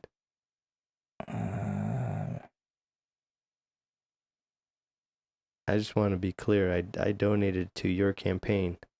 Roy donated to your campaign. To everybody. But thank you, Alex. But yes. that's what it takes to do things like this. And step up, right? Wait a minute, you donated to my campaign. Yeah. I told you I was gonna match you, bro. Share the love, man. That was awesome. Thank you for having me, dude. Yeah, seriously. that's awesome. Yeah, for sure. Pay it forward, dude. Yeah. It's like that thing at the Starbucks, all day. Everybody keep paying it forward. I won't match you, but yeah. I'm just kidding. You know what? Somebody's done that to me before, and I've always wanted to do that. And I still haven't done it. I've done it a couple of times, but I've also seen these things where it's like, then you make the person behind you feel obligated when they're like, they may not have it like that, and they're like, oh crap. Yeah. I didn't think about that. Like, I've seen like these weird social experiment things. I've watched these weird videos, but I've done it a couple times, and it does feel rewarding. Yeah, so I've was driving through the off John Street Starbucks. Yeah, you're probably getting on the freeway to go to South line's County. Always crazy. Yeah, right. So and I'm there, and I get to the front, and I have my phone getting ready to scan. They're like, "No, it's taken care of. That people in front pay for it." And I was like, who is it? Yeah. I don't know who that is, I didn't even wave at them or anything. Yeah. So I've been in the line before a few times, and I look in the rearview mirror and I'm thinking, is this the one? Is this the one? I'm not lying. I've done that. I don't know how many Starbucks runs I've done since then, and I'm like, I think this is the one right here. This is the one. Just my mocha, please. Maybe tomorrow. Maybe tomorrow. Let's try this again tomorrow. That wasn't feeling the vibe. You got to feel the vibe. And I just haven't pulled the trigger on that one quite yet. So I have a feeling after this you will, just because I think 10 weeks of just giving yourself for I think I'm gonna keep the mantra going where I just try to do nice little things. Nice little things that add up, right? It doesn't have to be grand, crazy gestures. It could be as simple as just calling somebody I haven't talked to in a while and be like, what's going on? I haven't talked to you. Just something like that. Just connecting with people and making it a point to just be positive. Yeah, for sure. I like that. I agree with that 100%. I think that, oh, whoops. Sorry, John, I switched to the wrong camera over there. Was that me? No, yeah, that was me. That's my bad. That my bad. Sorry, everybody. But I think, you're right. You're always going to have that little that feeling of like, hey, how can I help? You know what I mean? And to be honest, there's a small little piece of me that's always somewhat helping and or always trying to sorry, I'm tinkering right here, obviously, on the big screen. I probably shouldn't be, but there we are. Trying to get this over here. So my distraction. The cool studio when you are the cool studio is not so cool when you're when it just takes you away from your conversation and you can't think through your thoughts. I have so many gizmos and gadgets. Yeah, I know. Like click it. What were we talking about again? Yeah. So I'm just trying to get the distraction off my screen, and I'm trying to get the campaign in front of me right here. But you know who I have coming next? I hope And first off, this live stream on Facebook is going to end in like 17 minutes. So I'll start it and I'll stop it and restart it. John Guru is supposed to be rolling through. Nice. Johnny G. John Guru is I'll be honest, when I seen his face on that first day, you know, I was like, oh shoot, you know what I mean? Like, I forgot this is what John did last year. I seen his campaign on social media. Yeah. And I'm sorry, John, I didn't support the campaign. I didn't know what he was doing. I didn't know what. Yeah. So I feel like that's what people are thinking about. Maybe where I was. You know what I mean? Like, what's he doing? They would if they understood. And I think going back, I think just really when you asked me what I would have done different in the first couple of weeks, I think I would have done a lot better job of really explaining what I was doing versus just saying I'm running for. I didn't know how to ask. Right. So I think just saying this is like, I think once I learned that thing, like, what's your why? Yeah. I think that kind of changed it for me. Like, oh, this is why I'm doing this. So I need to tell people why I'm doing something so crazy. Like, it's not crazy, but it's why I'm asking you for this right now. Why am I even doing this? You know, instead of just saying I'm trying to win a competition. It's like, all right, good for you. You know. Yeah. Yeah. I don't think we are, again, as we said in the beginning, you're trying to win. You're trying to share what it is you're doing, but I think initially, right off the bat in the beginning, we still don't know what we're doing, right? Yeah, kind of. For me, I just knew I was trying to raise obviously money and awareness, but I didn't realize like what it was gonna take to do it effectively. I 100% agree with that. Yeah, I didn't know what it was gonna take to do it effectively either. Yeah, it's just I still am learning.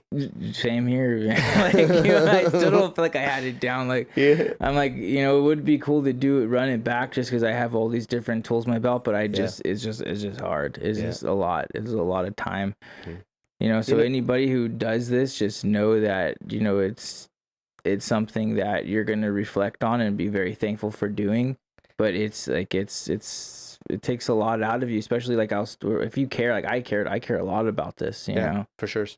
I do too. You know, that's why we're here. That's why we're Yep. doing this. So check it out. I wear this every day now since they gave it to us. And I've had people like literally say that's cool, and or what is that? You know what I mean? Like, oh, you know what I'm saying? Actually,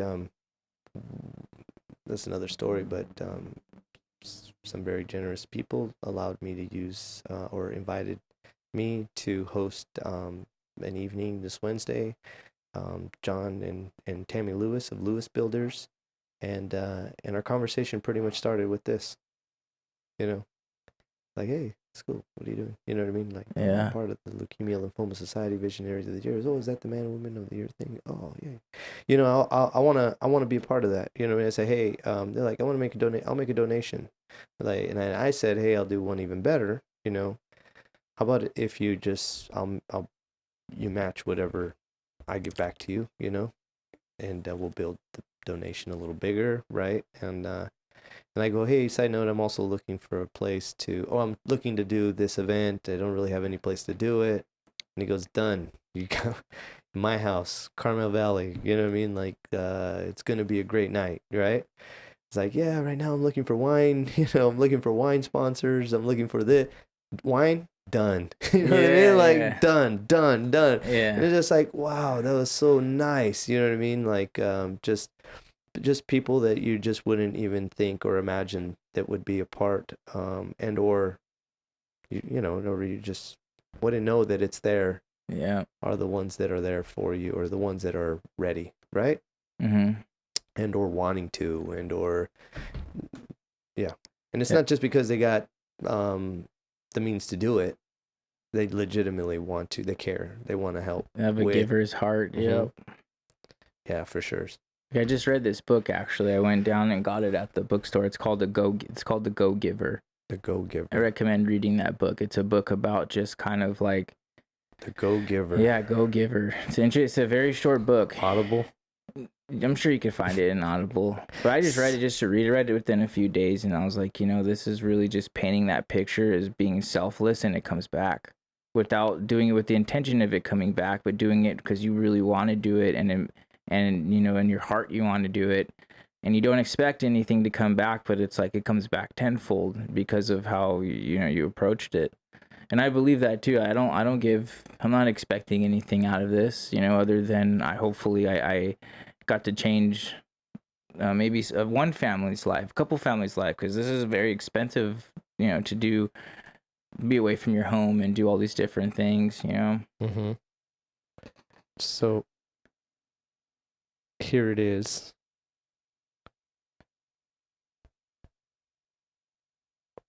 Check this.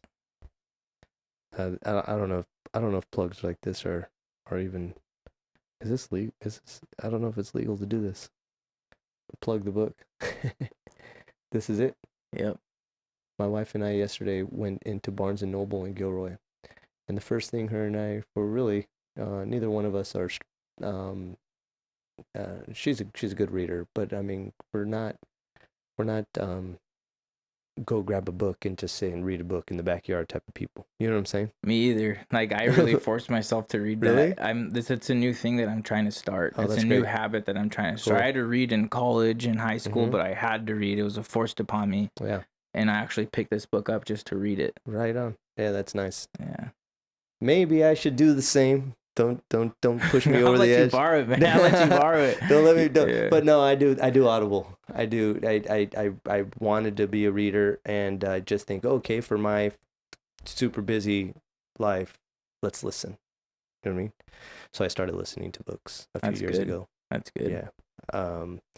And then I feel like smart for like a week. You learned a new word or Yeah, something. yeah. Right? Like, right on. Now Yeah. I try to fit this in my life now, Or yeah, for sure.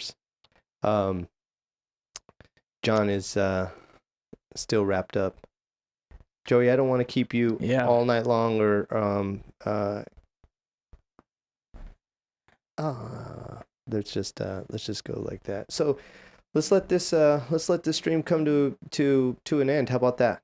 On this Facebook, and then that'll be a nice little closing. If I decide to want to go again, I'll turn it back on. You know what I'm saying? Yep. It'd be really again, John, if you're listening, or if you're there as you're catching the tailwind of this, love to have the man of the year on this, and let's see, he's texting me right now. And I'm still coming. Yeah. He just says he's slammed right now. I understand. Memorial Day prices, man. Yeah, Memorial Day See prices his out commercials. Those there. are, I was sharing the story earlier. I mean, hey, I've had my dad and your Uncle Roy. Uncle Roy, these car dealers, when it's Memorial Day or any holiday like this, 4th of July weekend. Good Yep. luck, you ain't getting that day off. Yeah. It's a busy one. I understand. Looking forward to seeing you soon. So for the next 10 minutes, sound cool? Yeah, I'll just roll with it. And I don't know how many people are watching, but how about anybody that does watch this later when we snip it up into some parts? If you have any questions or anything, feel free to reach out. Yeah, please do. And that was one thing that I've told like Elena and told other people who are involved with people who are still going through it. If I have an opportunity to speak to anybody, or if anybody has any sort of question, I would love to share my knowledge and share whatever I can offer. Literally whatever I can offer. I just want to be a help. Yeah, I dig it. Joey, you've been awesome. I know this was super last minute, so thank you so much for your time. Thank you, Alex. Thanks for being here with me. I need to find the right words, but we're in so many ways we're blessed to have you, and I know we're set out to do many great things in our community as the years go on. Yes, sir. This is just the beginning. It's just the beginning. Well said. Yep. I firmly believe that. Not to say it's always going to be this, but I definitely want to be someone in this community who gives back. Yeah. 6 minutes or so here to go. I make a lot of videos here at Mag One Media that are all about giving back. In the beginning, I used to think about them as like, oh, well, another giving back video. You know, it's like, you know, just another video with people that have money. You know what I mean? Trying to share their message. Yeah. People are, I keep saying it here, people are, and especially in this community, they like really genuinely want to give because they genuinely like care. Mm-hmm. You ever notice that? I've noticed that for sure. There's certain fields out here, like all the teachers of the world. I've been blessed to have a lot of teachers who, like professors and nurses and different people, but in this town especially, it is a small community. Everybody does know everybody, and I do like seeing people do well, and I think a lot of people like to see me do well too. So there's too many people to list, but you're right. This is a small community, and it's not so small, but it's still small enough to where, these connections are everything. Just connecting with people and letting people know that you're there for them and that they're there for you, Mm-hmm. Yeah. Joey, I could probably sit here with you for another hour. Right? We can just We BS, could just chop it up. You probably have to feed me that pizza. Or Oh, yeah. You want just some kidding. pizza? We had pizza earlier. Yeah. I totally forgot about that bag. That was a little embarrassing. Welcome back. A mess. It happens. We've been having fun here today, Yep. just a little on and off, but really just trying to build engagement and awareness and just build little snippets. And I knew that it would be long-winded, so my whole intention was like, how do we just leave this online? You know what I mean? Like, how do we just make it once? And I don't want to, I don't want anybody to sit and think like, oh, they added all that up. You know what I mean? Like, just share the message. Yeah. Just keep it real, right? So that's what we did today. That's what we did right now. Again, John, hopefully we get last year's Man of the Year up here, and he's always good for a conversation. Yeah, I'm just glad I got to meet the guy from the commercials finally growing up watching all those things. He's a really good dude. I'm glad I got to meet him and pick his brain. And that was the one advice he gave. I think he said it to all of us, like, start tomorrow. I'm like, whatever that means. I'm like, yeah, really start tomorrow. Like, you really, if you want to do something about this, you got to just have a plan of action, and just go for it. So you want to see something funny? This is now we're just having fun. John, I hope you're watching. Come on, server. Connect. I'm trying to connect to my server right now. Let's see here. Where do we go?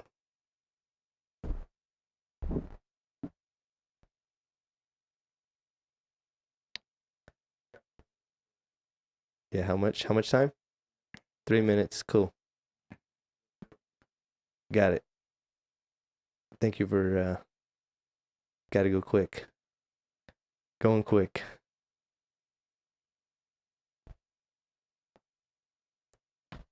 Okay, hang on, check this out. So now I'm gonna go like this.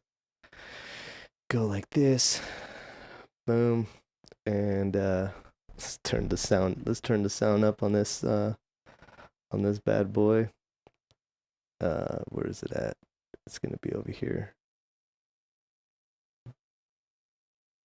All right. We should have some music coming up. I don't want to make that too loud. Go to the studio.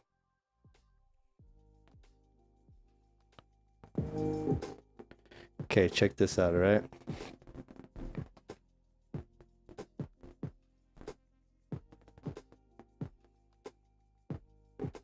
It's the only way I can get sound up here.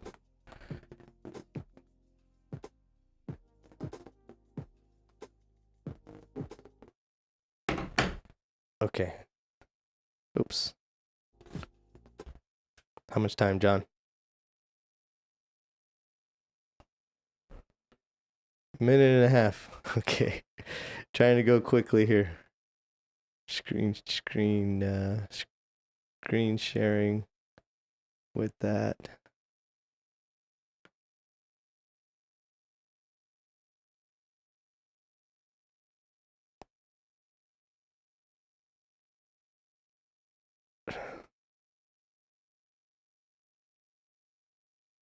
Come on. I know I got one or two in here. Where are you at? Oh, he's not going to be in that one. Come on, John. Where are you at? Dang it. Go faster. Where are you at, John? Dang it. Ah. No. I don't have them in here. Maybe I don't. I should have dug a little deeper. I thought it'd be quick and hilarious, but I've had the pleasure of having John in front of my camera a lot of times, and we've made some really funny commercials together. Yeah. So I might have to pull one or two up when he comes over here just a little bit later. As he walks in. Yeah, pretty much. He'd be like, "And sit and play." Here we go. Joey, we're almost out right here, so I thank you so much for being here, my brother, and we'll see you on Saturday, right? We'll be here before we know it, right? Yeah, All thank right. you everybody for tuning in, and God bless you all. Peace. That was awesome, man.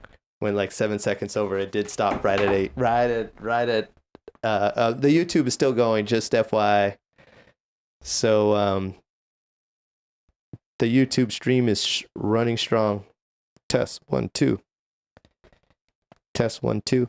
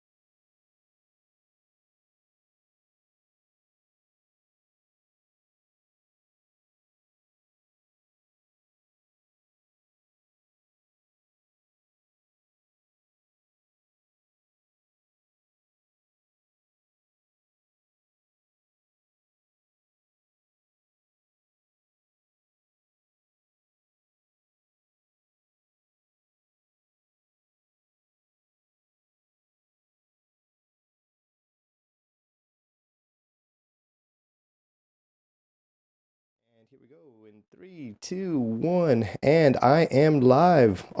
We are all the way back. All right. Yo, welcome back everybody to my live stream for the Leukemia Lymphoma Society. You know, when we started, can you hear me in the speakers over here? I feel like I can hear an echo. Or is it just me? There is an echo. There is an echo, huh? I know what it is. I'm gonna go fix that in a moment. Yeah, but no problem. Before I go fix that, all the way live over here. Before I fix that, John, cut camera 2. I want to introduce my guests. I want to introduce last year's Man of the Year, Mr. John Guru. Hey, welcome. I'm glad to be here. Glad to be here, Alex. Thank you so much for being here. I can't tell you how excited I am to just literally have you off the cuff, one day of planning. Yes, I'm excited to be here with you. No script. I apologize. I ran straight from work, so. Hey, I better late than never, right? Yeah, absolutely. Like they always say. So I know what it's like to be in the car industry, even though I'm not a car guy. Yeah. My father has been for years, and so. Yep, and a very good car guy your dad is, so. John, I do apologize, but this is the live of live, and I don't want to, but I can hear our echo here, so let me go turn that off, okay? Okay.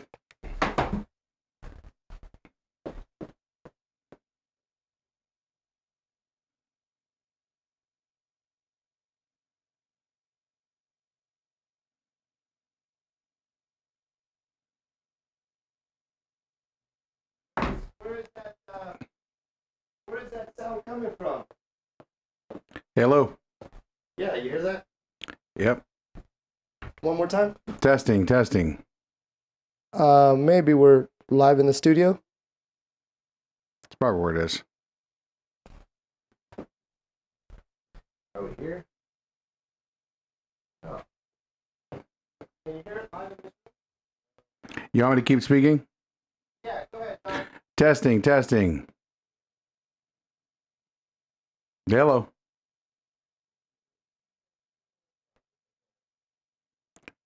Hello. See, I can hear that echo in the room, so I Yeah. apologize, everyone. Test 1, 2. Test. No, it's outside I somewhere. think it's coming from that room. Yeah. Test. 1, 2, 1, 2. We are live. All right, I found it. Okay. I found it. All right, let's try this again, everyone. That was hilarious. Let's try this again. Sorry, everyone, but technical difficulties of literally I got it. a live studio with 2 people. It's a beautiful studio, by the way. Thank you so much, John. So first off, we've been here all day. And I did start off the morning by just wanted to say, though we're here for a really serious, or really how do I say, the deeper need of leukemia, the Lymphoma Society, Yes. and really we're here on the fight for cancer and blood cancers, and trying to raise funds for that. We don't want to leave out the this important day that we decided to do it on. Right. Yes. This is Memorial Day, and it's a day to honor our troops. I just want to continue to make note of that. That I don't want to let that go unnoticed. No, absolutely. That is exactly what today is about. It is about the troops that are in the service and that I have served and that have fallen. So we salute all of you, and we're all grateful for everything that you guys do. Absolutely, and I definitely am, and grateful and thankful for them, and salute all of our fallen veterans and those families that have lost loved ones. But with that, we've also lost many to these terrible blood cancers, and just all cancers in general. And I can tell you, I'll start off by saying, John, for myself, I had no idea what leukemia was, lymphoma, myeloma. I You had to Google it. I got it. Google. Yeah, absolutely. you're like, what are we talking about some right of now? them I can't even pronounce. I got it. And my story and my why I haven't been able to share with you personally, but initially started with my uncle in 2020 was diagnosed with a blood disease that I can't say well. I've tried earlier on the show, but it's a form of myeloma, and in the bone marrow, and it was rotting away his his bone marrow, right? And he needed a transfusion. Wow. Things just went rapidly, but it was probably because, much like Joey shared, I literally fell on my face before I went to the hospital, Yeah. and I think, and again, I'm just speculating here, but I have to imagine my uncle was in the same boat, hey, phone call, you got to go get a blood test, you got to go get, we got to find a match for this guy, Oh, that's scary stuff, right? Yeah. I'm sure. I can't even imagine going through it as an adult, thinking about it, Right. And, a couple weeks later, he passed. But how many stories do we hear like that every single day? Exactly. I don't think I know anyone who hasn't been affected by some form of cancer. Yeah. That, what I mean? It cancer, everyone, it hits everybody in some form or way. Unfortunately, way too many, right? Yes. And way too many don't have any means of being able to fund to battle it. to battle it. Oh, absolutely. Yeah. And that's what LLS does. Is the when I got in LLS, I like you did a little bit of research, like what are we actually doing here? And I was blown away, right, on all the cures, right? I think it was something, and don't quote me because it's some number of cures, like the last 5 cures, or treatments that have came from research, all developed from LLS, right? It all starts with the blood. We know that, right? So even the research they're doing in leukemia, which is blood cancer, helps all cancers. Yeah. Right. So it's just amazing work they do. My story is I had my son Christian. I had him when I was very young. His mother had another son. So his brother came down with leukemia when he was really young. I think he was 10 years old when it first hit him, when they diagnosed him. And when my son would come visit me, so I moved away from Arizona, I moved to California, kind of get my career going. My son's 32 now, right? So it's been a while. I'm an old man. You're looking good, John. I feel good. Looking good, man. But what's crazy is his brother would come with him on some of these trips, and we'd spend the time together, and it was heartbreaking when we found out what he was going through, and he was fighting it. I remember it was funny because, he was doing the initial chemo. And when he was done with that, boy, he grew his hair so long. I was like, "You gonna cut that hair?" I ain't cutting nothing, right? Yeah, I was like, everyone says, "Why's he got it?" I said, "I get it exactly why he's got it. I understand 100%. He wanted to go long hair. He's not dealing with the no hair. Yeah. Yeah. And in some of the things you go right, I remember little things for them. He was always such good energy and just a great boy. And anyway, we lost him a little over 2 years ago. I'm sorry to hear that.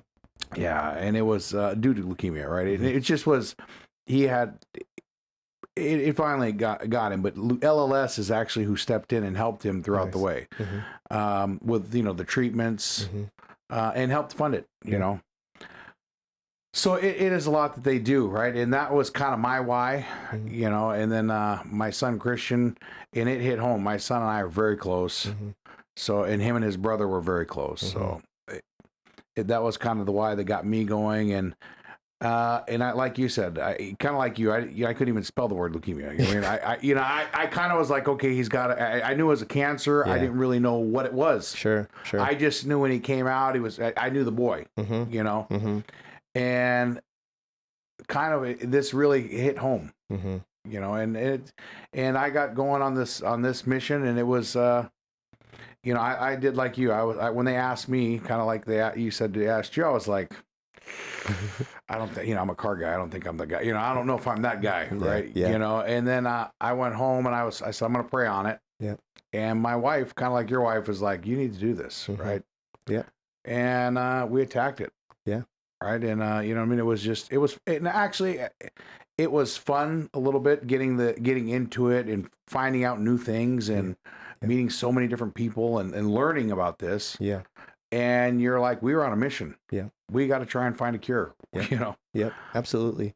Isn't it weird that, you said we're on a mission. Yeah. But sometimes people don't understand that mission that you're on, right? Yeah. And I want share that with me because again, you won this whole thing last year, and this is again. Yeah. I want to take a couple steps back, but I want to follow up with what I'm asking you Yeah. before. So I'm asking you almost two parts here. You know, I haven't really, even though this is a competition, that's why I invited up my competitors Yes. today on the show, because for me, we've already all won. Yeah. You know, Well, no matter what, and that's what we said too. No matter who, it was the competition. I'm a car guy, so Yeah. I'm competitive in sales. Sure. That was the part that drove me a little. Yeah. But it was, even if I didn't win, we won. Yeah. You know, at the very end, I'm telling my guys, even if we didn't win, we still did something amazing. Yeah. Right. Yeah. We still, you know, my teammates, the Sure. guys, I'd call them. I'm like, hey, Sure. and it was, and I treated the whole thing really, and it's funny because I run teams of salespeople, and I treated it like car sales. Like, here's what we got, here's how many I need, this is how many calls we got to make, this is what we got to do. Like it. And it was funny because my team were like, leave me alone, you know what I mean? But I was texting them like, I'll make the calls. Yeah. Just Yeah. get the guy on the phone, you know what I mean? And we did a lot, but it was really great. What's amazing is about that team is we got so close. I mean, we went on trips together now, and we were kind of acquaintances in the past, and now I consider almost all the people, everyone on that team, like friends. Yeah. Yep. You know, and it was an accomplishment, right? And back to that mission, it sounds like you found a team that seen your mission. Yes. And that believed in the mission as well with you. How difficult was that for you to find that bond within your players? It was, and I don't know that the players saw the mission initially. I kind of seen when I said my first goal we set up, we were going to do 100,000. We ended up raising $142,000 basically. So nobody watched this anymore. No. I'm done. No, and what we did is, and I think I said it, I'm like, we're going to do $100,000, Yeah. and they're all like, and I can see in their eyes because we did the same. We did all virtual. I was going to ask that too. Right. Like, we're doing 100,000. Sure. You know, we're in. We believe it. You know. Uh-huh. And it's like, okay, let's go, guys. And then so what I did was each one of you are committed to 8,000. Sure. No, it's the way to do it. I started breaking up. This is how much each one. I said we're going to break this down to small groups. Yeah. You know, and here's what I'm trying to get from you to get, and you know, and I was really on them on we got to get those letters out. You know, those initial emails. Sure. Yes. And everyone's like, okay, we got the emails, and we got to get that free money. You know, I think they gave us a $200 initial deal. Sure. Like, we got to make sure we get that. Yeah. You know, it was, but it was really good. You know, and like you said, it was what I did was stay in contact daily. Anytime, you know, someone would give us $200, I'm like, hey, I just had a text there. We got another 200. Yeah. And then someone would be like, you'd see them say, well, I got 500. Yeah. And I'm like, all right. Yeah. And then I'd start messing with guys who I didn't see for a long time. So you're not helping, or you're not participating, and they'd be like, oh, suddenly they'd ask, and you know, and everyone kind of had their own vision. Yeah. On how they were going to do it, right? Because I was open. I said, I don't know nothing about fundraising. Yeah. I'm not comfortable. I'm comfortable asking people. Sure. But it's a little awkward, right? Yeah. It's not like I'm giving you something back, Right. like usual. Yeah. But it became really easy, right? Yeah. It's like, the cause is so much bigger than ourselves, right? Yeah. And then I had people that hit me, well, it's probably how much of that money actually goes to the LLI. So then I'm like, well, you're right. So I got on the phone. I had to figure it out, right? Yeah. And I found almost all of it, right? And I'm like, hey, almost every dollar goes to the cause. You're right. Right? Because that first one was trying to tell me that, let me tell you, on these a lot of it goes to the people. Well, so I did all the research and back then I'm like, no. Yeah. You're absolutely not this one. Yeah.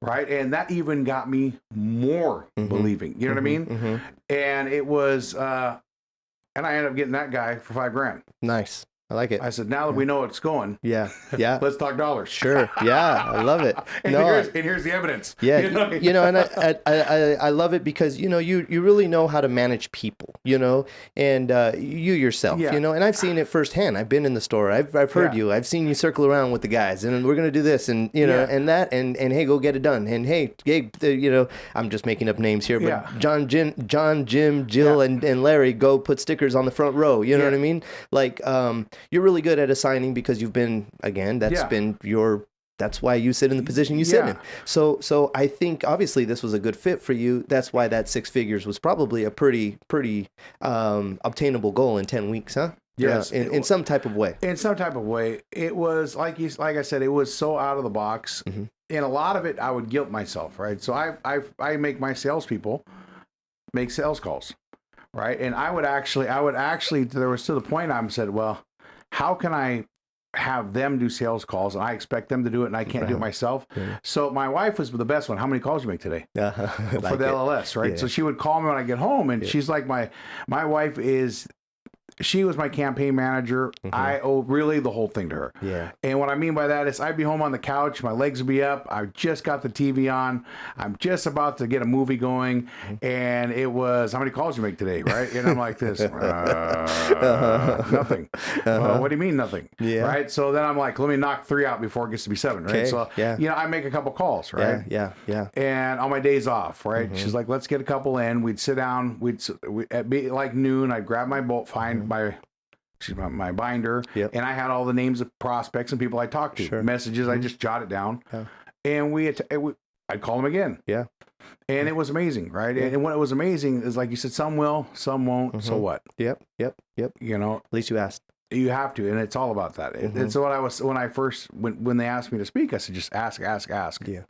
I don't want to say how much I've fundraised. However, but I haven't been, and again, I know all love to everybody that I asked to be a part of it, but it hasn't been quite like that for me. And sitting across the table with others, their teams have somewhat fallen apart too. But again, going back to like, it's almost like a mini business. It's like, that's the way we have to look at fundraising and campaigning, you know, and ultimately too, as we're talking about this and talking as other, the future, because somebody's listening right now that may be potentially a candidate. Absolutely. And I think people in my circle right now, I even heard names, that I said, oh, maybe I got to call that person. And that's somebody we're looking at, you know what I mean? Yes. I'm not going to say names on here now, but that has come up, and it's, this is somewhat of like a little, first off, this is huge in the sense of it's bigger than us. It's something that once you're in it, then you just you thrive off it. You want to be a part of it. I want to be more engaged in it. I want to give it more of my time. I want to, you know what I mean? It really is. And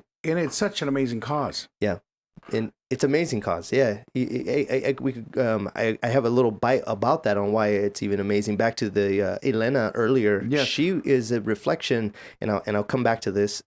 She's a reflection of seeing the new technologies of medicine and administering it into patients, Yes. and all a direct effect of that, the monies that's coming from people like us and people like you that have raised over $100,000. And once you hit that $50,000 mark, many people don't know, you also have a research in your name, right? Yes. Share with us about that. And I actually just named it after I called it the Team Guru. Right. Yeah. And that's what we did with it. So it was Team Guru, and it was really interesting. And it was,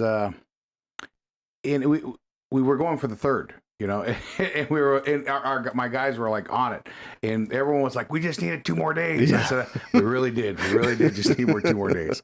I need 10 more weeks. Yeah, exactly. And we were, and the funny part is we're watching, and when it was over, I seen, because you still get your things after. I'm like, I just got another 1,000. Yeah. It was too late. I didn't get credit. But at the end, we're like, wait, still for good cause. It's awesome. Yeah. It was just amazing. And like you said,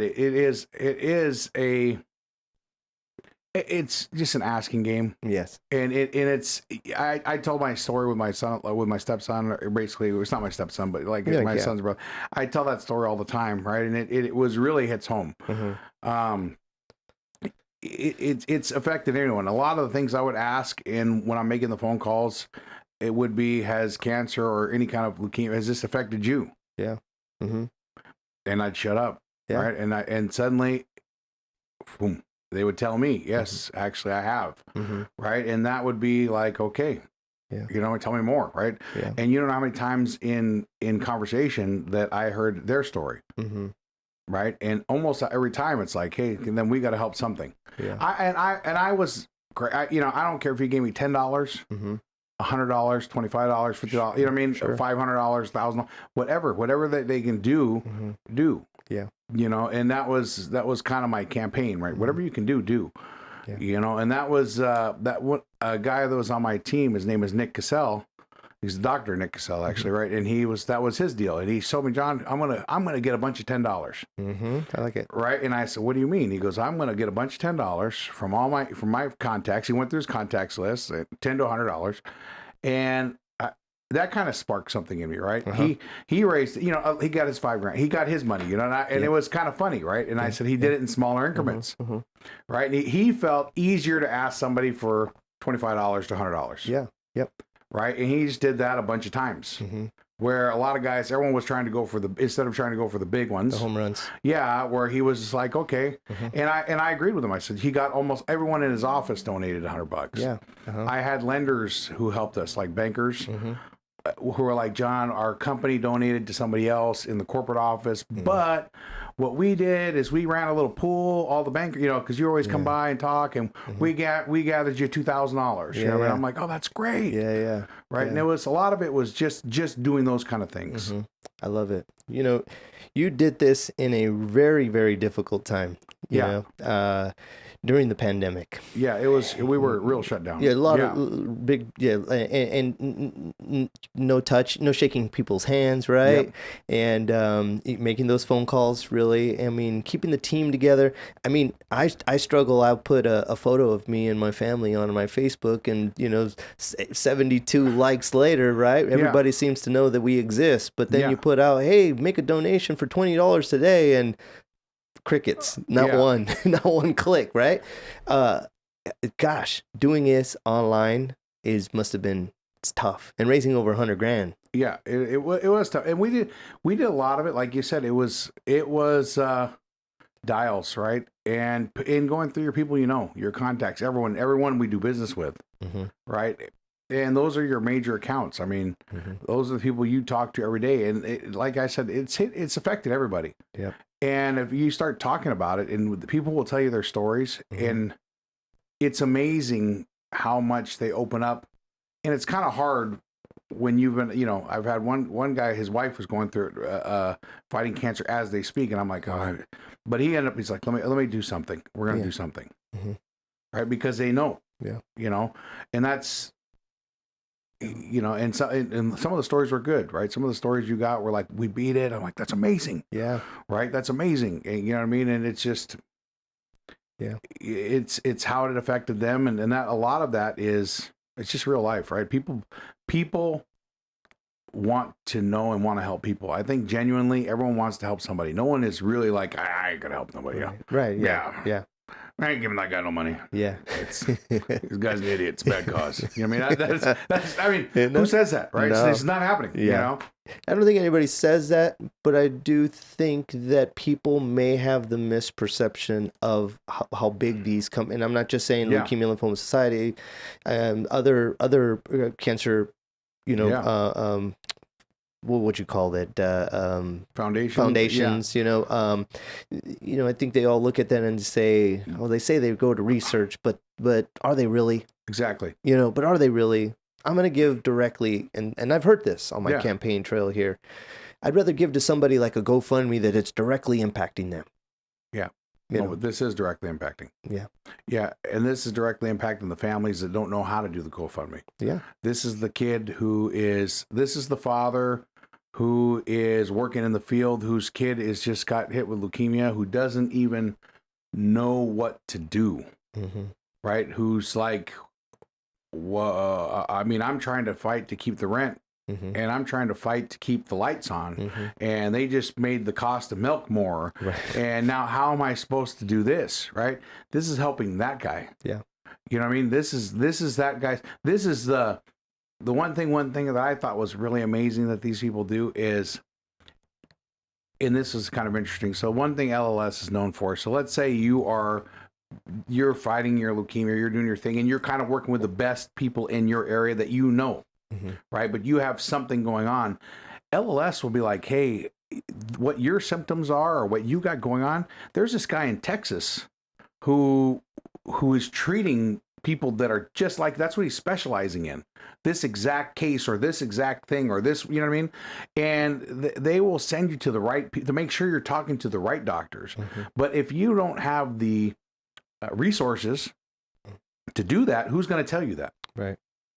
Mm-hmm. Right. And who would you know what I mean? I can only imagine the phone call, right? Who's going to be able to get you through to that? And LLS does that. Mm-hmm. And it's what they do is it's God's work, really. It's amazing. And like I said, so much of it actually goes to the research and to the foundation. Mm-hmm. That it is, they have, and I wish I had the numbers. I should have came prepared. No, you're extremely prepared. Yeah, I was literally in sell cars mode, so okay. I had to switch it over. But they really have came up with, I think it was 5 or 6 of the latest greatest treatments. Right, mm-hmm. They are the ones that they pioneered it. And when they originally told me that, they said, John, if we were to go back 5 years ago, and we would have told you we got one through, we would be jumping for joy, mm-hmm. right? So think about the technology changes, mm-hmm. right? That we're even having that many more treatments coming through the pipeline. Yeah, it's crazy. I feel like we're almost there, right? Our technology. Look, I walk through here. This is like, I feel like I'm walking in NASA. I wish you guys could see wish you guys could see what I'm seeing. I'm like, I've never seen so many Macs in my life. Hey. I thought I was walking in the Apple store, I'll take the right one. Oh no. Yeah, there's a few of them, but yeah, definitely tech is improving drastically every single moment. The Macs in here. I was telling a story earlier, 2003 or 2004, I'm sitting at my table at home editing some video, 10-second clip, and it takes an hour to render it out, Yes. So I'm talking geek talk here.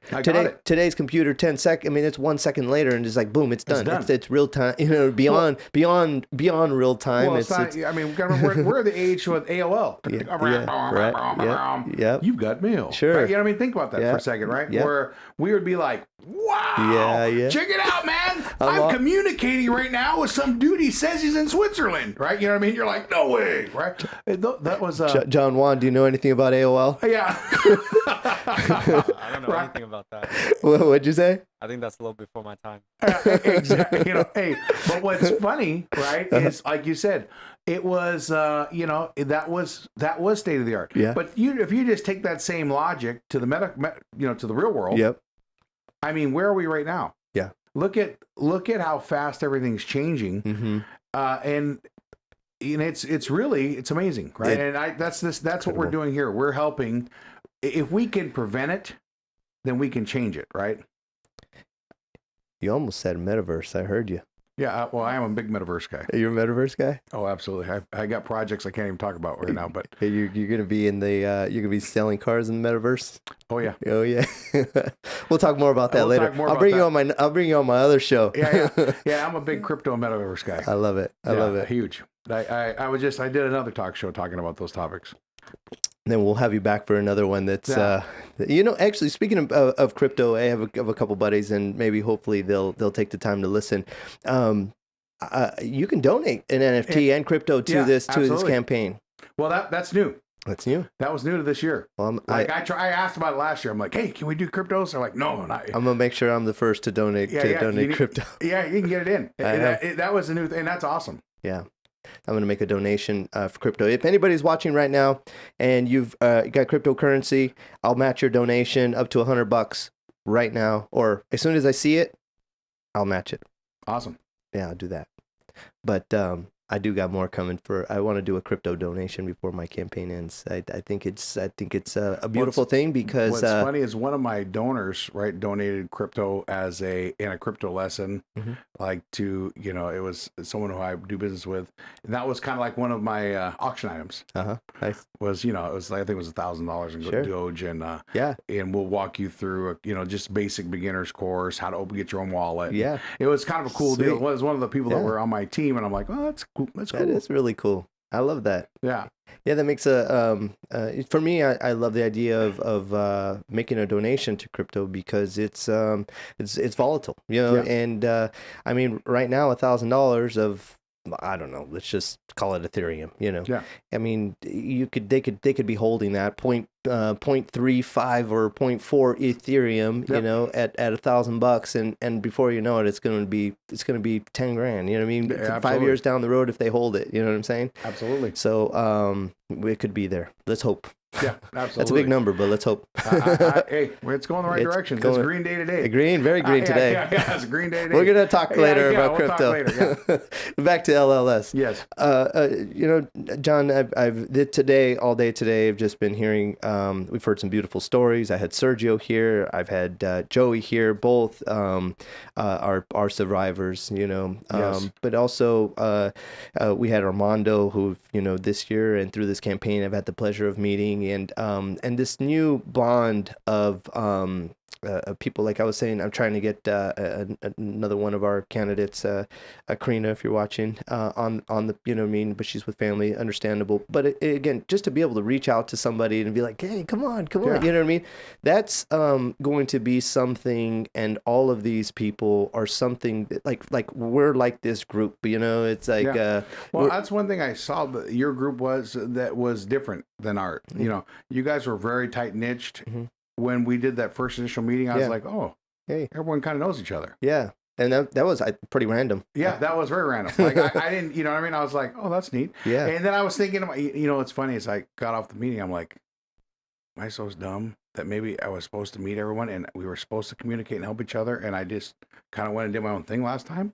Yeah. Like I didn't know, I actually hung like, Oh, yeah, like I you know gotcha. what I mean? I'm like, did I miss this meeting the Yeah. first time? Maybe No. I was thinking maybe I missed this whole meeting No. and everyone was like this, or maybe I hung up. Yeah, no. Off the kickoff call. No, I again, super random, right? Super random that we all just Yes. now. If there's a couple of us I haven't, Well, I've known come Sergio come for set- years, right? I known Joey. I know Joey's father. Yeah.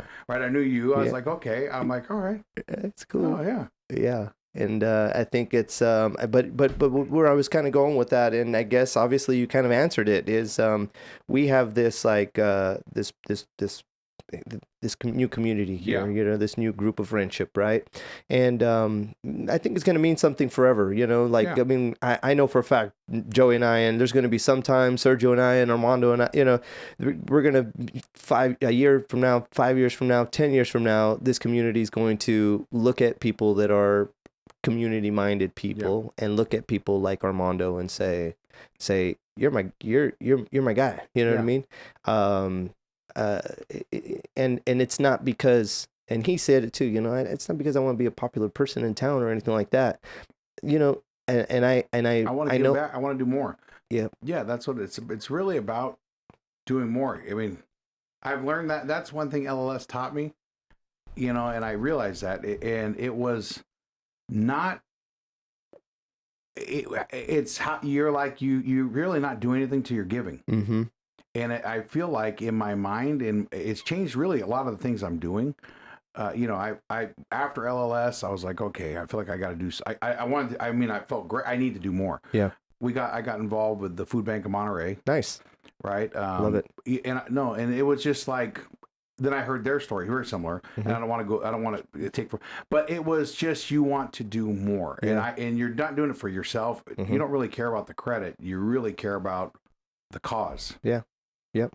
Right. Does that make sense? Absolutely. And it's just, and that's what it is. It's something that's way bigger than you and way bigger than me. Right. Yep. I love it.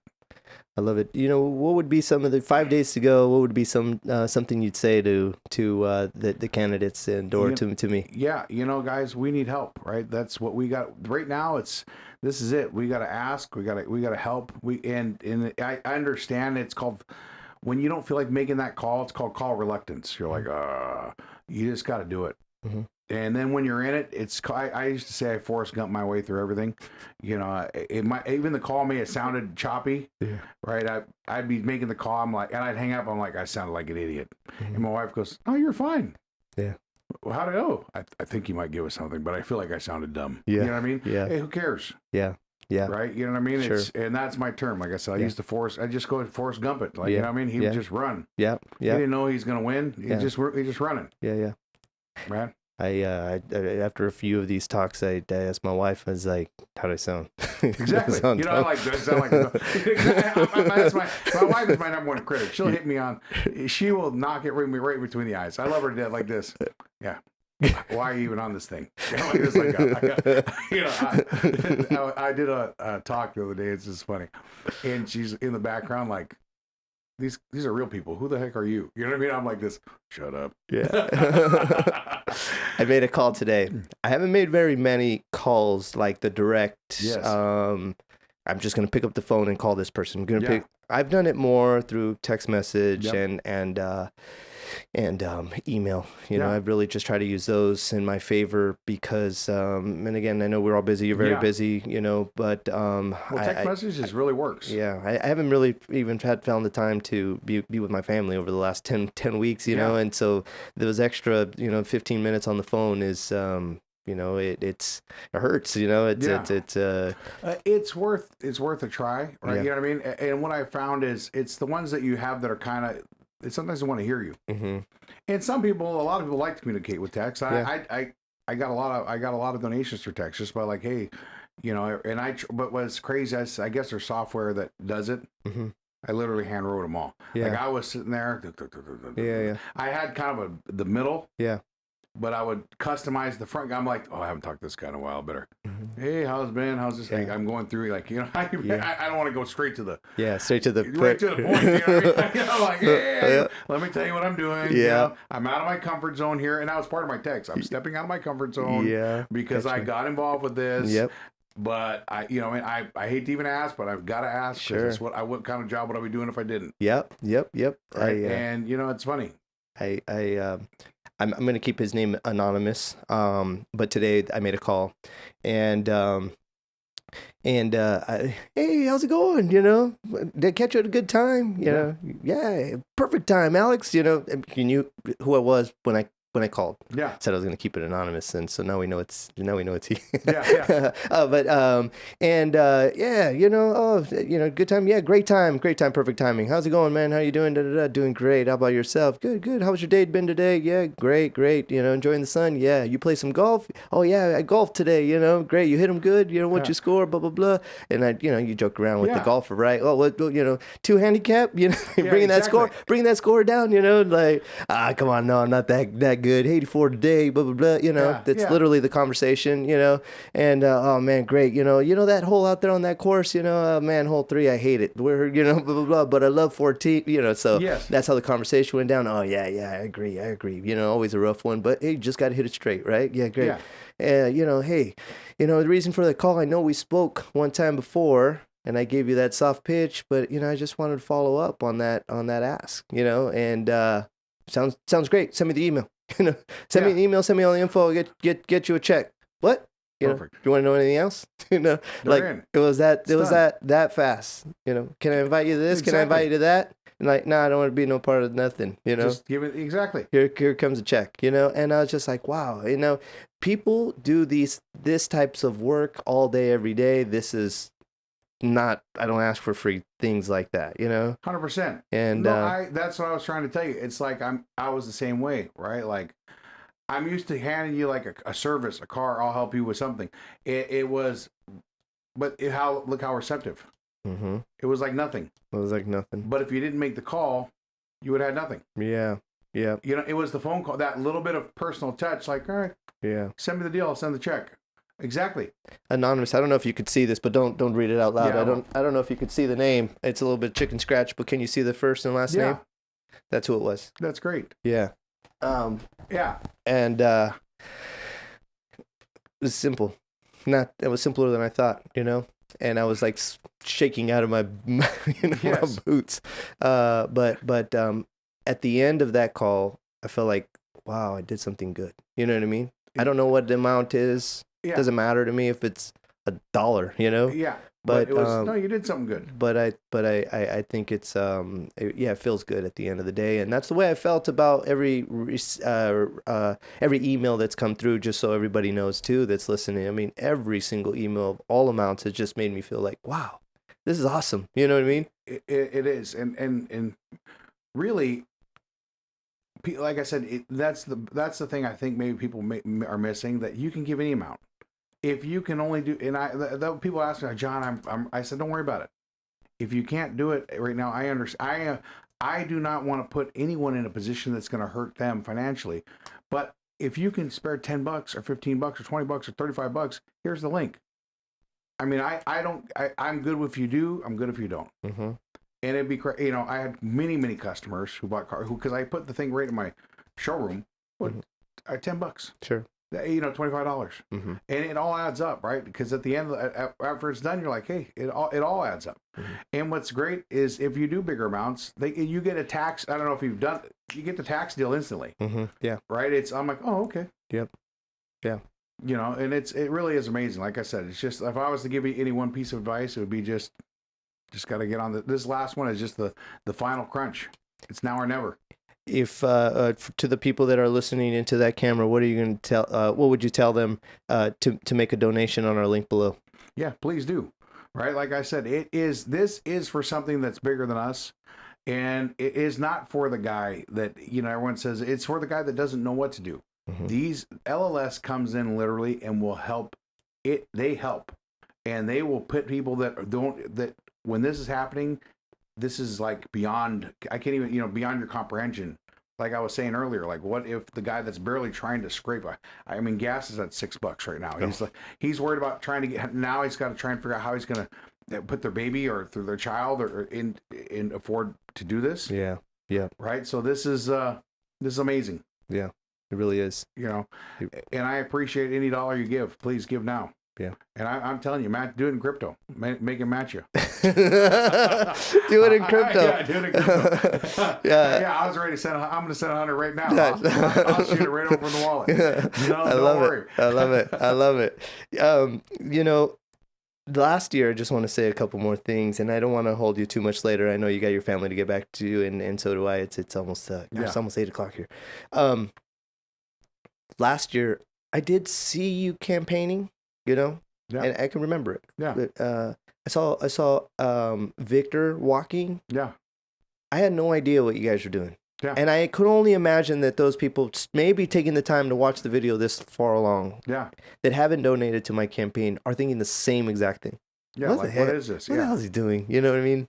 Like, just stop. You know what I mean? Because all the people might have the mindset. You know what I mean? Like, maybe do. Like, hey, no, stop asking me. You know what I mean? You're bugging people too much. You know, I've heard, you know, you're bugging people too much. And it's like, I've asked once, I've asked twice, hey, 3 times. And hey, if they're not, you know. But it's not like you're not asking for you. I'm not asking for me. Yeah, you got to tell them, and that's the thing. It's not me. It's not my money. Don't do it for me. Yeah. You're doing it for them. Yeah. Right. This is not. I am the person who's bringing the message, but I am not the person who's receiving the gift. Yep. Right. Absolutely. You know what I mean? The messenger. We are just helping. Yep. I'm facilitating for somebody else for something way bigger than me. Yeah. Yeah, and I understand. I understand if right now you cannot do it. Yeah. I got it.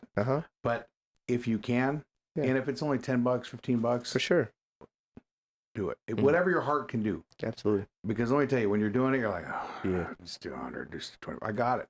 Yeah. It's the same thing. If I can do it, but I don't. We're not here, and this is not to take money. We're not trying to gather money. We're not trying to make you so you can't feed your family or pay your bills. Absolutely. This is absolutely to help people that are in a situation, and it really is going to find a cure.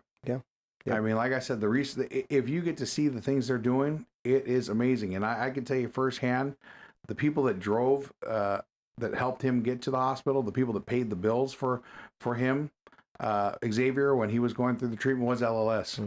That's awesome. In fact, you know, that was part of my campaign. Is I showed they sent one of the things they sent my son sent me the card, you know, like a card, like he had spent a year since he passed, and we just, you know.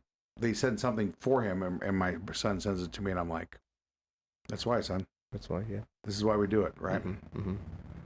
John, this has been again a real huge honor to have you here with me. I appreciate it, Alex. Like I said, I love your setup. Yeah, I appreciate you. I think you're doing an amazing thing, and if anyone is out there watching right now, I mean, give what you can. Yeah, and you know what I mean. And I will give him $100 in crypto so he can match it. So he will get his first $100. I'll have that done before I get home. Or about when I get home. I love it. I love it. All right. We're gonna do some crypto donations, crypto matching. Absolutely.